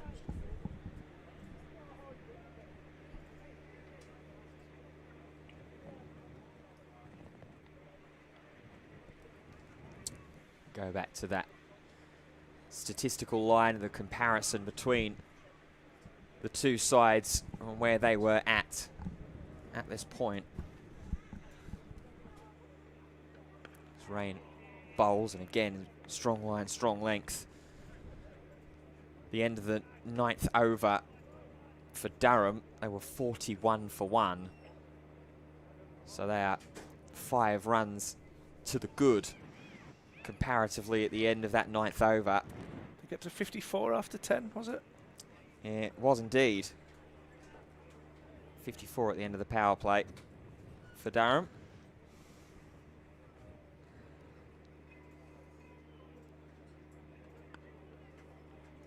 Again, Rain, strong line, strong length. It's miserly, isn't it? Almost suffocating. You can almost see the batters just thinking, I'm just going to run at this. Yeah, you can see the slight advances that Charlie Tier is trying to make, trying to get his feet moving a little bit, but Rain at the moment is relentless.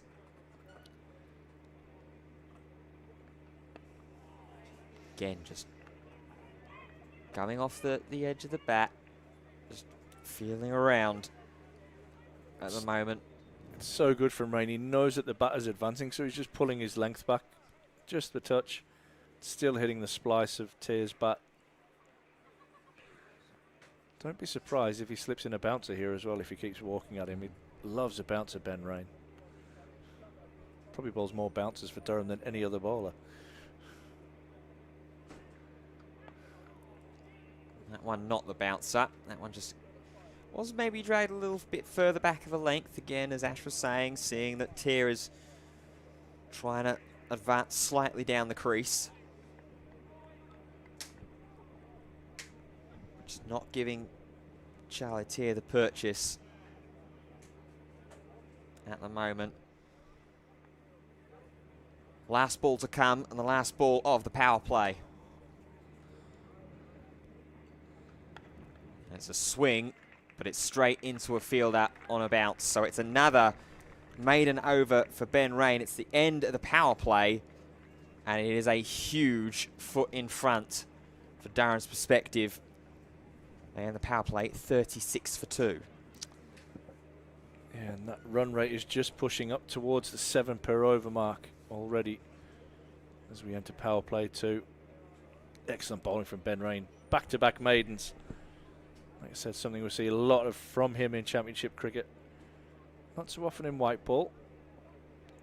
It's a good start from him. It's a good area that from Drizzle as well, as Haynes will pick up a single.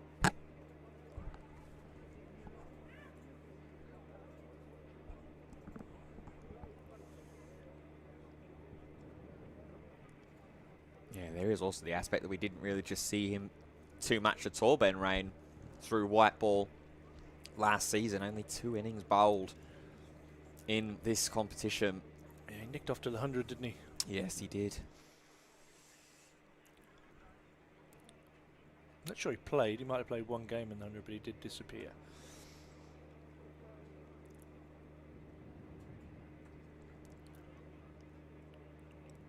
Ooh. On the pad. It's a really controlled start, this from Durham.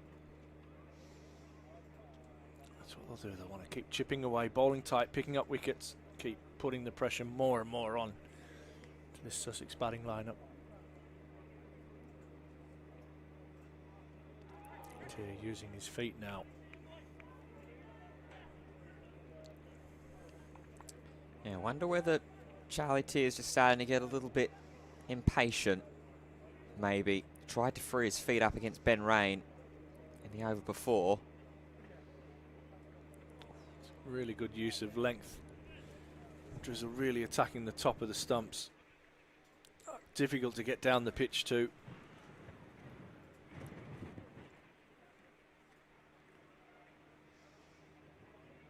Oh, and then really getting some turn as well.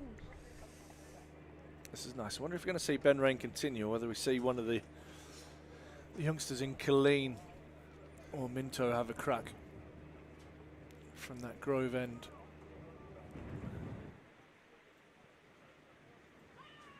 Oh, it's beaten everybody. Beaten the lot. I don't know how that's missed the stumps, but it's gone for 4 byes. And that ends the over. An excellent over from Drizzle. Just 1 off the bat, but 5 from it in the end. 41 for 2 from 11. Yeah, that's heartbreaking from Drizzle's point of view. It's been fantastic in these opening 2 overs that he's bowled. And then there's just that one ball that gets away from everybody. From Sussex's point of view, they'll be more than happy with a result like that.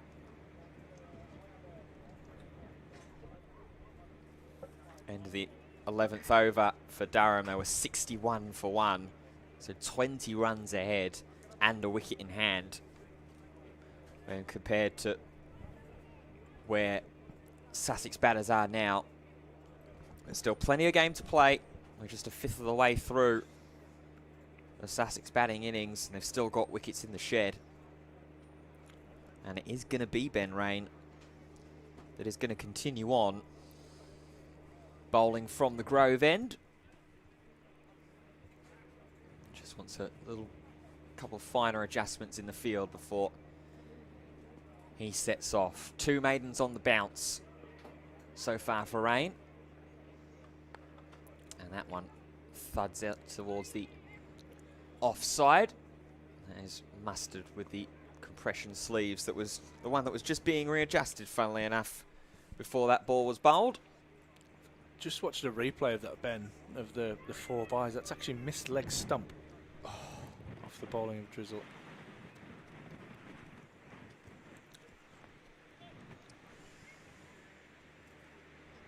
Exact reason why that Drizzle and Robinson were the most surprised out of everybody.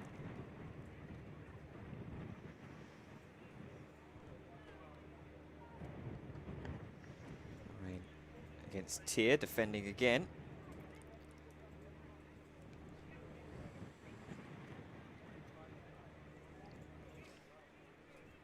But at least what Durham aren't doing is getting caught up on those chances that are maybe just falling the wrong side of Lady Luck.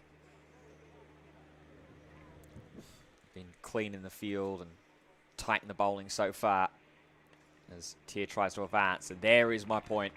Illustrated perfectly by George Drizzell, diving down to his right and stocking a couple of extra runs.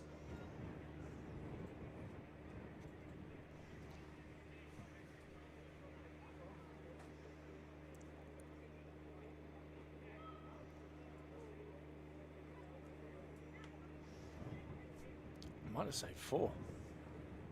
How quick this outfield is. Oof, another very good delivery. This one pushed a little bit further up than where Rain has been pitching over the last couple of deliveries.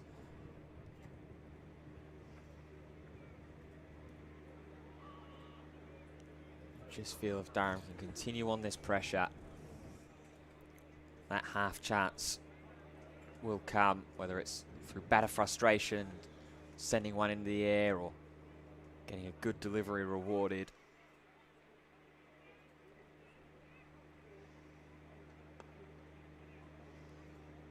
This is suffocating from Rain. It's interesting that Durham have chosen to go with him with the new ball. I thought he might have been really useful in the middle overs and at the death. But obviously such a versatile cricketer, they've chosen to go with him for the new ball.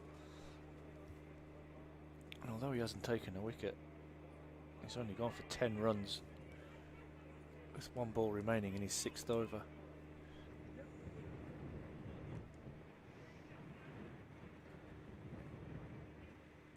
And it manages to get past everyone with a wide. Put the mockers on him.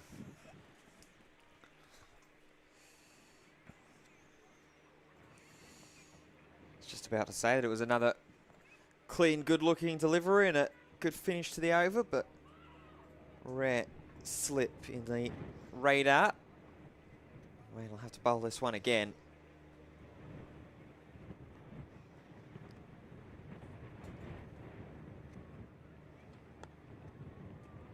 Replies back nicely, though. End of the over, 43 for 2. That run rate required is now above 7 per over.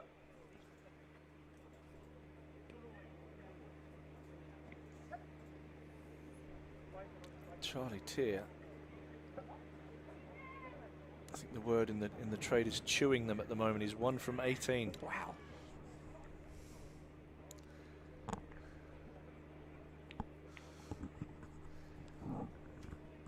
Really struggling to get his innings going.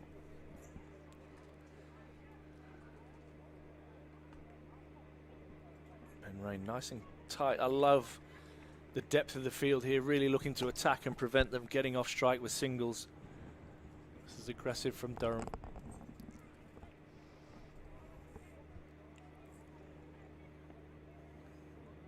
And it wasn't long before they had to change tactics, and a reverse sweep comes out. Not perfectly timed, but top edged away. A couple of bounces for 4. And that is a pressure shot there, as Haynes was 7 from 22 himself. Now moves into double figures on 11. Yeah, important shot there for Sussex point of view. Something needed to be done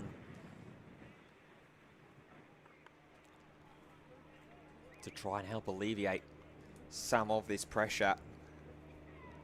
But on the reverse side, I love the intent and I love the belief behind this aggressive style of field. Uses his feet this time.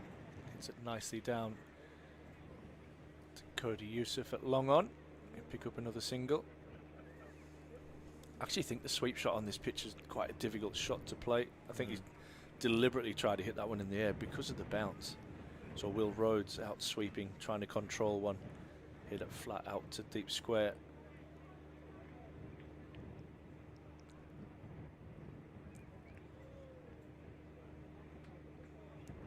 See a sweep again, another top edge. This will run away for 4.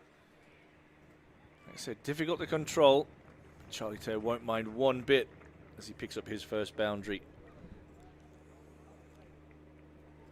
And that is the 50 plus as well for Sussex. 52 for 2.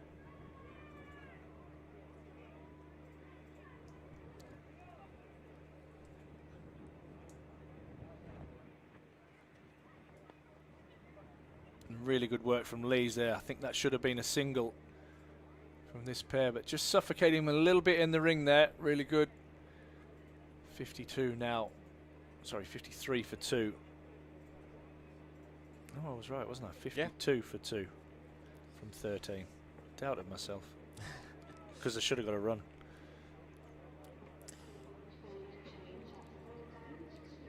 Now is going to be the time for Mitchell Colleen to get the ball in hand from the Grove end. So Ben Rain's work for now is done. Be an opportunity to see one of the youngsters in this one-day side to show what he's capable of. Oh, immediately gets an edge. There is cover there. Back behind. That'll mean that Haynes is going to be held to just the 1 run. I think this pitch will really suit Mitchell's natural length. Likes to hit just back of a length. Just in there, a little bit of extra bounce from there, and a really good opportunity for him.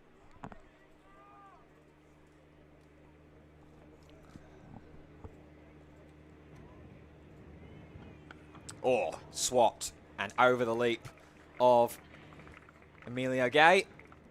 And another important boundary for Sussex batter Charlie Tear, starting to get himself off the mark here. And that's the thing you see here, that if you're too short, it does sit up to be hit. But if you bowl that length where you're challenging the top of the stumps, it is difficult to get away. Good reply though. Just push that one a little bit further up.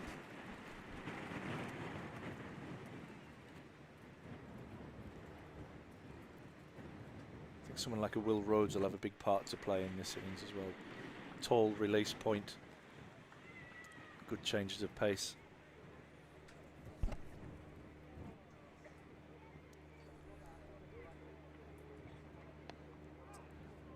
Looked like took something a little bit off that one there, Colleen, as Tear just sort of moved in front and across his stumps before Colleen released the ball. And that slight lack of pace in that delivery, maybe catching him off guard.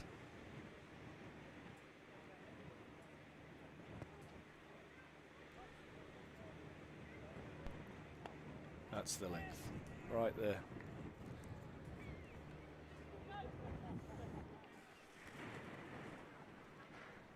And I think this is a good move as well from Alex Lees. He's just going to bring up third man and drop deep mid-wicket, which means Clean's going to have to bowl straight.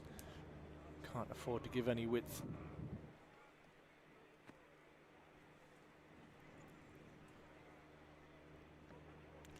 And it's top and huge. It's out. Up into the sky, and it's out. Caught out of my eye shot, but either way, it is a wicket, and the Durham players get around Colleen with his last ball of his first over. Durham strike yet again. As the third wicket falls, 57 for 3. Yeah, Cody Youssef judging that really well. It's probably the longest boundary here on the ground, and it's carried with the wind all the way down to fine leg. That's interesting because they just toyed the ball before whether to bring fine leg up into the circle or third man, so I'm sure they'll be very grateful that they decided to bring up third man. But Charlie Tier goes, caught by Youssef, bowled Colleen for 9. And Sussex are 57 for 3. Finn Hudson-Prentice, who we've seen already in action in the northeast, played for the Derbyshire Falcons in the T20 Blast and absolutely came in and murdered it from ball 1. Thankfully, from a Durham point of view, it only lasted about 8 or 9 balls. Yeah, it was a little bit more reserved the last time I saw him in the northeast, back in the county championship with the bat. Only making 5 before he was caught by Emilio Gay off the bowling of Baz DeLader. And Sussex will need him here. 57 for 3 at the end of the 14th over. Comparatively, at this point, Durham were 81 for 1.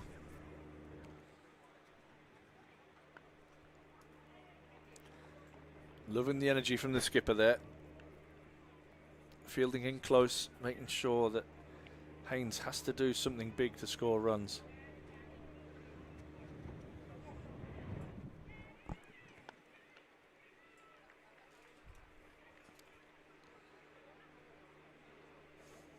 That's exactly what you want to force happen here. If you give up a couple of runs here and there with the great advantage that you've got in the run differential, then that's fine. You'd much rather Sussex have those kinds of shots in the mind to create those half chances, because all it takes is one to be mistimed, one to be a little loose, or a fine variation being shown by one of the bowlers, and all of a sudden partnership's back at 0 and they're having to rebuild themselves again.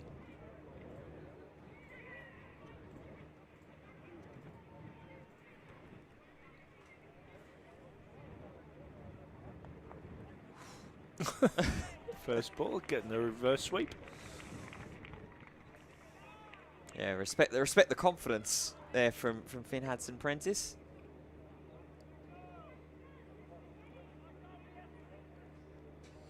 Certainly clear that his white ball mentality this season seems to be go from ball 1 and don't look back.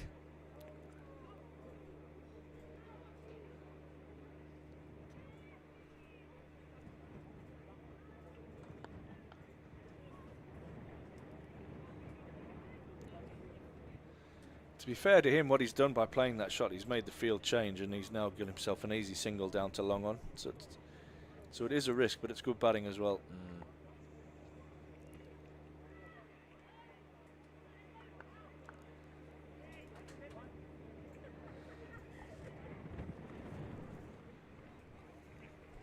One for 13 from 4 overs for Drizzle. Really good from him.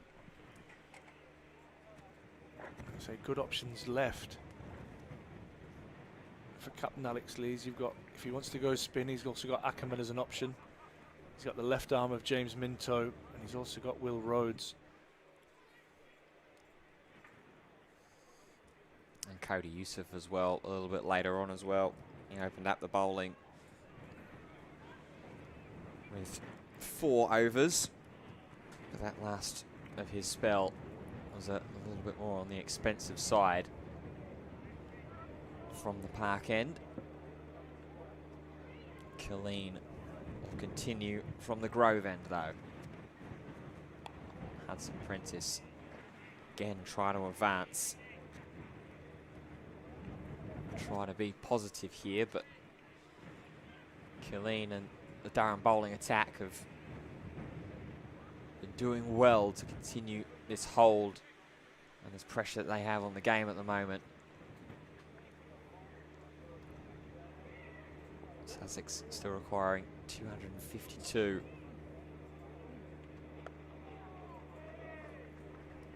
And that run rate just going to keep climbing and climbing and climbing for what Sussex need to find. They're currently 7.2 required run rate. Sussex at the moment are working just a tick under 4 runs and over, so already quite a bit of work needs to be done, and they need on partnership to really take the lead. This is good from Killeen as well here in these first 3 balls of this new over.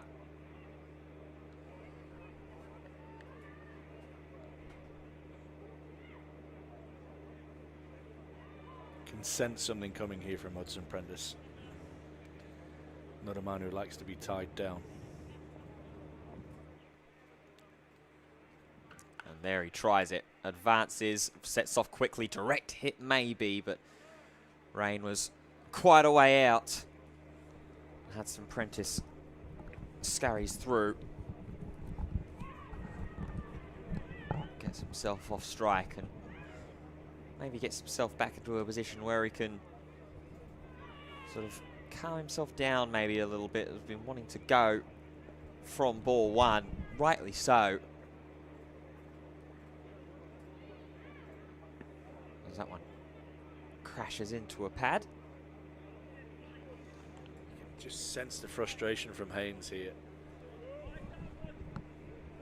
Got a ball on his hip, and as a left-hander you'd think I'm just going to whip that all day long for at least one. Thuds into the thigh pad. It's been at the crease an hour now for just 14 runs. And 10 of those have come in singles as well. And now trying to go and just manages to keep it short of the man out on the boundary rope. And that will be a boundary in front of Rhodes to close the over off. So it's another 5 runs off of a Mitchell Killeen over. 64 for 3. Initially I thought he'd hit that straight down Will Rhodes' throat.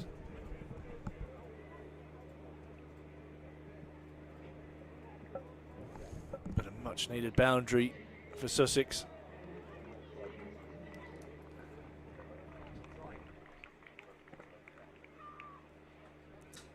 Looks like James Minto might be getting an opportunity here. Yeah, he's exciting, going to run up the hill here from the park end. Spent plenty of time with England under 19s, or the Young Lions, or whatever they're branded as these days. You've got England Lions, and then Young Lions. Are they the Cubs, or we'll stick with the under 19s? But a very exciting prospect. Left arm over the wicket. Right on the money. Something about left arm quicks. I always love watching them operate. It might be purely because of my time living over in Australia and watching through the golden age of one of the best left arm quicks in Mitchell Johnson.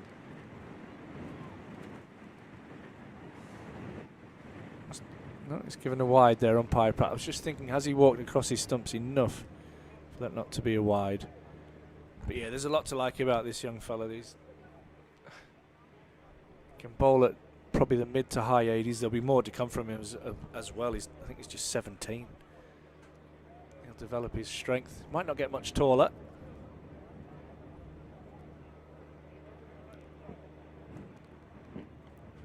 Definitely gets a bit of shape into the right-hander as he's done back-to-back there for a couple of wides. This is where, as a playing group and as coaches, you just need to be a little bit patient. That wind really looks like it's picked up again out there, actually. Very blustery day here in the northeast.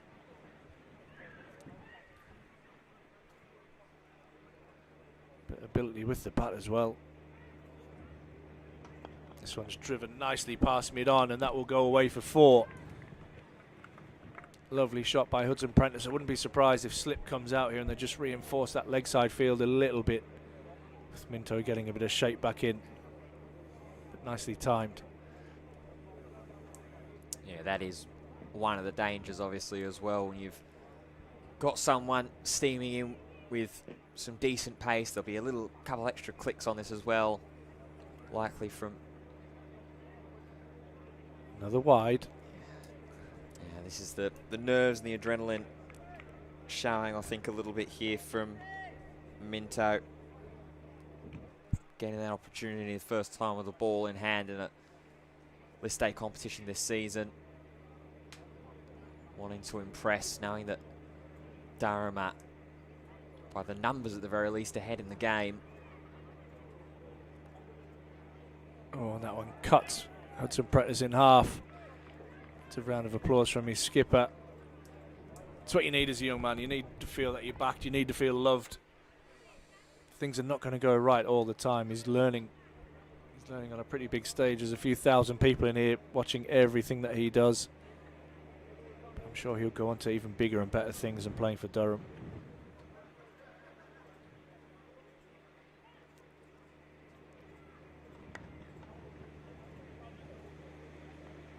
Amelia Gay in the covers. Pye Pratt just having a look at his follow through as well. Might just be struggling coming uphill into the wind. Wouldn't mind seeing him having a crack down breeze.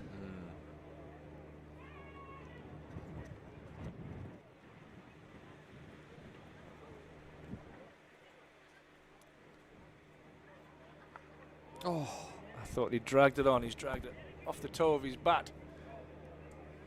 It's gone just past the stumps. Despite the slight couple of jitters here from James Minto, what he is delivering is good.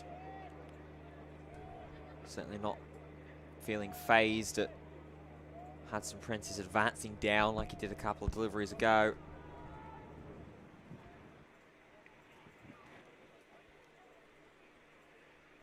He finishes over off now. It's short and pulled away out into the deep, and it will just be a single. It's Will Rhodes is the man to do the fielding. That ends Minto's first over. Something happening, a little bit expensive. Sussex are 72 for 3.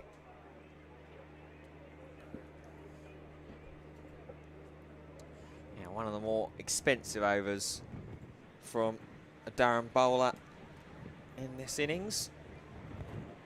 13th over was 9 runs conceded, the 7th was 13.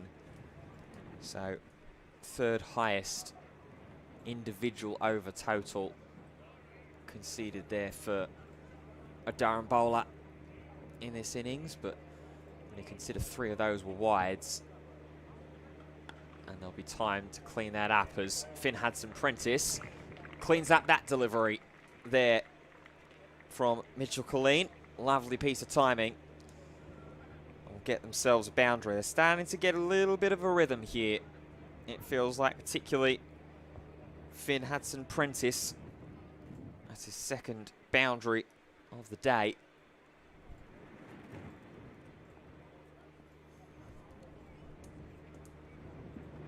And that one's up, but there's no long on back, and rain will chase to no avail. Hudson Prentice, we said that something might be coming for him. He's starting to come alive a little bit. Back-to-back boundaries.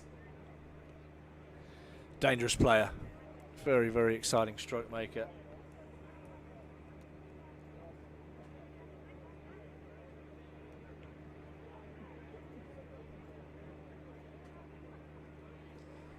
Up to 80 for 3 now as Robinson's called for the helmet And there's a bit of a conference going on with Alex Lees, Ben Rain and Mitchell Colleen at the Grove end.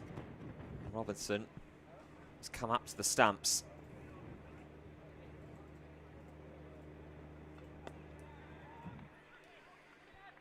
The idea here, of course, will be to try and pin Finn Hudson-Prentice within the crease. Yeah, it's a good move from Ollie Robinson. Just means that Hudson-Prentice hasn't got free rein to do whatever he pleases at the crease.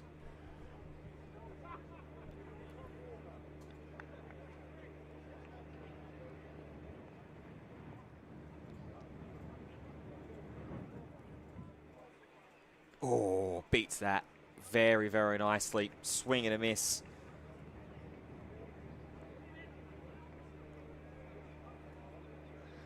Good hands from Ollie Robinson.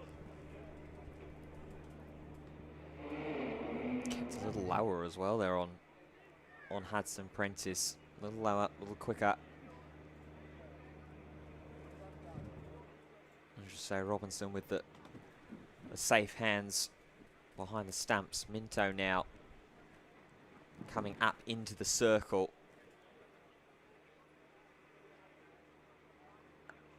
There's a bit of pace taken off there from Colleen. Hudson-Prentice just bats it down into the covers.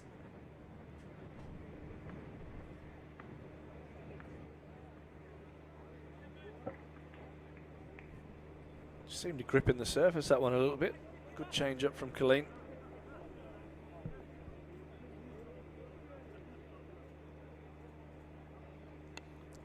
Now into the leg side, trying to run hard, but there is protection out there with this quick outfield. And Finn Hudson-Prentice will retain the strike. Another slightly expensive over for a Durham bowler, but some good signs in the middle stages of that one. 81 for 3. Sussex require 230 more runs to win. Yeah, run a ball 24 partnership between these two so far. Hudson-Prentice doing most of the damage. He's on 16.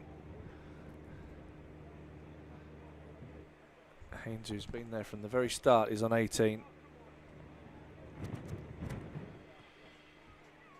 Minto to continue.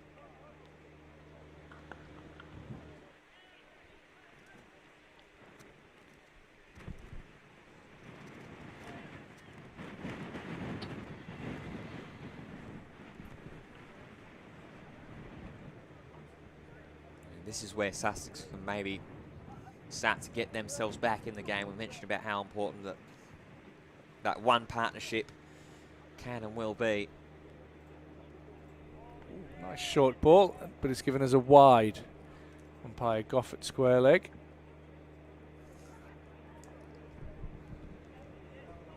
Like the idea though.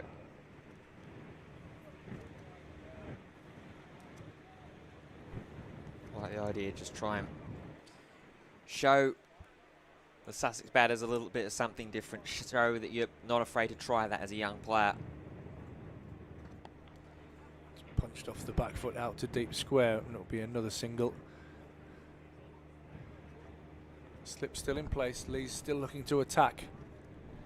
These two youngsters operating together, Colleen and Minto. In fact, just as I say, that slip comes out. Ackerman's going to reinforce the offside.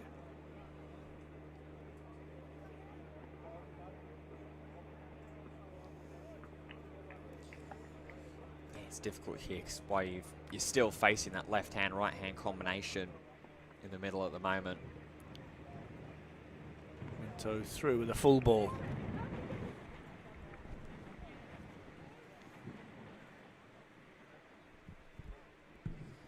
Trying to get both sets of fields right to both players. It's a great battle that's going on. Either side blinking too much at the moment. Oh, and again. It's nice from Minto, just beating the outside edge. Starting to get into some rhythm here. Hard work bowling into the wind and up a bank here. It's a bit difficult to tell. Probably looks on your camera like he's running downhill, but he's definitely running up a slope.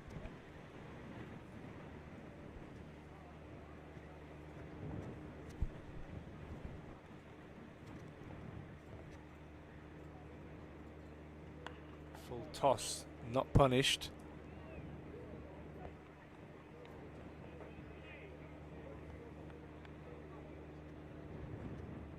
Durham will have some interesting choices to make throughout this one-day campaign. Hearing rumours that Mark Wood may make an appearance in this competition, trying to improve his fitness. Gee, that'll be something.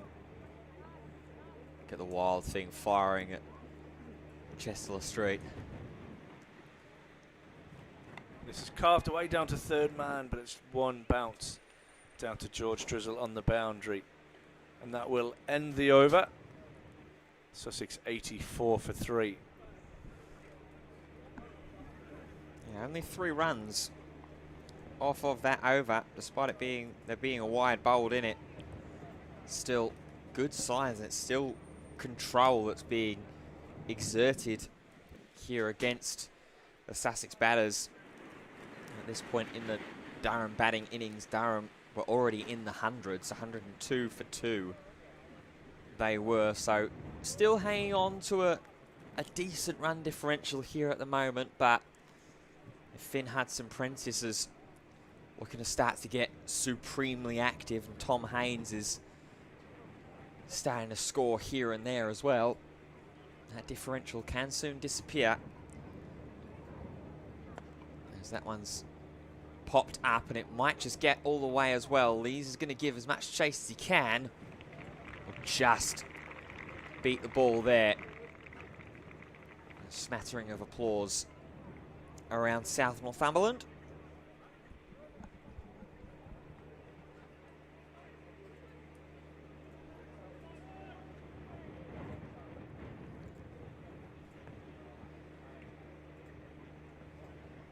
Killeen continuing on from the Grove end. Upish, gone! Straight into the covers, chipped right up, and that's what we're talking about the pressure building up. Ackerman with an easy catch, and it's another wicket that falls. Yeah, Durham are absolutely thrilled at that one. You'd have to say it's a bit of a soft one, but Durham don't care. That's 4 down now for 86. And all of a sudden, this total of 310 is looking a long, long way away. Haynes going for 21. Caught Ackerman, bowled Killeen. And Sussex are in trouble. In trouble indeed, as Ollie Carter is next out to bat. And Haynes, who was looking like he was frustrated for the most part. So many of his scoring shots only being singles. It looked like towards the back end of that innings was the time that he was going to start to pick himself back up again, but an easy catch by Colin Ackerman in the covers off the bowling of Mitchell Killeen, who's been toiling away in these initial overs as well. And if it was pressure before, potentially, for Sussex to try and navigate, it's even more so as well now. Ollie Carter, who was 1 run off of breaking into the 100 club across last season's one-day cup campaign, now faces up against Killeen. And it's gone into the leg side. There is a man there. We'll be able to fish this one back in, but Ollie Carter straight off the mark.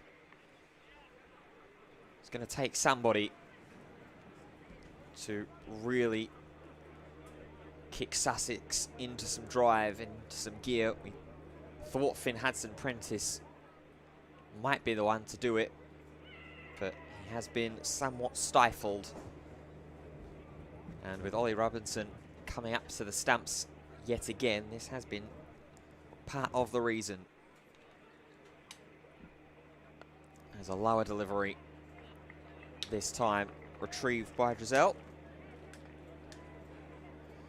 Just see Danny Lamb walking down, padded up, getting ready to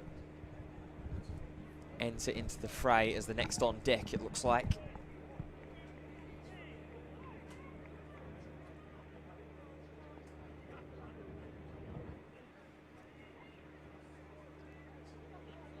Prentice, well timed. There is a sweeper out there on the offside.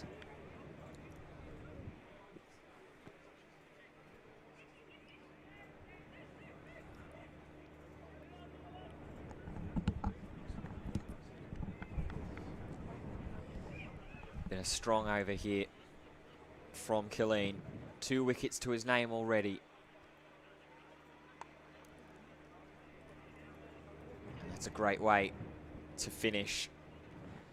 End of the 4th over for Mitchell Killeen, the end of the 20th of the game. And Durham inching closer and closer to having a potential opening day win in the Metrobank One Day Cup. 88 for 4. Yeah, still a lot of cricket to be played, but Durham are in a pretty healthy position at the moment. 4 down, as you said there, Ben, for 88. Run rate required, just the 7.4 mark. Still lots of work to do for both sides, but you'd rather be in Durham's shoes at the moment. It's nicely driven on the up by Hudson Prentice. Looks in really nice touch. Yeah, he's doing well at the moment. I think Minto's just getting a little warning there, Ben, from umpire Neil Pratt, just for potentially running drifting on the pitch. Yeah. He's going to try round the wicket now, I think. Just having a chat with Alex Lees as to how they move this forward. Yeah, he did have a look, didn't he? The umpire a couple of overs ago from James Minto. Obviously, there was his first over where he fired 3 wides in. It's a really good attacking line, that from Minto from round the wicket. Bringing the stumps into play. Now, of course, with the dismissal of Haynes, you've got 2 right-handers that are at the crease as well. So this left arm round the wicket approach might be a little bit more helpful as well. Short ball. That will be 1 for the over. Like the fact the young man's confident enough to bang the ball into the pitch. Yeah, there's a lot to like about what Minto's showcasing here.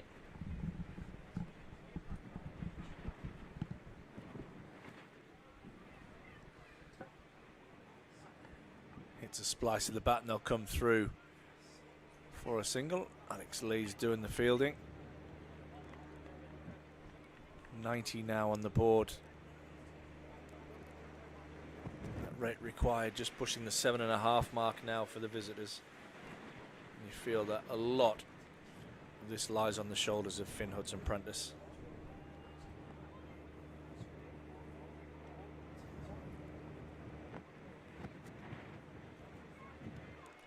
He whips this one away out into the leg side.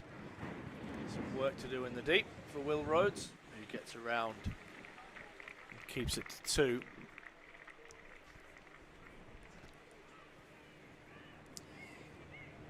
Yeah, if there's one man that is going to be capable of doing it, it probably is going to be Finn Hudson Prentice. Highest score of 90 in last season. We know his white ball prowess in the T20 as well. It's a good area, that, from Minto, asking good questions now. I like that line from around the wicket. That ends the over. 92 now for 4. Hudson Prentice on 21. Carter on 2. Be interesting to see how Lees uses his bowlers now. It's 4 from Colleen. That's Minto through 3. Cody Yusuf's bowled 4. Ben Rain 6. And George Drizzle's also bowled 4. Will we see some part-time off-spin from Colin Ackerman? Yeah, I think most likely we're not quite at the halfway stage yet of the bowling innings. Still 4 more overs to get through before that point.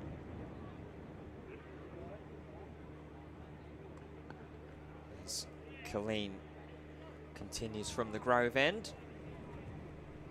It'll be about trying to time when that spin comes back into play. There's a decent weapon for Sussex in their bowling innings earlier in the day.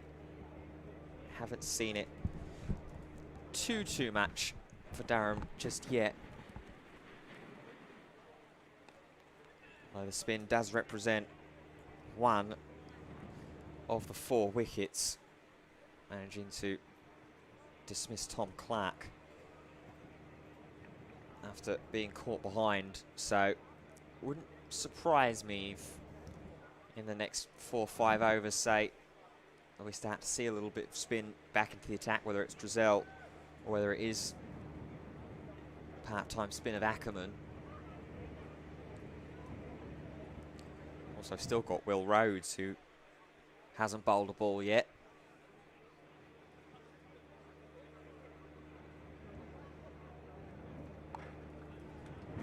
As Colleen is continuing on from where he left off, chaining these dot balls together. Tell you what's been noticeable, Ben, and I know you're a stats man, you've got your scorebook, and we've got James Keys in behind us clicking away as the stats man, is Durham's boundary count compared to Sussex is such a huge difference. I think there's been a lot of dot balls for both sides. I think Durham have really put away the bad ball, and that's been the difference so far in the game. Yeah, especially when you look at the importance of that first true partnership for Durham after that first wicket fell. Will Rhodes, I think the first 7 of his 8 scoring shots were boundaries or something of that vein. Get your green pen out. Yeah.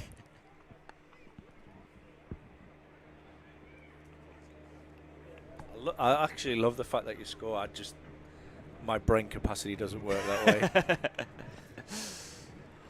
I'm too much of a nerd, that's what it is. Nothing wrong with that, mate. I'm all for it. I wish I could do it. I'm lazy and just rely on the apps. Last full of the Colleen over. Oh, beautiful way to finish off. And it is another maiden, the 3rd of the Durham bowling innings. So Sussex remain 92 for 4. Yeah, and that rate required now is starting to nudge 8 or over, so it's starting to get dangerous here for Sussex, because once it gets to that, and I really like this move, Cody Yusuf's going to come into the attack. This is good from Lees, going back to one of his strike bowlers to try and pick up the wicket, and probably of Hudson Prentice or one of these two, knowing that if he breaks his partnership, they're into the all-rounders, and then that rate will continue to climb. Yeah, it's partly that, and also part to just give James Minto a bit of an opportunity to cool himself down a little bit, settle himself. He might come back from the other end as well, come down the hill with the wind. So yes, that's a good option. But again, he's just having a couple of issues with umpire Pratt at this end as well about running on the pitch. So yeah, you're probably right, taking him out of the firing line a little bit. And that's where those senior heads that are out there that Ryan Campbell mentioned about earlier on in the day really pay dividends. Just having a brief little word with him, if that is the case, whether he's coming on from the opposite end as well, just settle himself down and not allow James Minto to get too deep in his own head. Yusuf nearly skids one through first ball. Hudson Prentice managed to knock it into the leg side. A lovely embrace between two Yorkshiremen, Will Rhodes and Alex Lees.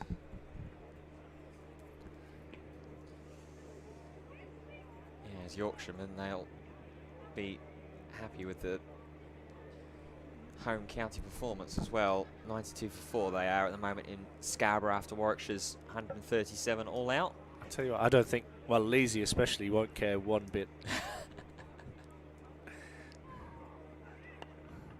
It's nice from Yusuf.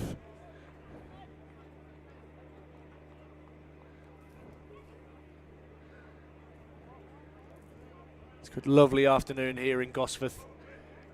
South Northumberland Cricket Club hosting this game. Lovely crowd in, weather's good. If you're going to be picky, it's a bit windy. But I guess you'll take the fact that it's not raining here in the northeast all day long. It's tucked away nicely by Carter out to deep square, and Will Rhodes will do the fielding again. Had a couple of drops of rain earlier, but that wind is really blustery and blowing through. Causes a few issues with the stream this morning, and we apologise for that, but hopefully we've used all of the technology at our disposal. We've got 3 pallets and a camera on that, so that's going really well. Who's that down there? Is it Ben? Loves being outside. Doing a great job on the camera. Oh, just taking the pace off that. Bit of bounce from Yusuf. Hudson Prentice almost throwing his hands and punching that one out to deep square. Tell you what, it's quite shocking the amount of times there have been some of those half opportunities where batters have almost dragged the ball back onto their own stumps. It's speak about statistics that are in play. It's almost a statistical anomaly that we haven't had one that has actually been chopped on. There's time yet. Ooh, that's genuine pace that from Yusuf. Tucked away off the hip. George drizzled as well to keep that down to just a single. In fact, it's off the thigh pad. As a batter, they're the ones you just, I think, get off of the words. You want that to hit the thigh pad, and, well, for me, avoid the love handle rather than the hip. Them cricket balls hurt, especially at 85 miles an hour, which is probably what Yusuf's getting up to at the moment. Yeah, something I don't miss too much of is being in the firing line of a well-middled strike. 96 on the board for Sussex. Oh no, and he's ducked straight into it. Finn Hudson Prentice. Gonna have to call for the physio, and they might need to change the helmet there. That was a fierce blow. Physio straight on. I'm sure he'll be okay, but that one didn't get up as much as Hudson Prentice thought, and he's ducked straight into that. A little test of the helmet and a little concussion test for Finn Hudson Prentice. Luke Robinson's running some drinks out onto the ground as well for the Durham lads. Yeah, always a slightly precarious scene whenever you see any instances like that, but Hudson Prentice right back up onto his feet and was... It was a nasty blow. He seems okay. Physio's happy for him to continue. It's another dot, another tidy over from a Durham point of view. Yusuf's bowled 5 overs now. He has 1 for 25. The Sharks require 215 to win from 27 overs at the best part of 8 runs per over.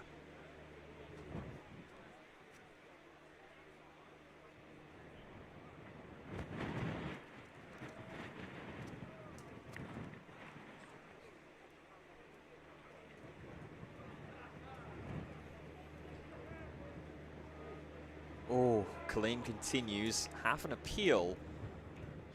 Hit the back pad. Yeah.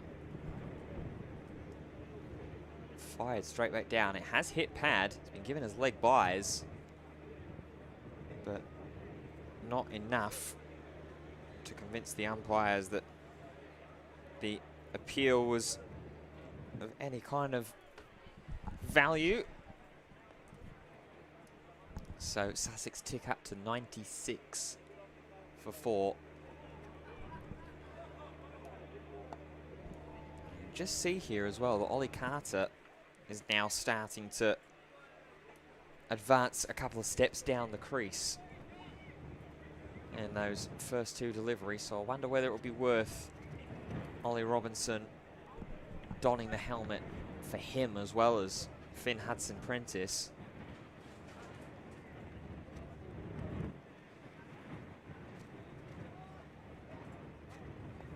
Big outside edge. There is Minto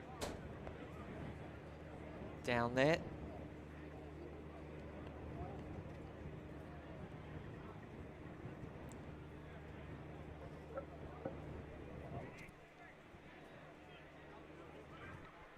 So Minto's going to make his way up back into the circle here again against Finn Hudson-Prentice. Face Colleen, who's had a good couple of overs. And immediately advances down the crease, gets himself the single, and gets Sussex up to 100. They've had to battle hard for it, and it's come quite a way away from where Durham picked up theirs. But still plenty of overs left in the game. From a Sussex point of view, so just over halfway.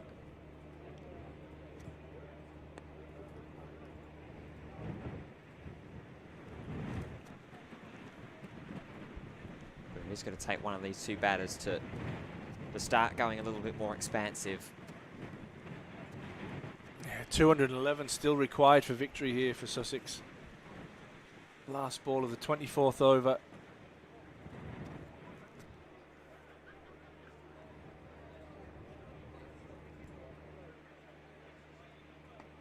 Carter squirrels one away through the covers. Going to retain the strike and end the over 101 for 4. Sussex still requiring 210 of the remaining overs to win. Another tight over, that from Colleen. Who's bounced back 6 overs now, 2 for 25. Cody Yusuf's going to continue. After this over, Ben, you can give us another comparison, another halfway Absolutely. comparison. It would be my pleasure. 101 for 4 here.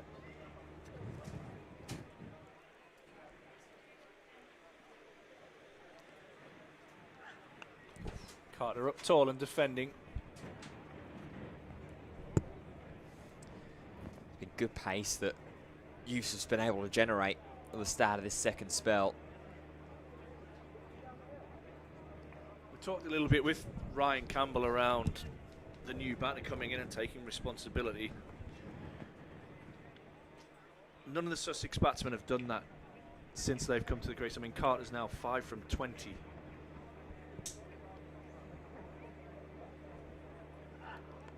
Another nearly drag on. You're desperate for that drag on. He's going to pick up a couple here, I think. No, they'll settle for 1. George Drizzle does very well at fine leg. Another single to Carter. 102 now on the board for the Sharks. Nearly at the halfway point here at South Northumberland.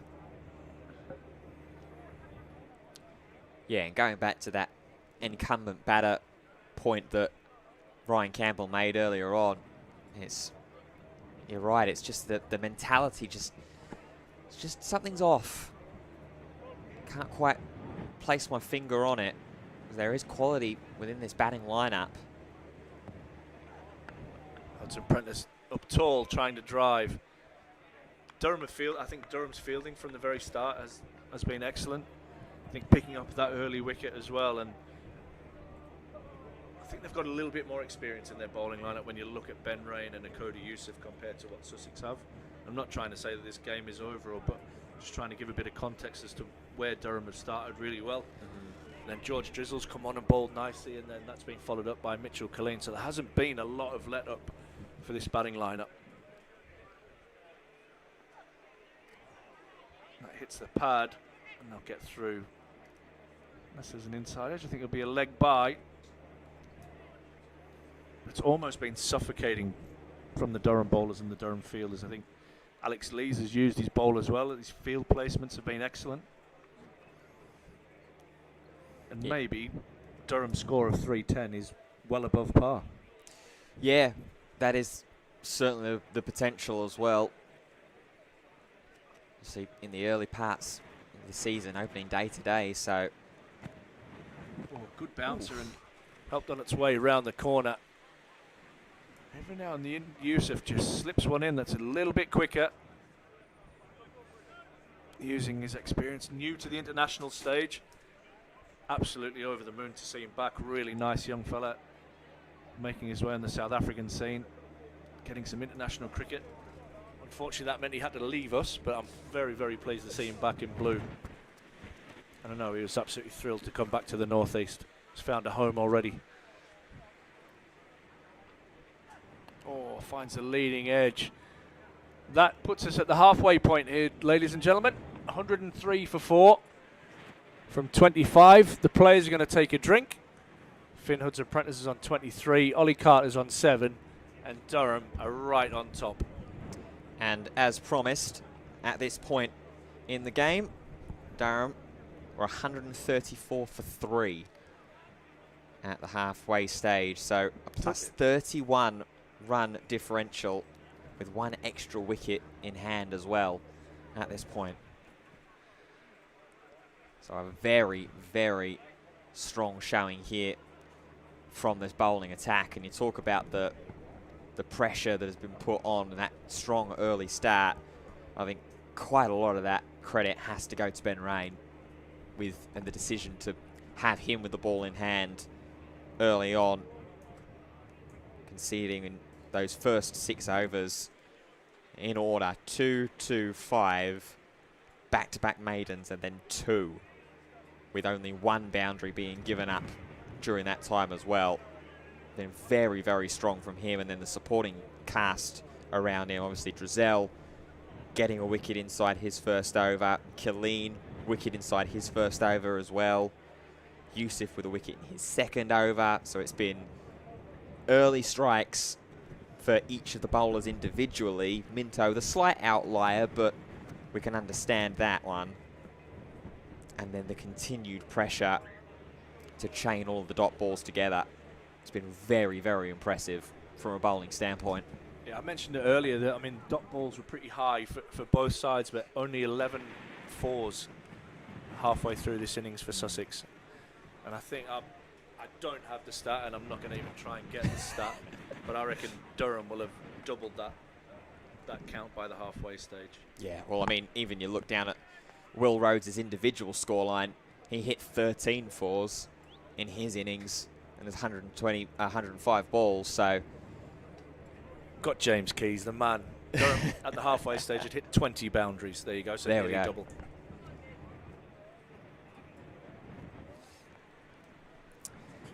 Going to resume from the drinks break, and it will be Mitchell Killeen will carry on into his 7th consecutive over. Sussex went with a very similar ploy, using one of their middle innings bowlers all the way through, but that was Archie Lennon and the leg spin. So going with more consistent pace throughout these middle overs as opposed to consistent spin. As trying to go big, chipped up. Oh, that was almost a spectacular take there from Ben Rain. Mitchell Killeen with his hands on his head for a moment. Drizel a little bit longer, because if that was taken, that would have been a real highlight reel moment on game day 1. Yeah, it'd have been a screamer. I'm not sure he picked it up at first, Ben Rain. That's probably the difficult thing in playing at the outgrounds, that sometimes your depth perception goes a little bit. Not trying to make any excuses for him. He'll have wanted to grab that catch, and it was a good effort, but that is a chance.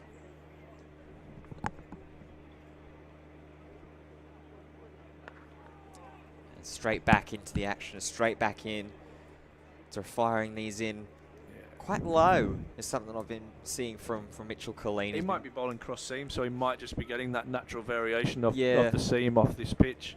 You've got Ollie Robertson standing up to the stumps as well, which I absolutely love.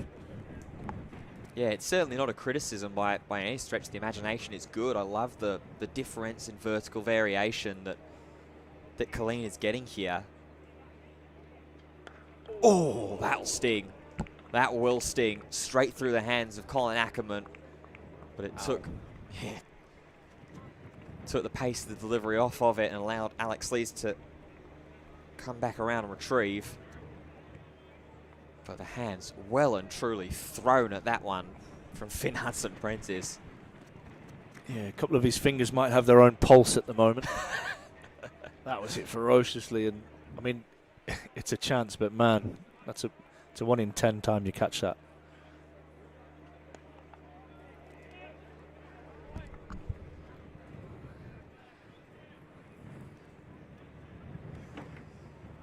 So coming up to the last ball of this 7th Mitchell Colleen over.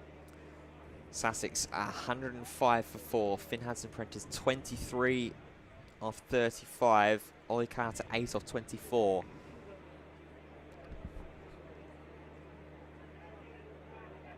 And Hudson-Prentice will squirt that away. It's a big let-off boundary and perhaps a little bit of pressure slightly alleviating there. Of the Finn Hudson-Prentice, maybe, just maybe, a little glimpse. End of the over, 109 for 4. Yeah, I was just looking at that run rate. It was up to 8.5 and over there until that last ball struck down to just over 8.4 now. So that's definitely something Sussex fans will want to keep their eye on. From a Durham point of view, they'll want to keep driving that up as much as possible. It's going to be Yusuf to continue.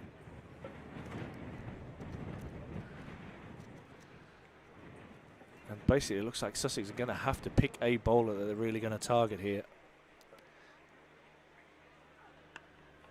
Yusuf right on the money. Great length, great line. Carter just happy to keep cruising along at the moment. Yeah, I also wonder in the back of my mind whether there's an intent or a mindset here from Sussex to potentially just wait for the spin.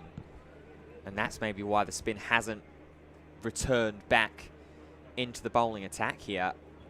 It's a risky ploy, that, because I think spin's been quite difficult to get away as well. So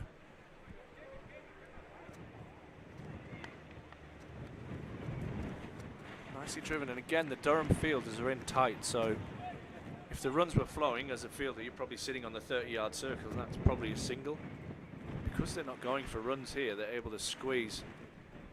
Carter's really, what is he, 8 from 26 now. Putting a lot of pressure on the Hudson-Prentice, who's 27 from 36.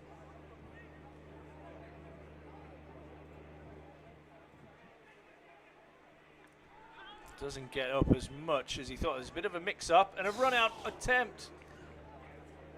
And a little bit of chaos again out in the middle. Good fielding by Minto. That might have been out with a direct hit. Yeah, it was close. Things starting to happen out there, and that is where some of that frustration can start to creep through with the pace of particularly Carter, who's on strike now, who's been scoring at 8 off 26, 8 off 27 now with that delivery. So maybe not quite the one-day scoring rate that you'd be looking for, especially with that plus 300 target. Loads up, and he's beaten outside the off stump. When you're at that now over halfway stage of the game with still just over 200 runs to find, one of these batters, I've been saying it for a little while now, needs to get going and get going consistently. It's hard, really hard to change that gear though. Slower ball driven and well fielded by Ben Rain. Excellent work from him. Keeps that down to a single. And we've been saying it through most of the bowling innings and the fielding innings, but we'll say it again because that is one of the biggest aspects, I think, where Durham have gotten themselves a strong foothold in this run defence is that fielding work. You know, in the Durham batting innings, a shot like that is likely going for 4. Yusuf in, back of a length, defended by Hudson Prentice. And really good from Amidio, go rushing in there, preventing a single. That ends the over. 27 overs done now. Sussex 110 for 4. Hudson Prentice 27. Carter's on 9. This run rate required is now starting to nudge 9 per over.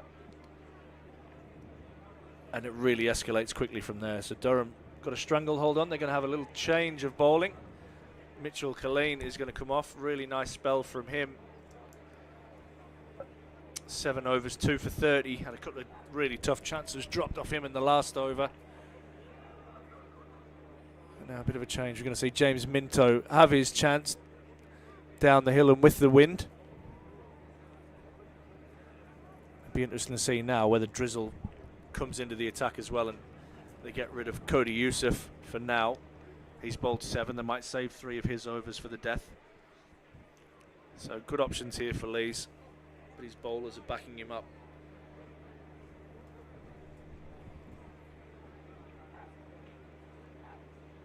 Oh, and immediately draws the swing and the miss out of Ollie Carter. Does Minto. Yeah, I think it's a great call, Ash. I mean, you called it perfectly with James Minto now having a look from this Grove end that he's bowling at now, which is the far side from where we are sat in the commentary position. And then maybe, like you say, try and get that spin back into the attack. As flat batted straight off the ankle of Minto. He'll carry it away for the 1 run, but it'll only be the 1. Tough lad. No limp. Oh, there's a bit of a limp now. Ooh. it's the adrenaline doing that. Put it on at first. That didn't hurt. That didn't hurt. And then, oh man, that does hurt. He'll shake it off. He's only a young fella. Yeah. Probably put me in a wheelchair or hospital. That.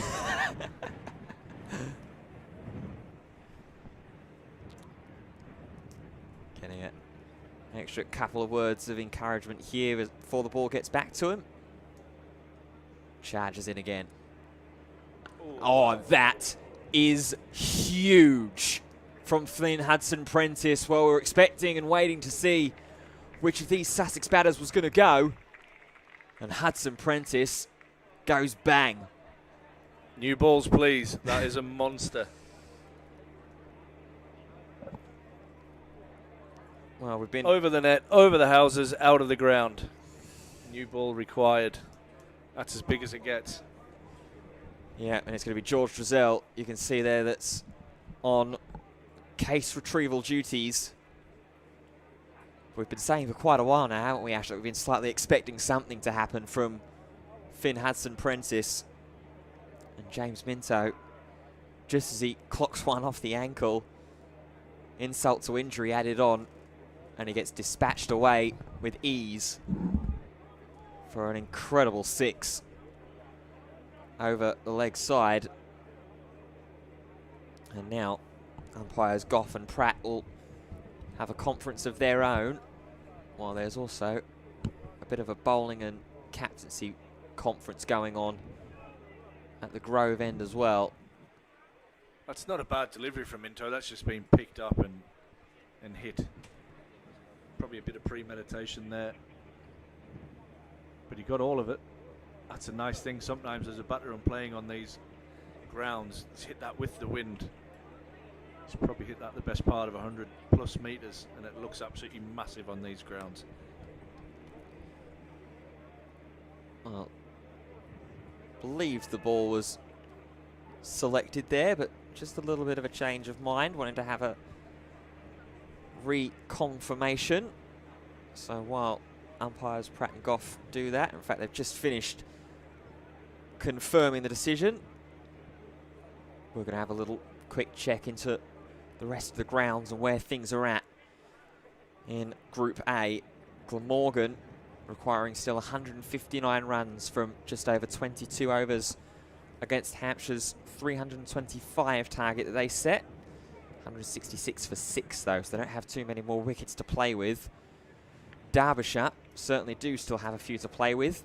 162 for 4 as they chase down 342. They've got just over 21 overs left to do it in. Essex chasing down 284 in the rain-affected game in Suckholm. They need 195 runs now as they've just gone up to 91 for 1.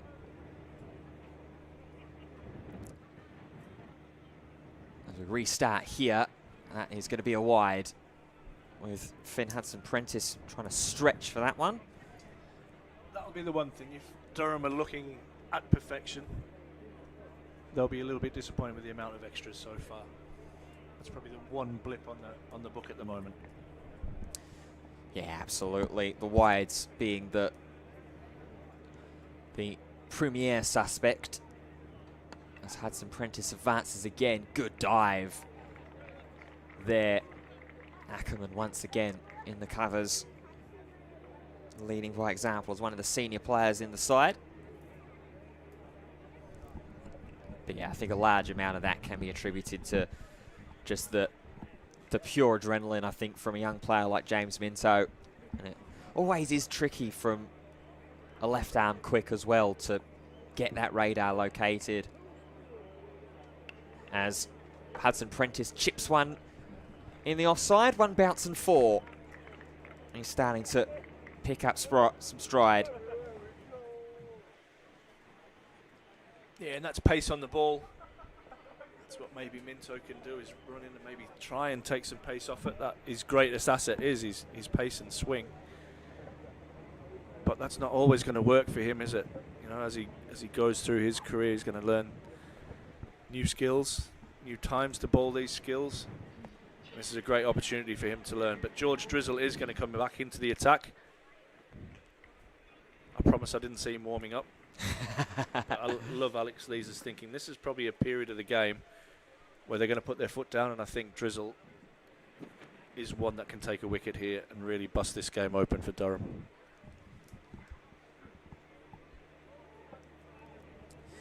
Yeah, and it will be interesting to see whether this is the point at which they attack.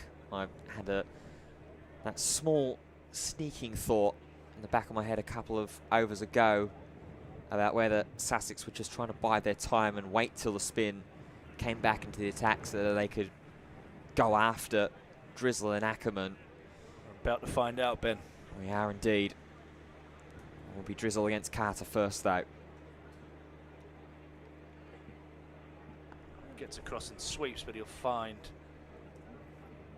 the sweeper out in the deep. Just the single.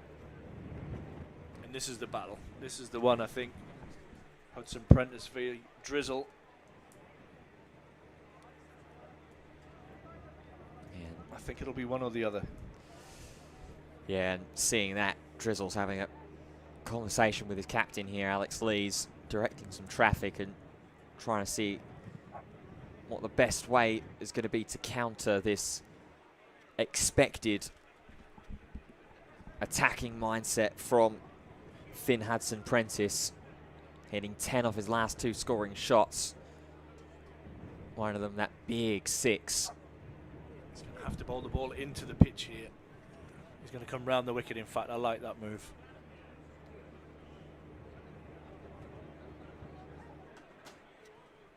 That's hit in the air, and it's not hit perfectly well, but it's hit well enough to go for 6. Thought Ackerman was about to take a catch. It's gone all the way. Nearly picking up the wicket there. But I think this is the battle. Yeah, it is indeed, and this is the slight advantage that Durham have also slightly manufactured for themselves. Oh, nicely bowled, nicely played by Hudson-Prentice. Tip to Cody Youssef at long on, and they're going to come back for 2. This is going to be run out by a mile. Absolute mile. Cody Youssef almost foxing there. Ollie Carter deciding that it was 2. Hudson-Prentice didn't run the first one particularly hard. Cody Youssef with an absolute rocket straight over the stumps to Ollie Robinson, and he was not in the frame. Gone by a mile, and that for Durham, you feel, is a huge wicket. Yeah, it's a huge wicket, but that is really unfortunately unavoidable if you're from a Sussex point of view. It's a real big throwaway opportunity just as Finn Hudson-Prentice has hit huge on his last 3 scoring shots. 16 runs from his last 3 scoring shots with 2 sixes and a 4. And then you go ahead and allow that to happen. Of course, the 1 run will still go through, but Finn Hudson-Prentice will have to return back to the dugout. 130 for 5. And Sussex still with a big mountain to climb. 181 runs still needed. That's criminal. Like, I can't believe that. And I'm not going to blame Ollie Carter either. I just think that Hudson-Prentice hasn't run that first one. I'll have to watch it again, if I'm honest, but just watching it live, Carter was always interested in 2 and Prentice wasn't. Cody Youssef's got an absolute bullet of an arm. And from a Durham point of view, they'll not be bothered either way. Yeah, now Drizzell is going to get his chance to bowl at the new man. It's Danny Lamb that we did see earlier, getting padded up and sat ready and waiting. Was effective with the ball, Lamb, and he drives nicely through wide mid-off and gets a boundary first ball. That's a beautiful shot to get underway from Danny Lamb. Yeah, that's gorgeously timed. Beautiful little off drive, pass through cover. I think it might have been Colleen that was trying to stretch and keep that one in front of him, but beautifully timed from the new man.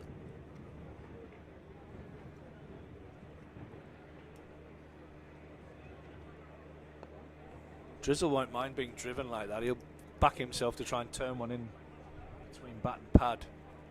But what a lovely way to get off the mark. 134 for 5.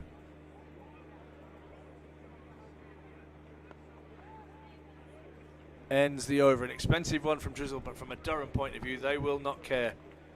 They've got the huge run out. Finn Hudson-Prentice, who looked like he was the one to get Sussex back into this game. 134 for 5 after 29. Yeah, it's a real shame from a Sussex point of view, because you look at this over on the last over, there's 24 runs off the last 2 overs. You know, they started to find themselves a little bit of momentum. Finn Hudson-Prentice looked like he was going to be the one that leading the charge, and now it's going to rest on the shoulders of Ollie Carter to pick up the pace a little bit, and Danny Lamb, who's obviously going to have been sent out there with the instructions of just score as much as you can and score as quick as you can. Tell you what it's done as well, it's probably given James Minto an extra over. He might have thought about pulling him out after 1 over there, but now that's just took the pressure off the captain a little bit. Does well. First ball up. And I know if I'm James Minto, I'm wanting to bowl at Ollie Carter and Danny Lamb and not Finn Hudson-Prentice. Yes.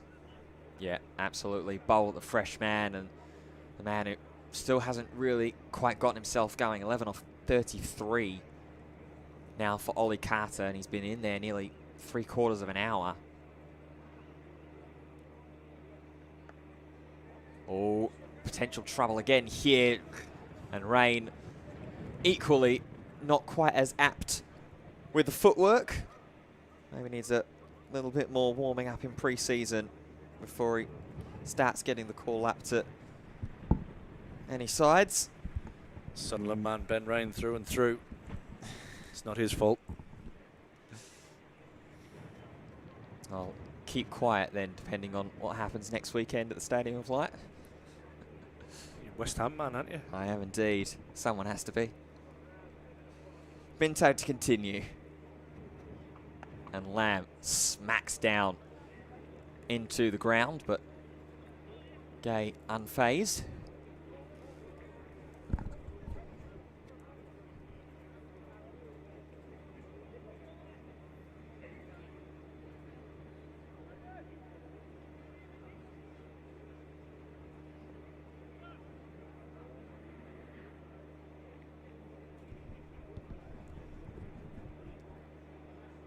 Oh, that one's popped up. Rain scurrying in.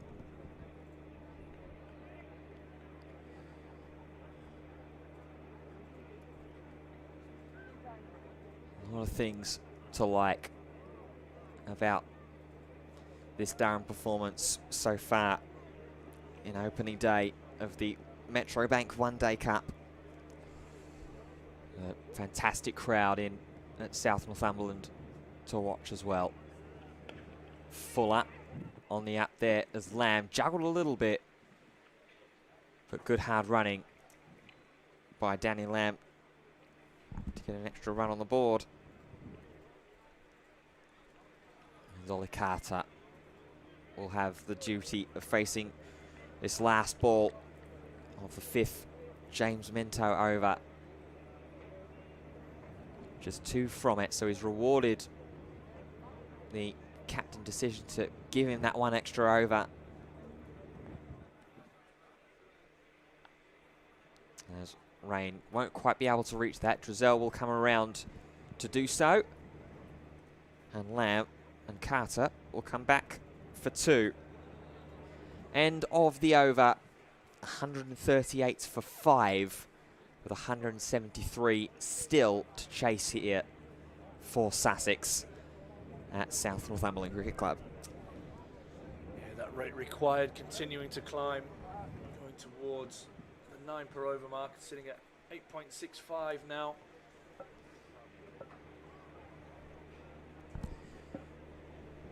And a lot on the shoulders of Carter and Lamb.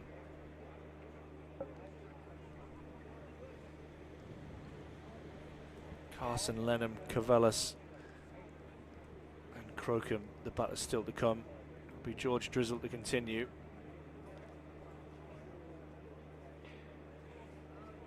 Danny Lamb on strike. Who sweeps and sweeps well. Just, I think, in front of the rope and gone away for 4. Solid slog sweep from Danny Lamb. Yeah, you could see that clear mentality of Danny Lamb at number 7. Just score as much as possible, chew into this required total. Nice line, good comeback that from Drizzle. Because this game still isn't completely over, of course. Sweeps again, and I think a bottom edge.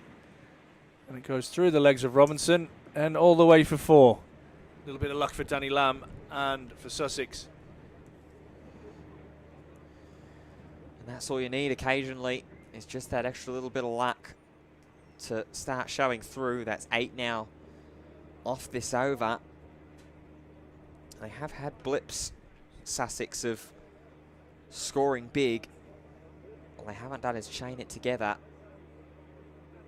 Can they start to do so now? Like I said a couple of overs ago, 24 runs off of overs 28 and 29. And then that 4-run over in the last one with James Minto. So still a little bit of potential pressure to build. Try and reply some of the good bowling work that Durham have been doing.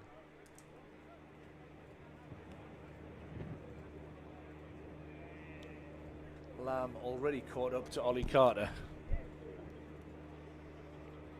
He's faced just 10 balls.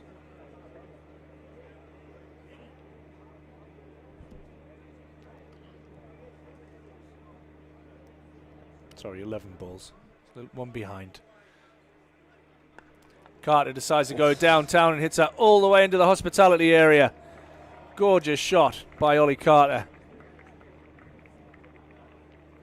Ends the over from Drizzle. Brings up the 150 for Sussex, 153 now for 5.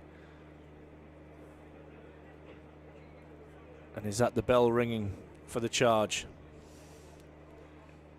It has to be, in my mind, and yet again it is the spin that it's come off of, so I wonder maybe whether this has been half of the plan all along here, potentially, for Sussex. Try and attack the spin. I would have loved Finn Hudson-Prentice to be one of the men doing the attacking, but Danny Lamb, give him a lot of credit since he's come into the attack. 14 off 11. Oh, as Minto is continuing from the Grove end and fires in a lovely opener up against Lamb.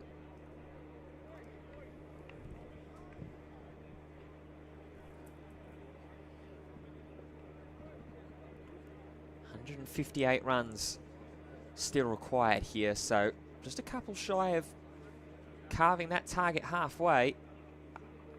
Shorter and cut down into the offside. One more run there for Danny Lamb.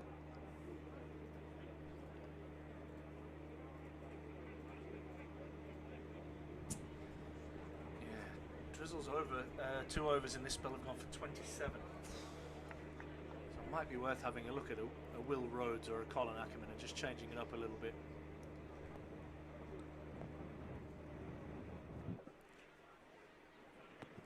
Oh, swing and a miss from Ollie Carter. Very nicely done. No ball. Oh, which means it's going to be a free hit as well. And that just saw Minto having a little look at the footholes. So, no ball chance and a free hit chance here for Ollie Carter. We know he's got the capability to go deep off the spin. What can he do against the pace? It's Lee's just having a little conversation with Minto about what he's going to bowl here as well from this no ball. As here it comes, free hit chance.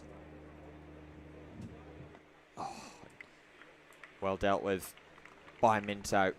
I don't think that's anywhere near where he wanted to bowl the ball either. No. That's Slotsville, Tennessee, that. Carter's missed out big time. Yeah, loaded up to send that one straight over the houses to the left-hand side of us. And this time tries to go for an off drive, gets the outside edge, but same result, gets himself 4 runs. Yeah, sometimes it's not your day, James Minto, a little bit unlucky there, thick outside edge, beating the dive of Ben Rain. And most of the time, once it gets into this outfield, it races away for 4. A little bit of pressure just transferred back onto Durham for the first time in a long time.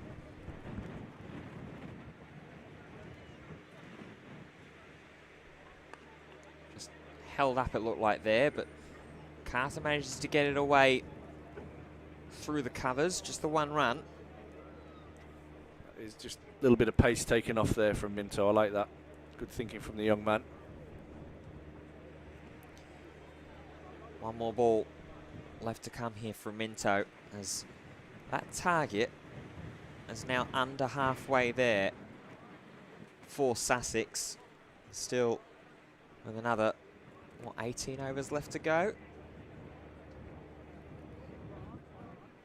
Certainly still a little bit of zip in the later stage of this game yet. Minto just going to reset himself here as well.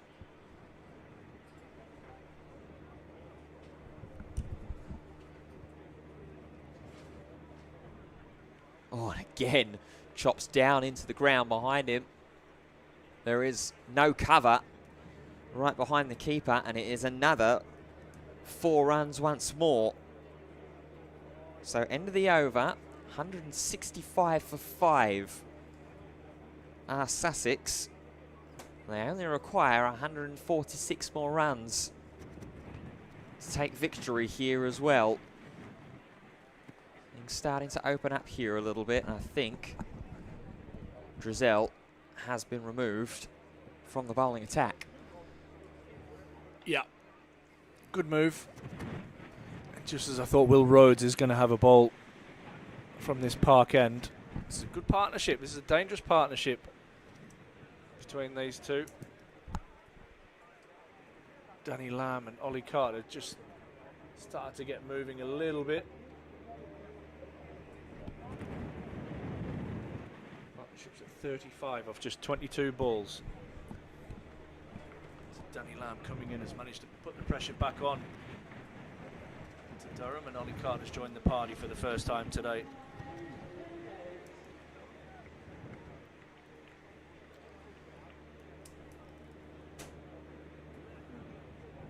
Will Rhodes.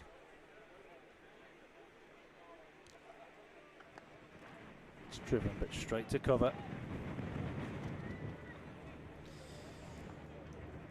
Yeah, big job for Will Rhodes here as well to try and help steady the ship a little bit off of that expensive 2 overs from George Drizel. 27 runs off the 2 of those overs combined. Nice length that from Will Rhodes. Be a single for Carter.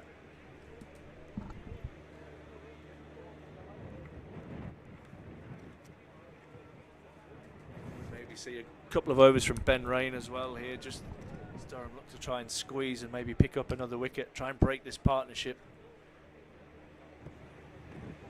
Yeah, I think that'll be one of the biggest answers here. If Durham can break this partnership within the next 3-4 overs or so.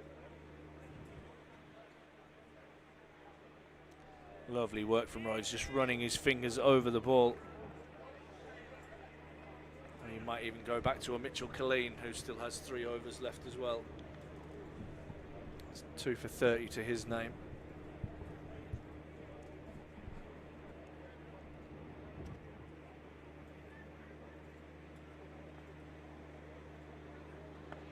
Short and slapped away through the covers. It's going to take some stopping. That's very good work by Hayden Mustard out in the deep. Keeps that down to 2. Very good work for Hayden Mustard indeed. Haven't seen too much of him. It's been predominantly a boundary rider for most of the game, but when he has been called into action, gee, he's been important. Really good work this from Rhodes. Just putting the brakes on here. Can he finish the over off? Every over that Durham don't go for a boundary is a win.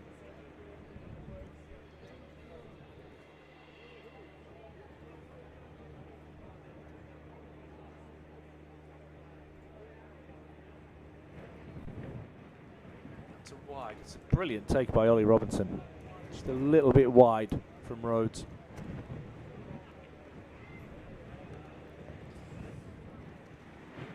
It's a shame because it's been a good first over from Will Rhodes here.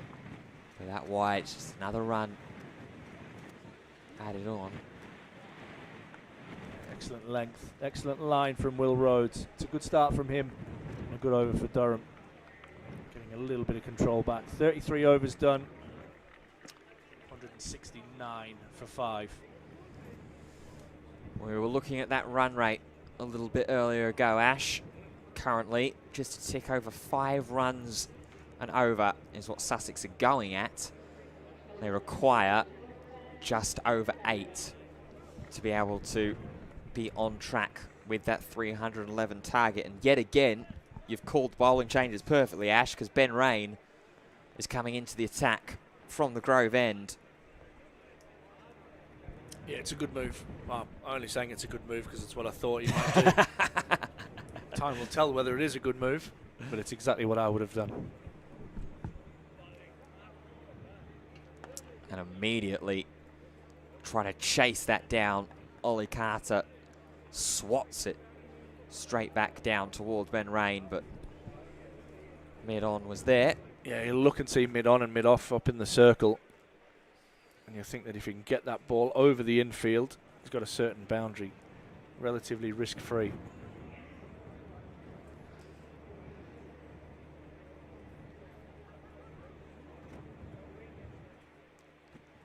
Oh dear. Oh wow, that is huge. huge again, this time off the bat of Danny Lamb, his first maximum of the innings, and I tell you what, he's causing some trouble with how freely he is scoring. That's 27 for him now off of 19 deliveries. His Route 1 strategy that he's come in with has been paying off very, very well for Sussex here. Now getting down to just 135 required for them to chase this total down. Yeah, second ball out of the ground, that one on the hip. Almost a free hit with the wind. Yet again, George Drizzell and the umpire are going to have a little look at the reserve ball case here as well. Two young lads retrieved the last ball that went with Durham coach Alan Walker. Hayden Mustard actually has the match ball. Lads have found that one as well. There you go. Good job, boys.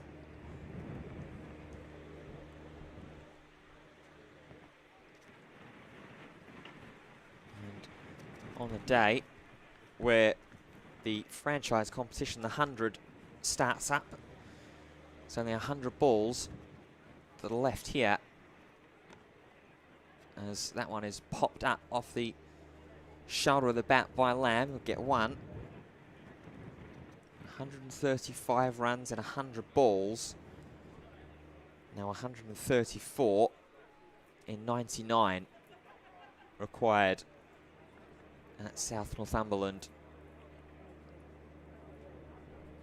As Ben Rain, veteran of the county game, comes in again. Oh, tries to go big. Huge appeal from Rain and Robinson in particular. It has hit pad, because it's going to go down as a leg bite. Yeah, a couple of steps down the pitch. Very difficult to give that for an umpire. Always the classic way that you try and take LBW out of the equation when you're facing up against pace bowling.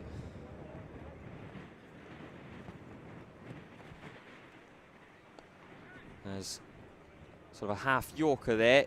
What Chopped a into shot. the ground and chopped onto for 4 as well here. Danny Lamb once again continuing on with this strong boundary scoring, and we were saying earlier on in the innings that it was something that was missing from the Sussex batting attack.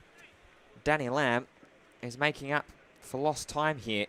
6 scoring shots of his have been boundaries, 5 fours and a maximum.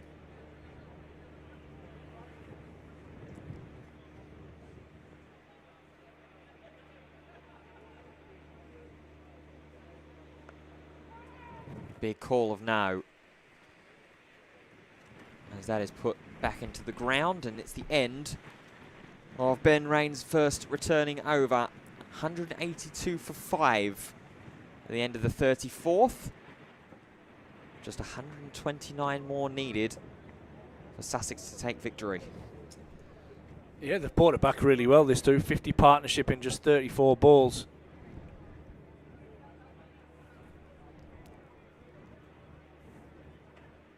Brought that run rate required down to just over 8 and over. And importantly as well here, Ash, as Rhodes comes in a bowl.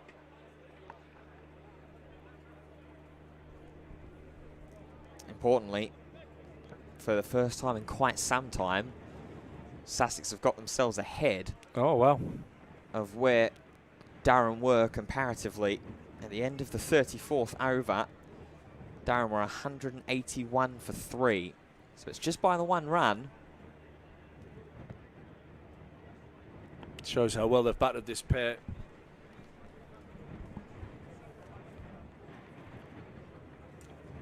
The other difference maker in that statistic as well is that Durham did have 2 more wickets in hand to play with by that point, where 181 for 3 compared to the 182 for 5.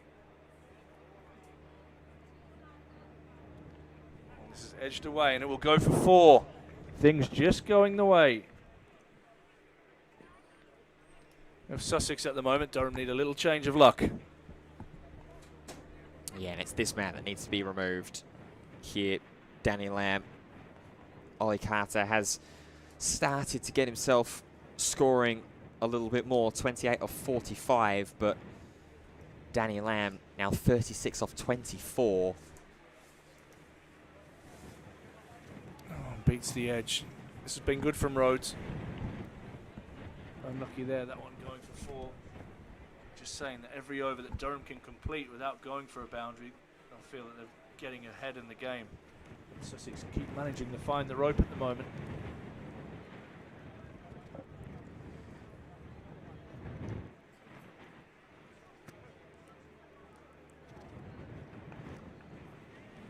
Right on the money. It's important for Durham now to finish this over without another boundary. I feel they've had a little win here. Rhodes just conceding 9 from 1.5 overs.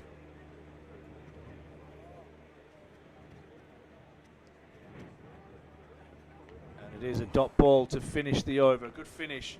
Unlucky to go for that boundary, but just 4 runs off the over. And a good one for Durham. 187 for 5. 124 to win from 90 balls. Yeah, massively important that Durham can limit as many boundaries as they possibly can before that second power play comes in as well. Because if that power play happens and Sussex get to sort of say sub 100 as the target remaining, they'll fancy themselves, if they maybe already don't, to get back into this game and get themselves a victory to take down South. Oh, bang. Rain. There is cover out there in the form of, I believe that's Ackerman on the boundary rope. It's hammered, that, wasn't it? Yeah, it was a hard hit. Lovely sound off the bat. Only Carter.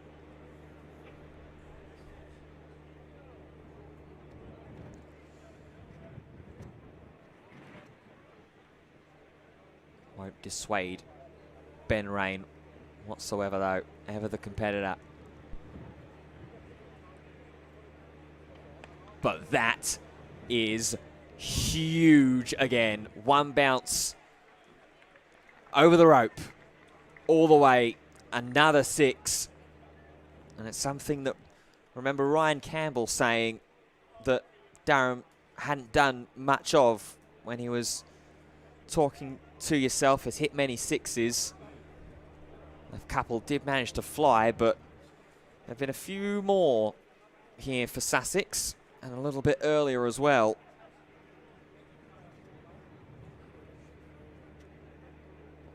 $194 now on the board.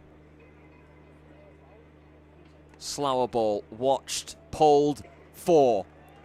Danny Lamb charging forwards for Sussex at the moment. He's 4 runs away from his half century. And this is getting imminently more dangerous. It was scary enough when Danny Lamb was scoring off of some of the other bowlers. And now he's starting to pick Ben Rain apart. It's great batting from Danny Lamb. He's absolutely changed the whole complexion of this game. 46 to his name. Just 29 balls. Better. A lot better there from Durham's point of view. And Lamb, I mean, take absolutely nothing away from him. He's been an absolute superstar. A spark plug for Sussex's rejuvenation when it all could have come crashing down after that run-out mishap with Finn Hudson-Prentice.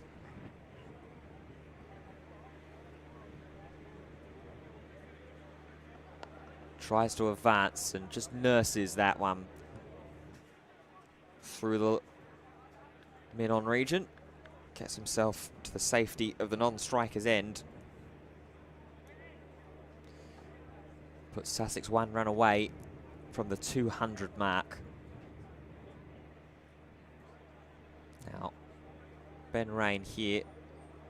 What's he doing? Pushing mid on back to long on. Pulling man up a little bit shorter through the kind of mid-wicket region.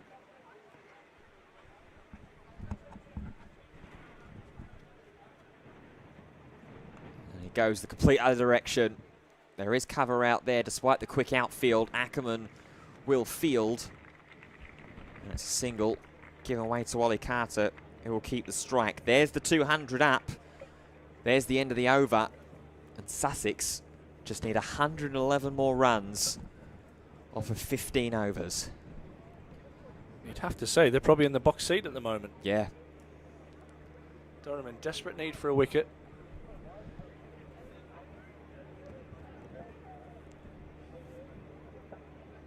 This surface getting better and better to bat on as the day's gone on. And this pair, as I said, 200 now for 5. Danny Lamb on 47.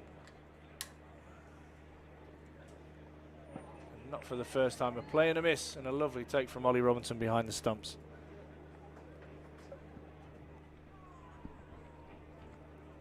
Yeah, just got to manufacture a chance or two out of some of the good bowling that is coming here from the likes of Rhodes. We mentioned about those 2 overs that George Drizzell conceded, and him conceding 27. Lovely punch off the back foot from Carter. Should just be the single. The last 2 overs, those 2 Ben Rain overs, going for 26. So it's been punches and bunches for the Sussex batters. And it's gone on them to a stage where they are potentially back in front. Nice ball from Rhodes. I'll think of a second as Drizzle charges in from long on and prevents that from happening. It's just a single. Yeah, good work from Drizzell there. My initial thought that there was potentially a second in that one if they wanted to run hard enough, but with the good aggressive batting they've done, they've got time now. This one's cut away and will be 4. Absolutely nailed from Carter. See a really conscious decision to target that side of the ground.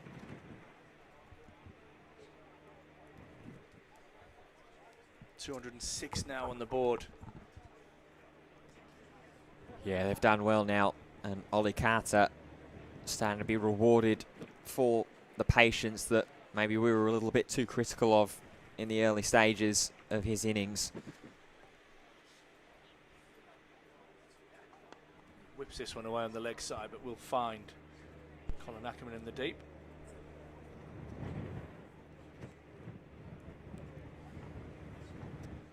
.36 off 51 deliveries now. It's this man, Danny Lamb, that's on strike now. That's the scariest one. 48 off 32. Finishes the over with a dot. This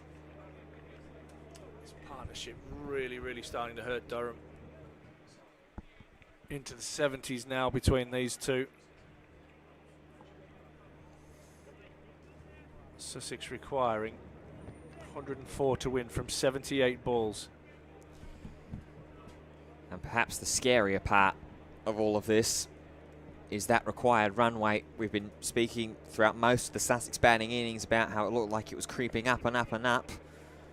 Well, it's now starting to creep down. Yep. Required run rate 7.89, so still closer towards the 8 runs and over mark than the 7 runs and over mark, but slowly but surely it is starting to decline a little bit, and Sussex meeting at level as well, going a tick over 5.5 runs and over at the moment.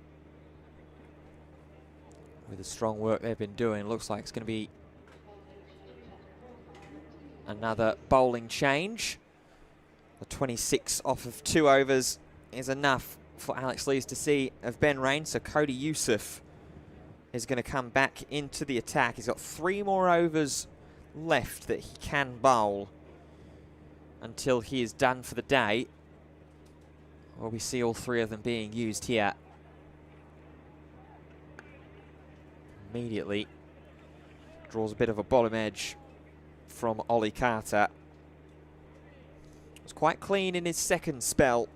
Was Cody Youssef, 3 overs, only going for 8 runs, no wickets in that time.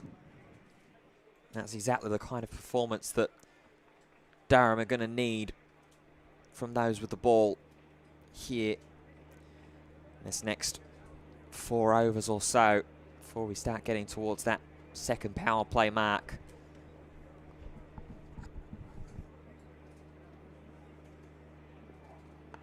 Driving on the up with a bounce. Ackerman is there. There'll be 1 more run.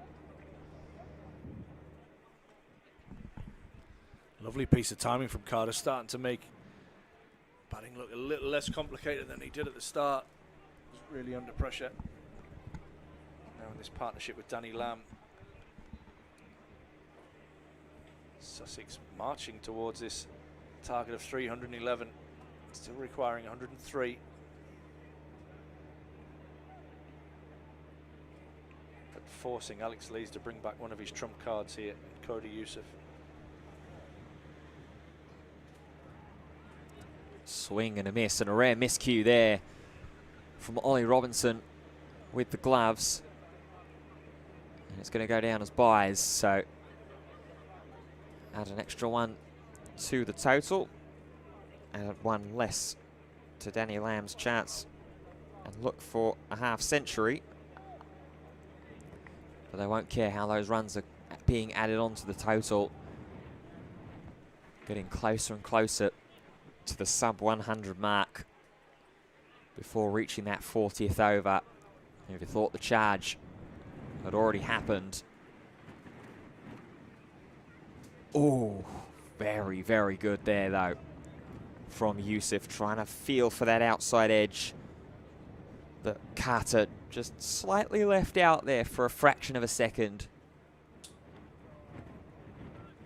Yeah, if you thought the advance at this point was something fearful to behold from a Durham point of view, the partnership's still intact by that 40th over. Just wait till the scoring starts flowing at that point, because then Sussex will be really, really backing themselves.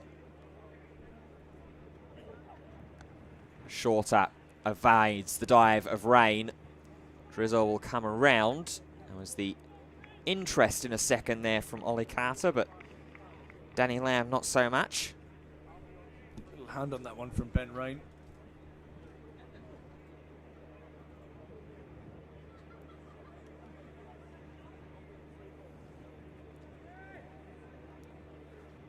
Now, what do you do here if you're Cody Youssef? Do you allow the opportunity of a single for the sake of the run total but keep Danny Lamb on strike? Or do you offer him the chance at multiple to try get at Carter?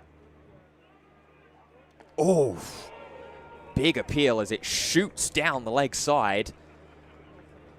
Looks like there was bat on that of some description. It's gone down as runs, and it's going to be the 50 up for Danny Lamb. Maybe not the most conventional way of bringing the half century up, but he won't mind at all. A vital performance from the Sussex number 7 as the over closes, and it's 214 for 5. Wow, so close to a wicket, but a great milestone that for Danny Lamb. Thoroughly deserves his half century to turn this game on its head. His stay at the crease, 52 from 35.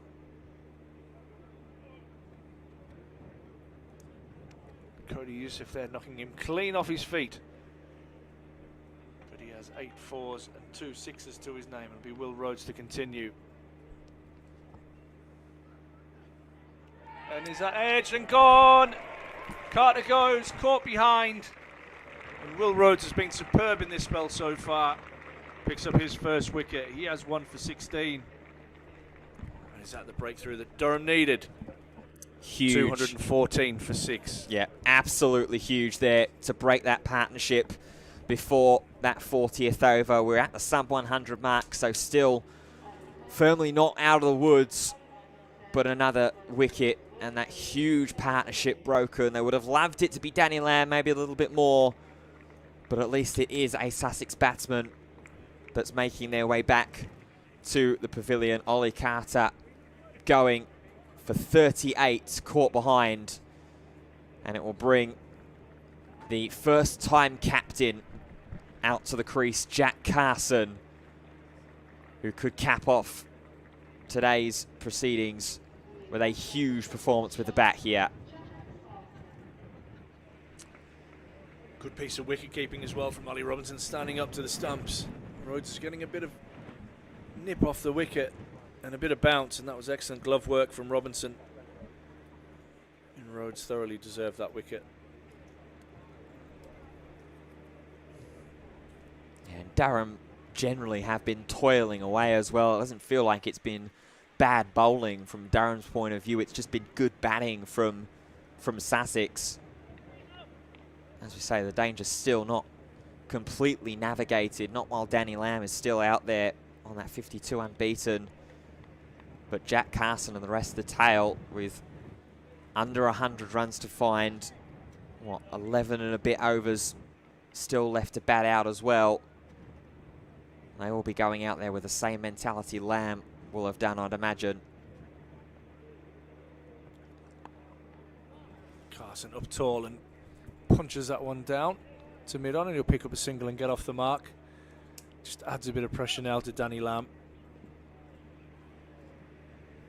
Had a good ally there in Carter. That partnership of 84 ended there off 59 balls. Rhodes hitting the splice of Danny Lamb's bat. They do have the opportunity just to take a little bit of time to establish this partnership. Again, what Sussex can't afford now is to lose Danny Lamb, who's been superb so far.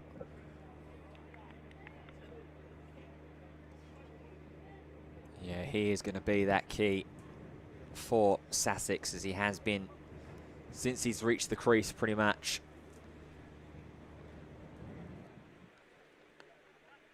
Defended back down the wicket.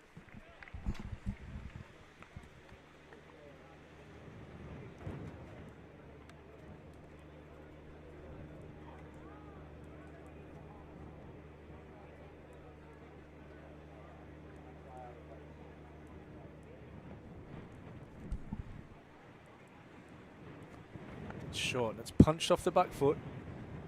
Danny Lamb just seems to identify at this moment can't afford to lose both batters that were in and going. This is where Carson really needs to step up for his team. He's the leader for the first time today. He needs to pick up from where Carter left off and create another partnership with Danny Lamb here.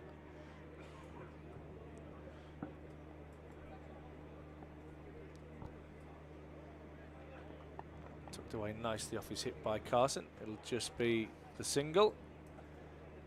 That ends the over, a successful over from Will Rhodes. Sussex 217 for 6. Rhodes has 1 for 19 from his 4. Danny Lamb at the crease on 53. Carson is on 2. Magic numbers, I guess.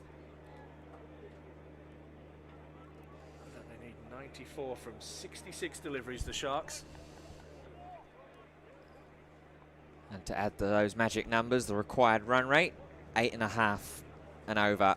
Currently, Sussex are at 5.5. Mitch Colleen going to come back into the attack from the Grove end. Oh, and immediately getting quite nicely, and once again, a half opportunity for the ball to get chopped back onto the stumps. You haven't got your drag on yet. There's still time, still plenty of time for it. In fact, correction around the ground, it is Cody Youssef that is continuing from the Grove end.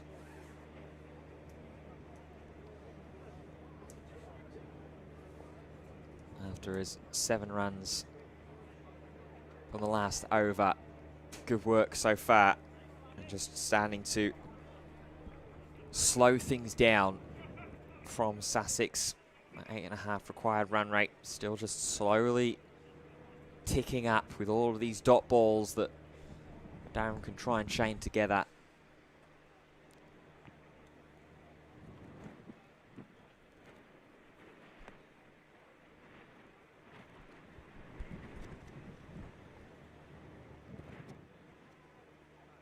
Shorter ball, and again, swinging at it straight into the turf. Still no drag on. Still no drag on.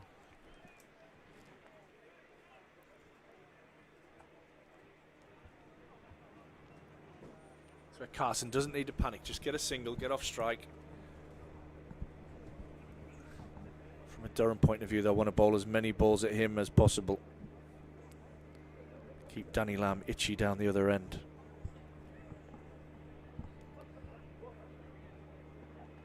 Up in the air, just out of the reach of Youssef himself. Yeah, that is one of the big things for Carter. I'm sure he'll be feeling it even more to a slight extent because of that first-time captaincy.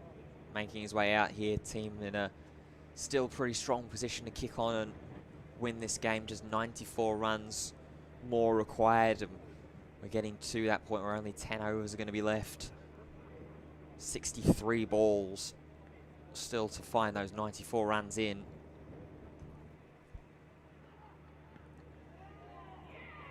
Big yell of exertion there from Youssef as clips past the pad. Leg by again. Conceded. And Carson, one way or another, has managed to get himself to the safety of the non-striker's end. Gives Danny Lamb a bit of a dilemma here. He's only got 1 ball, so does he just get a single and try and get strike for the next over, or does he try and finish this over with a boundary? Yeah, I think the smart play here is to try and get that single.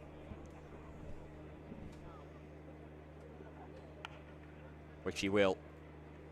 Good work there from Danny Lamb as Ackerman fires the ball back into Robinson.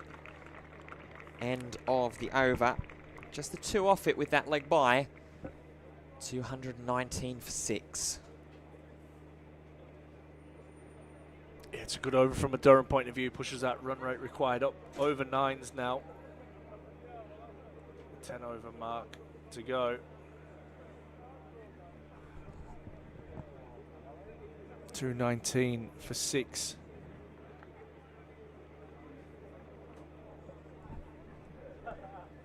Balls, 92 required. Will Rhodes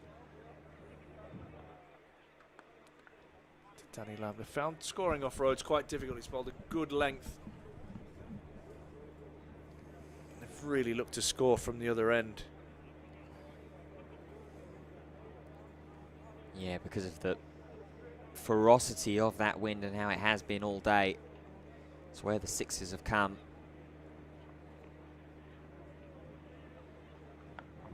Good cramping up Danny Lamb there from Will Rhodes.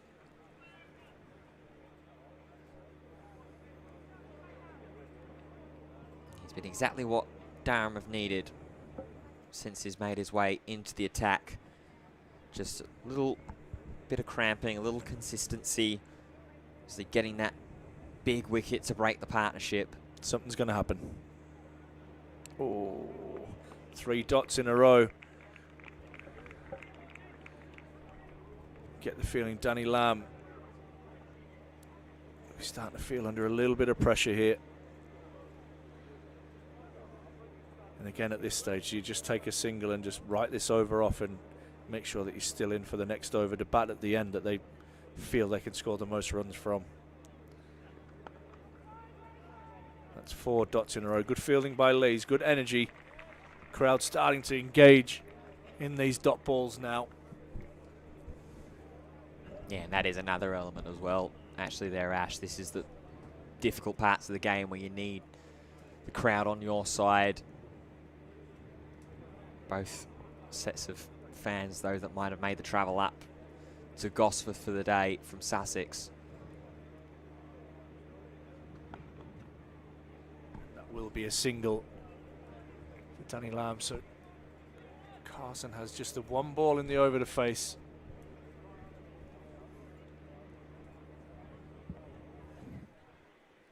It's 91 from 55.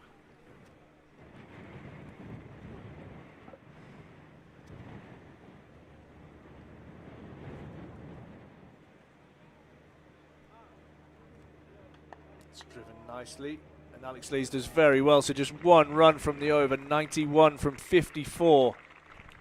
And a good couple of overs from Durham since the wicket.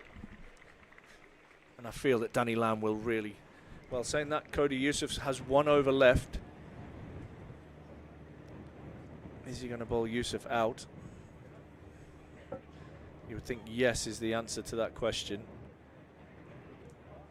Do Sussex just sit on this over and try and see off the South African overseas, or do they target this over and risk it? All the questions, fortunately, that I can ask, but I don't have to answer. Well, one of them will be answered. Cody Yusuf has taken the ball in hand, so he will bowl out in this 42nd over, his 10th and final over. So then the question transfers over to, once he is done, who's going to take over duties from the Grove end? Will it be Minto? Will it be Colleen? Ben Rain still has 2 overs left as well.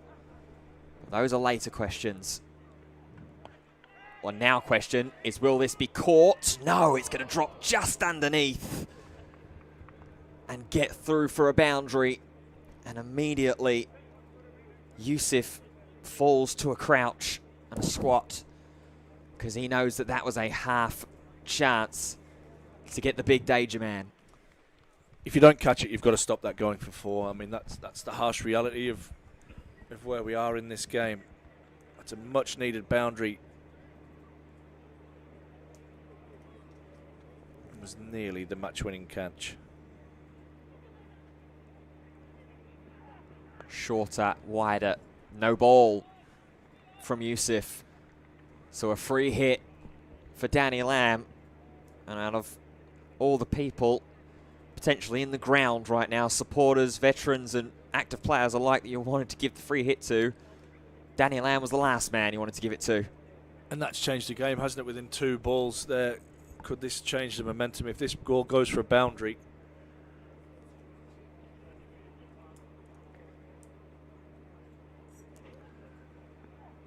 And it does Swing, go for a boundary. It will. Top edge, 4. Takes the total to 230. And just 81 runs more required. And is this over potentially the deciding over for Sussex to start to run away with this? Still a little bit of time. Still wickets to find. But can Durham find them?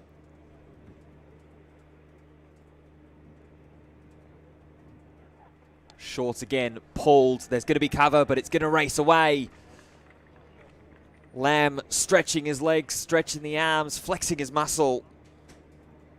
This is a huge over for Sussex here. 77 now required from 51 balls.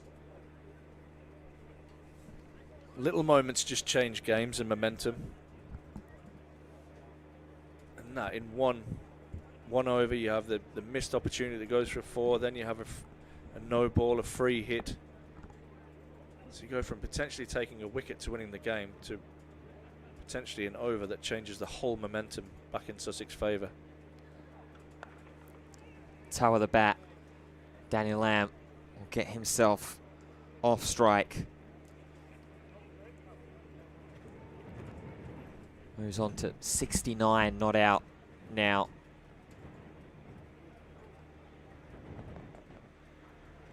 .68 not out from 49 deliveries. Carson still on 2 from 8, but he has fulfilled primarily the supporting role.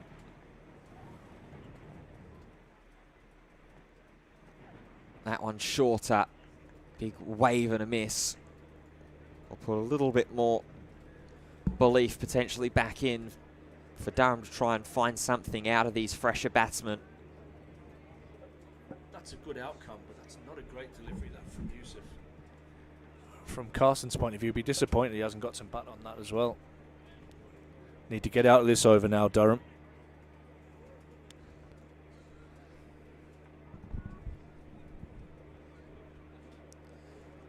Well, they've only got one more ball to close off Cody Yusuf's outing. And it's a full banger. And it's pulled into the leg side. Minto will do the fielding. It will be 1, so Carson will retain the strike. But it is a very, very expensive over. 16 runs off of the final Cody Yusuf over, compounded by 3 fours and a no ball. And it's just 75 more runs that Sussex require to win the game. Yeah, huge over. Danny Lamb. Superb so far today. 75 from 48 balls.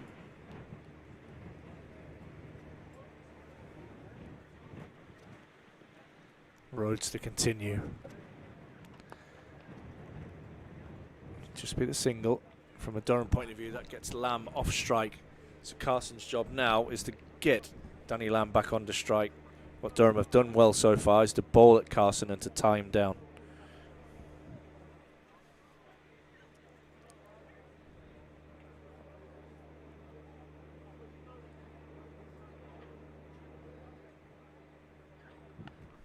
This one's hammered away off the back foot by Carson.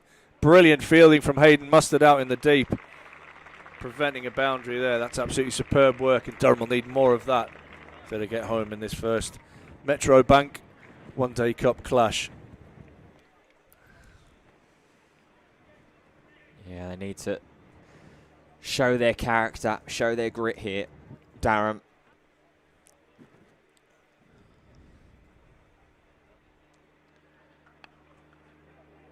Lees does well, getting around, preventing that one going for a run. Dot balls are precious here. 72 required.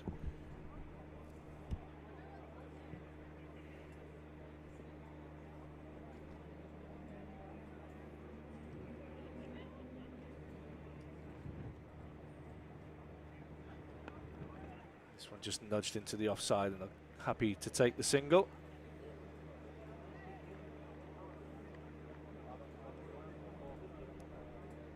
Lamb back on the strike. 2 balls left in the over. Just a 4 off the over so far. Rhodes has been excellent. 1 for 24 for him.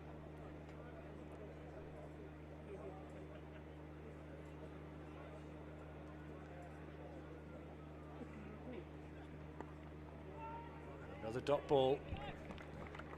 It's been excellent from Will Rhodes.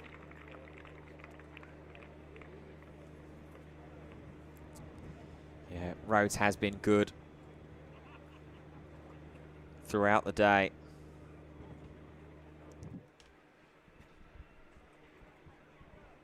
Nudging 4,000 on the stream at the moment. Thank you for watching. And this is up in the air.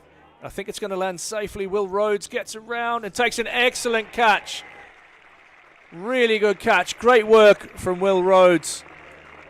And Jack Carson, the skipper, has to go caught and bowled for just 4. Durham pick up their 7th wicket, 240 on the board. Sussex still needs 71 to win from, what are we, 42 balls. Yeah, just again a huge thanks to the 4,000 that are watching. Yeah, wow, that's incredible numbers, first and foremost. Thank you to all of those that have shown support, Durham colours, Sussex colours, or otherwise as a neutral. But what another huge breakthrough, and well-deserved as well, it must be said, by Will Rhodes. He's battled so hard towards the middle ladder stages of this Durham bowling innings.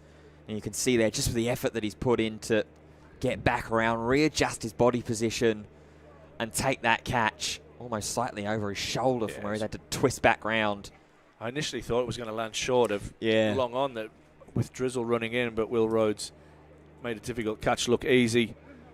Yeah, isn't it YouTube? Like and subscribe. Don't forget your like and subscribe button. Ring the bell for notifications. Please, I get paid for every like, so yeah, keep them coming. But no, in all seriousness, if you could, again, just thank you. Huge thanks to the media company and all the Durham staff for making this event possible up here. I had to battle a huge storm yesterday. Well, everybody but Stevie. Stevie decided to take the day off and leave all the lads in the trenches. But to everybody who's made this game possible here today, we've had good weather. We've had issues all day, but we've managed to get some really good cricket to you guys. I hope you've enjoyed it. There's lots of comments now saying that the pressure is on Lamb. Well, I think it's been on Lamb for quite a while. 240 for 7. James Minto will now be feeling some of that pressure as well as he's into the attack.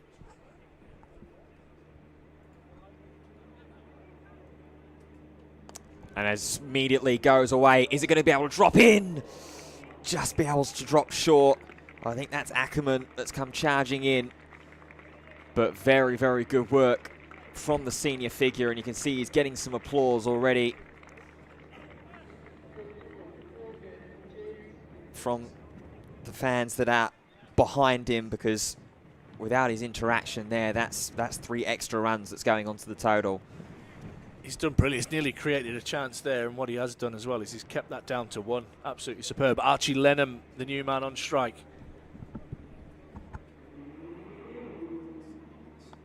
And immediately off the mark as well, just hops up over the ball and dabs it into safety. Good bit of keeping from Ollie Robinson. No doubt gets an apology from Mitchell Killeen there. Just what you need after you've scored 100. You've got through the best part of 250 squats in the day, and then you get a throw right at your feet.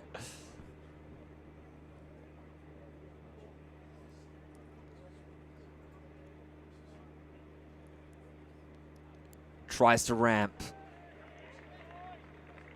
Durham won't mind that shot. He's been so strong hitting the ball on the leg side. If he's looking to get away from that, Durham will be happy. 69 from 39.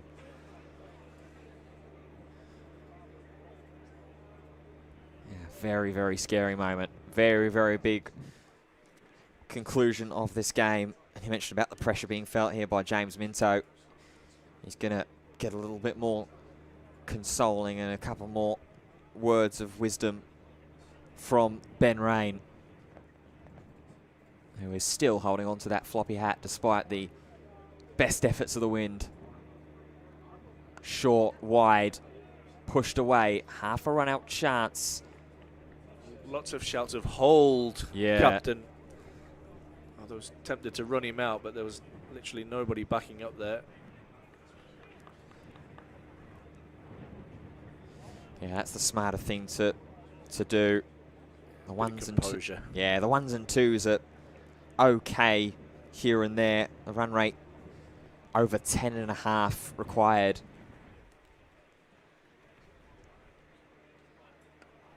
As Lenham pulls this one just in front of Mustard, who did make it look a little bit awkward. Oh my goodness, you can tell he's a wicket keeper.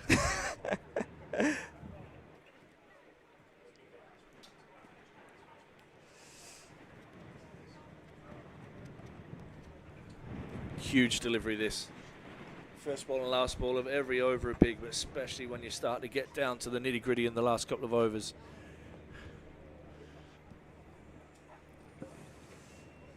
How's your nerve? toe end of the bat gets its way to George Drizel.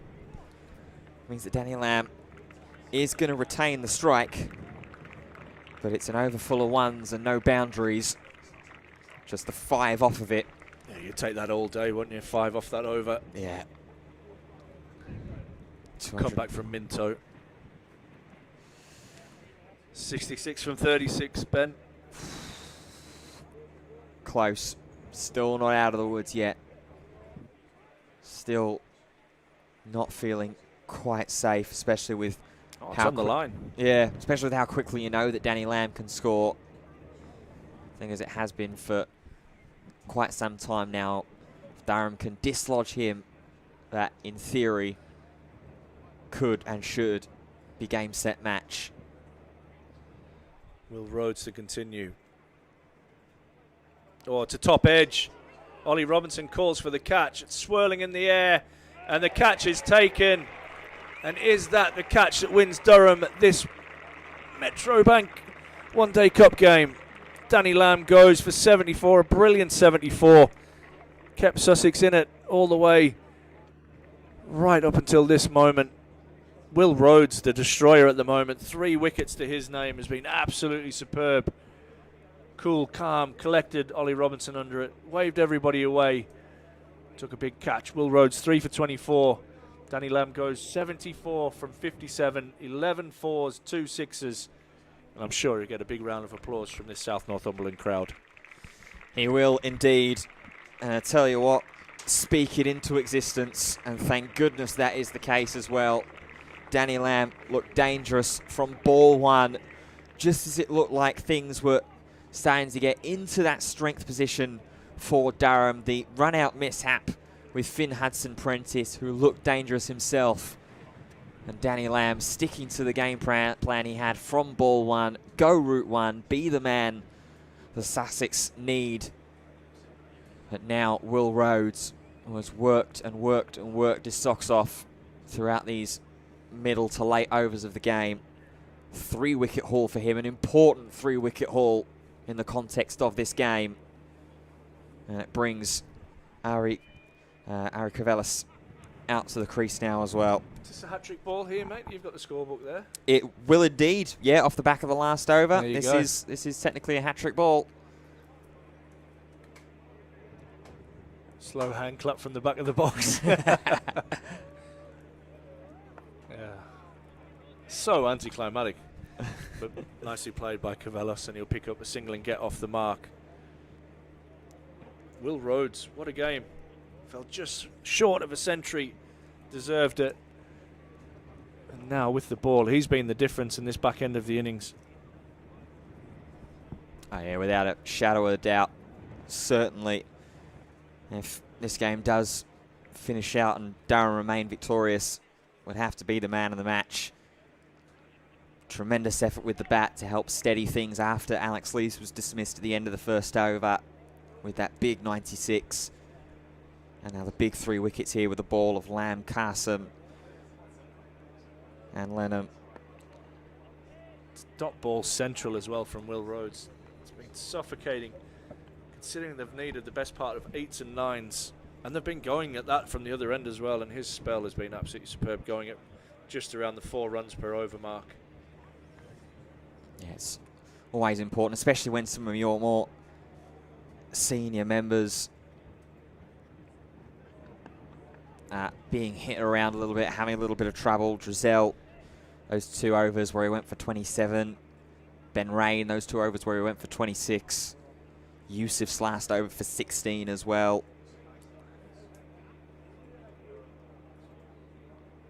Yeah, superb stuff. Those bowlers did very well. They put Durham in an excellent position. And then that partnership, especially from Danny Lamb.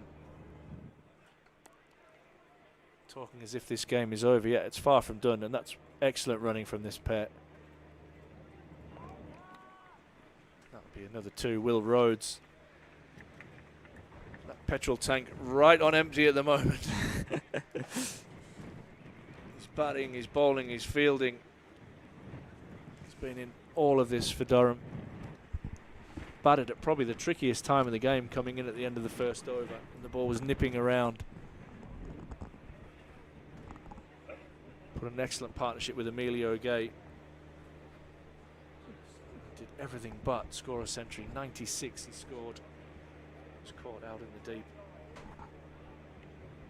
I think a few of our Sussex viewers may well have left the stream. Numbers have plummeted down to around the 3,000 mark. It's a nice shot there from Cavallas. Pick up the single. Out into the deep.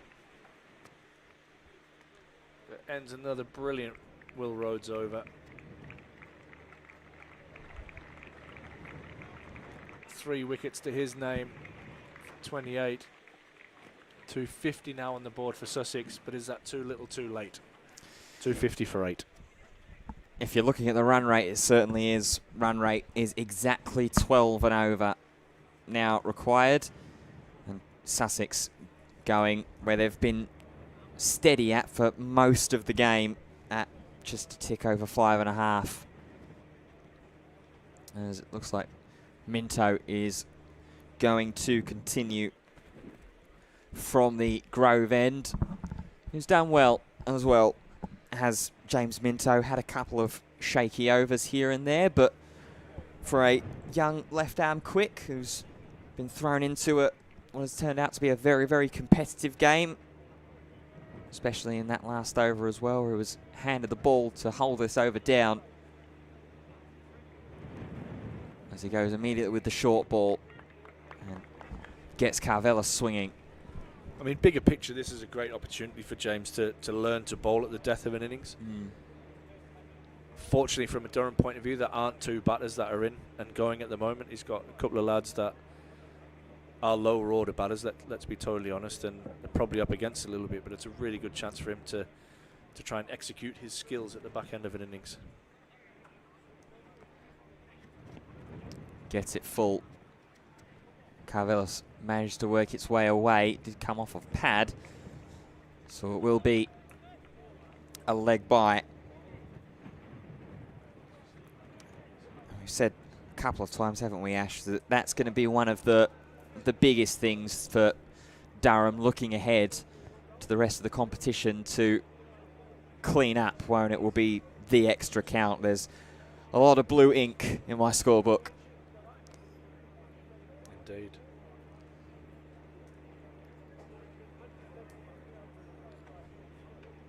As that is swatted away through the leg side. There is cover there. So it will just be the one. He's had a lazy day grazing out there, Emilio. I reckon he's fielded 5 balls in the whole innings. Keith, have you got stats on that? What Distance. a day he's had. He's just out there in the sun having a chat to the crowd. Yeah, not a bad little way to spend a Sunday. And if you haven't had plans already previous to this opening day, as flat drive from Carvelis will score an extra run. And if you haven't already or hadn't already made plans prior to watching this opening day of the Metrobank One Day Cup, so come and watch a game live, please go ahead and do so, because it is absolutely fantastic competition. Senior and youth members of all the respective sides on display. As that is a really nice shot there from Archie Lenham. It is the first boundary in a while, and maybe slight out of earshot, you might have heard just the minor groan from Ash Thorpe there. I just thought on the back of your magnificent sales pitch of the Metrobank competition.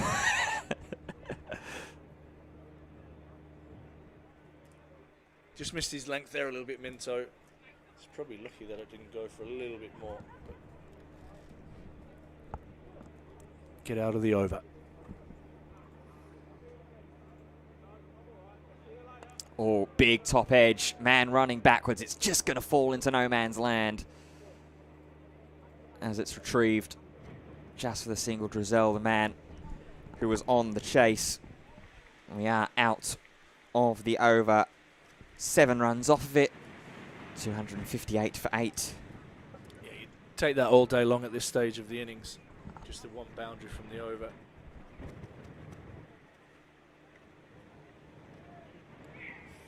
Three from 24.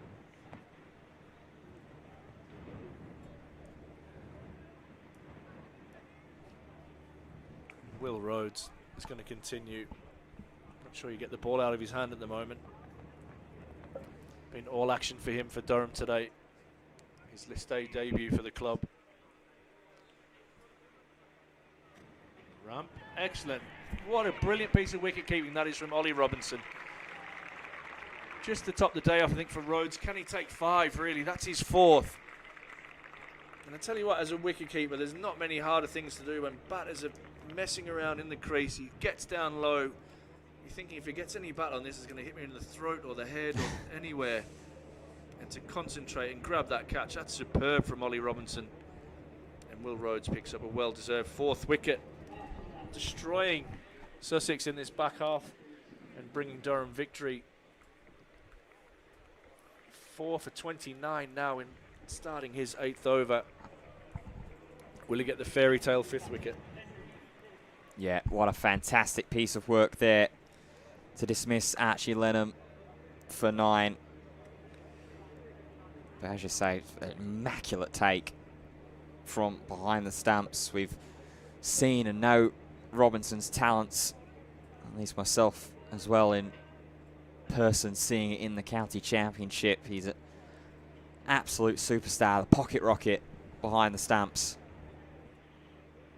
And he's had a good day behind the stumps as well, on the back of 100. Yeah. List A best figures for Will Rhodes as well. Absolutely superb day for him.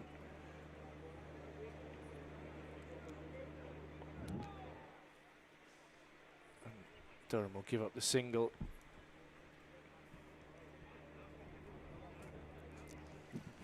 As Crocombe is the new batter. Off the mark immediately, first ball.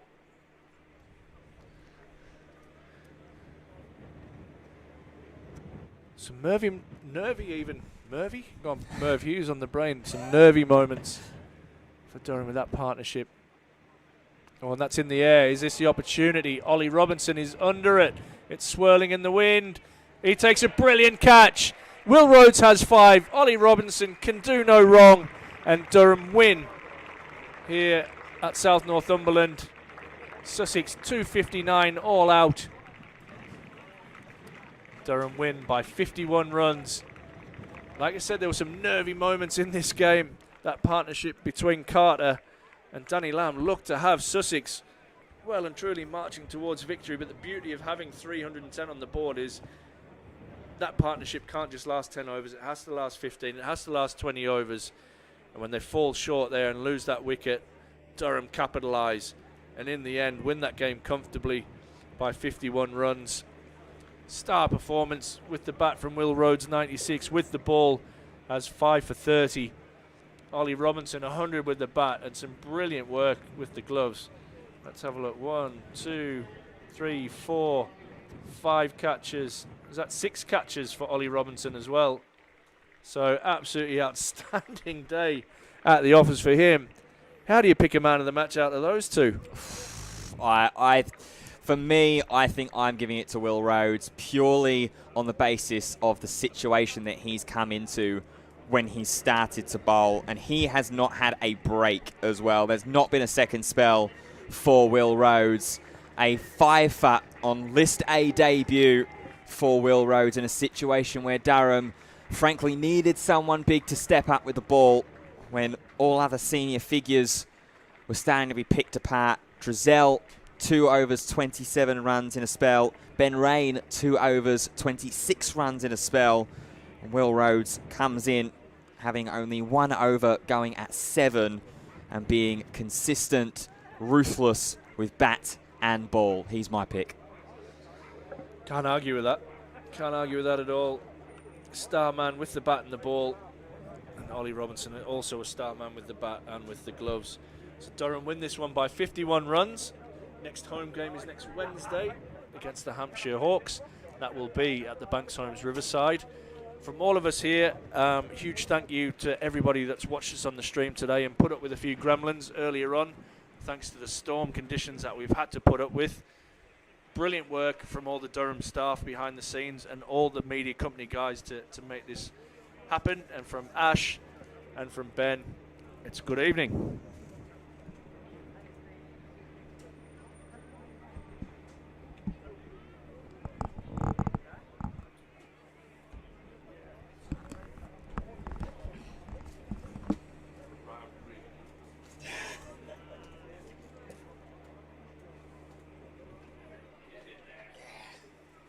Thank God for that.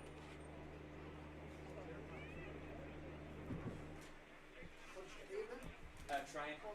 Yeah.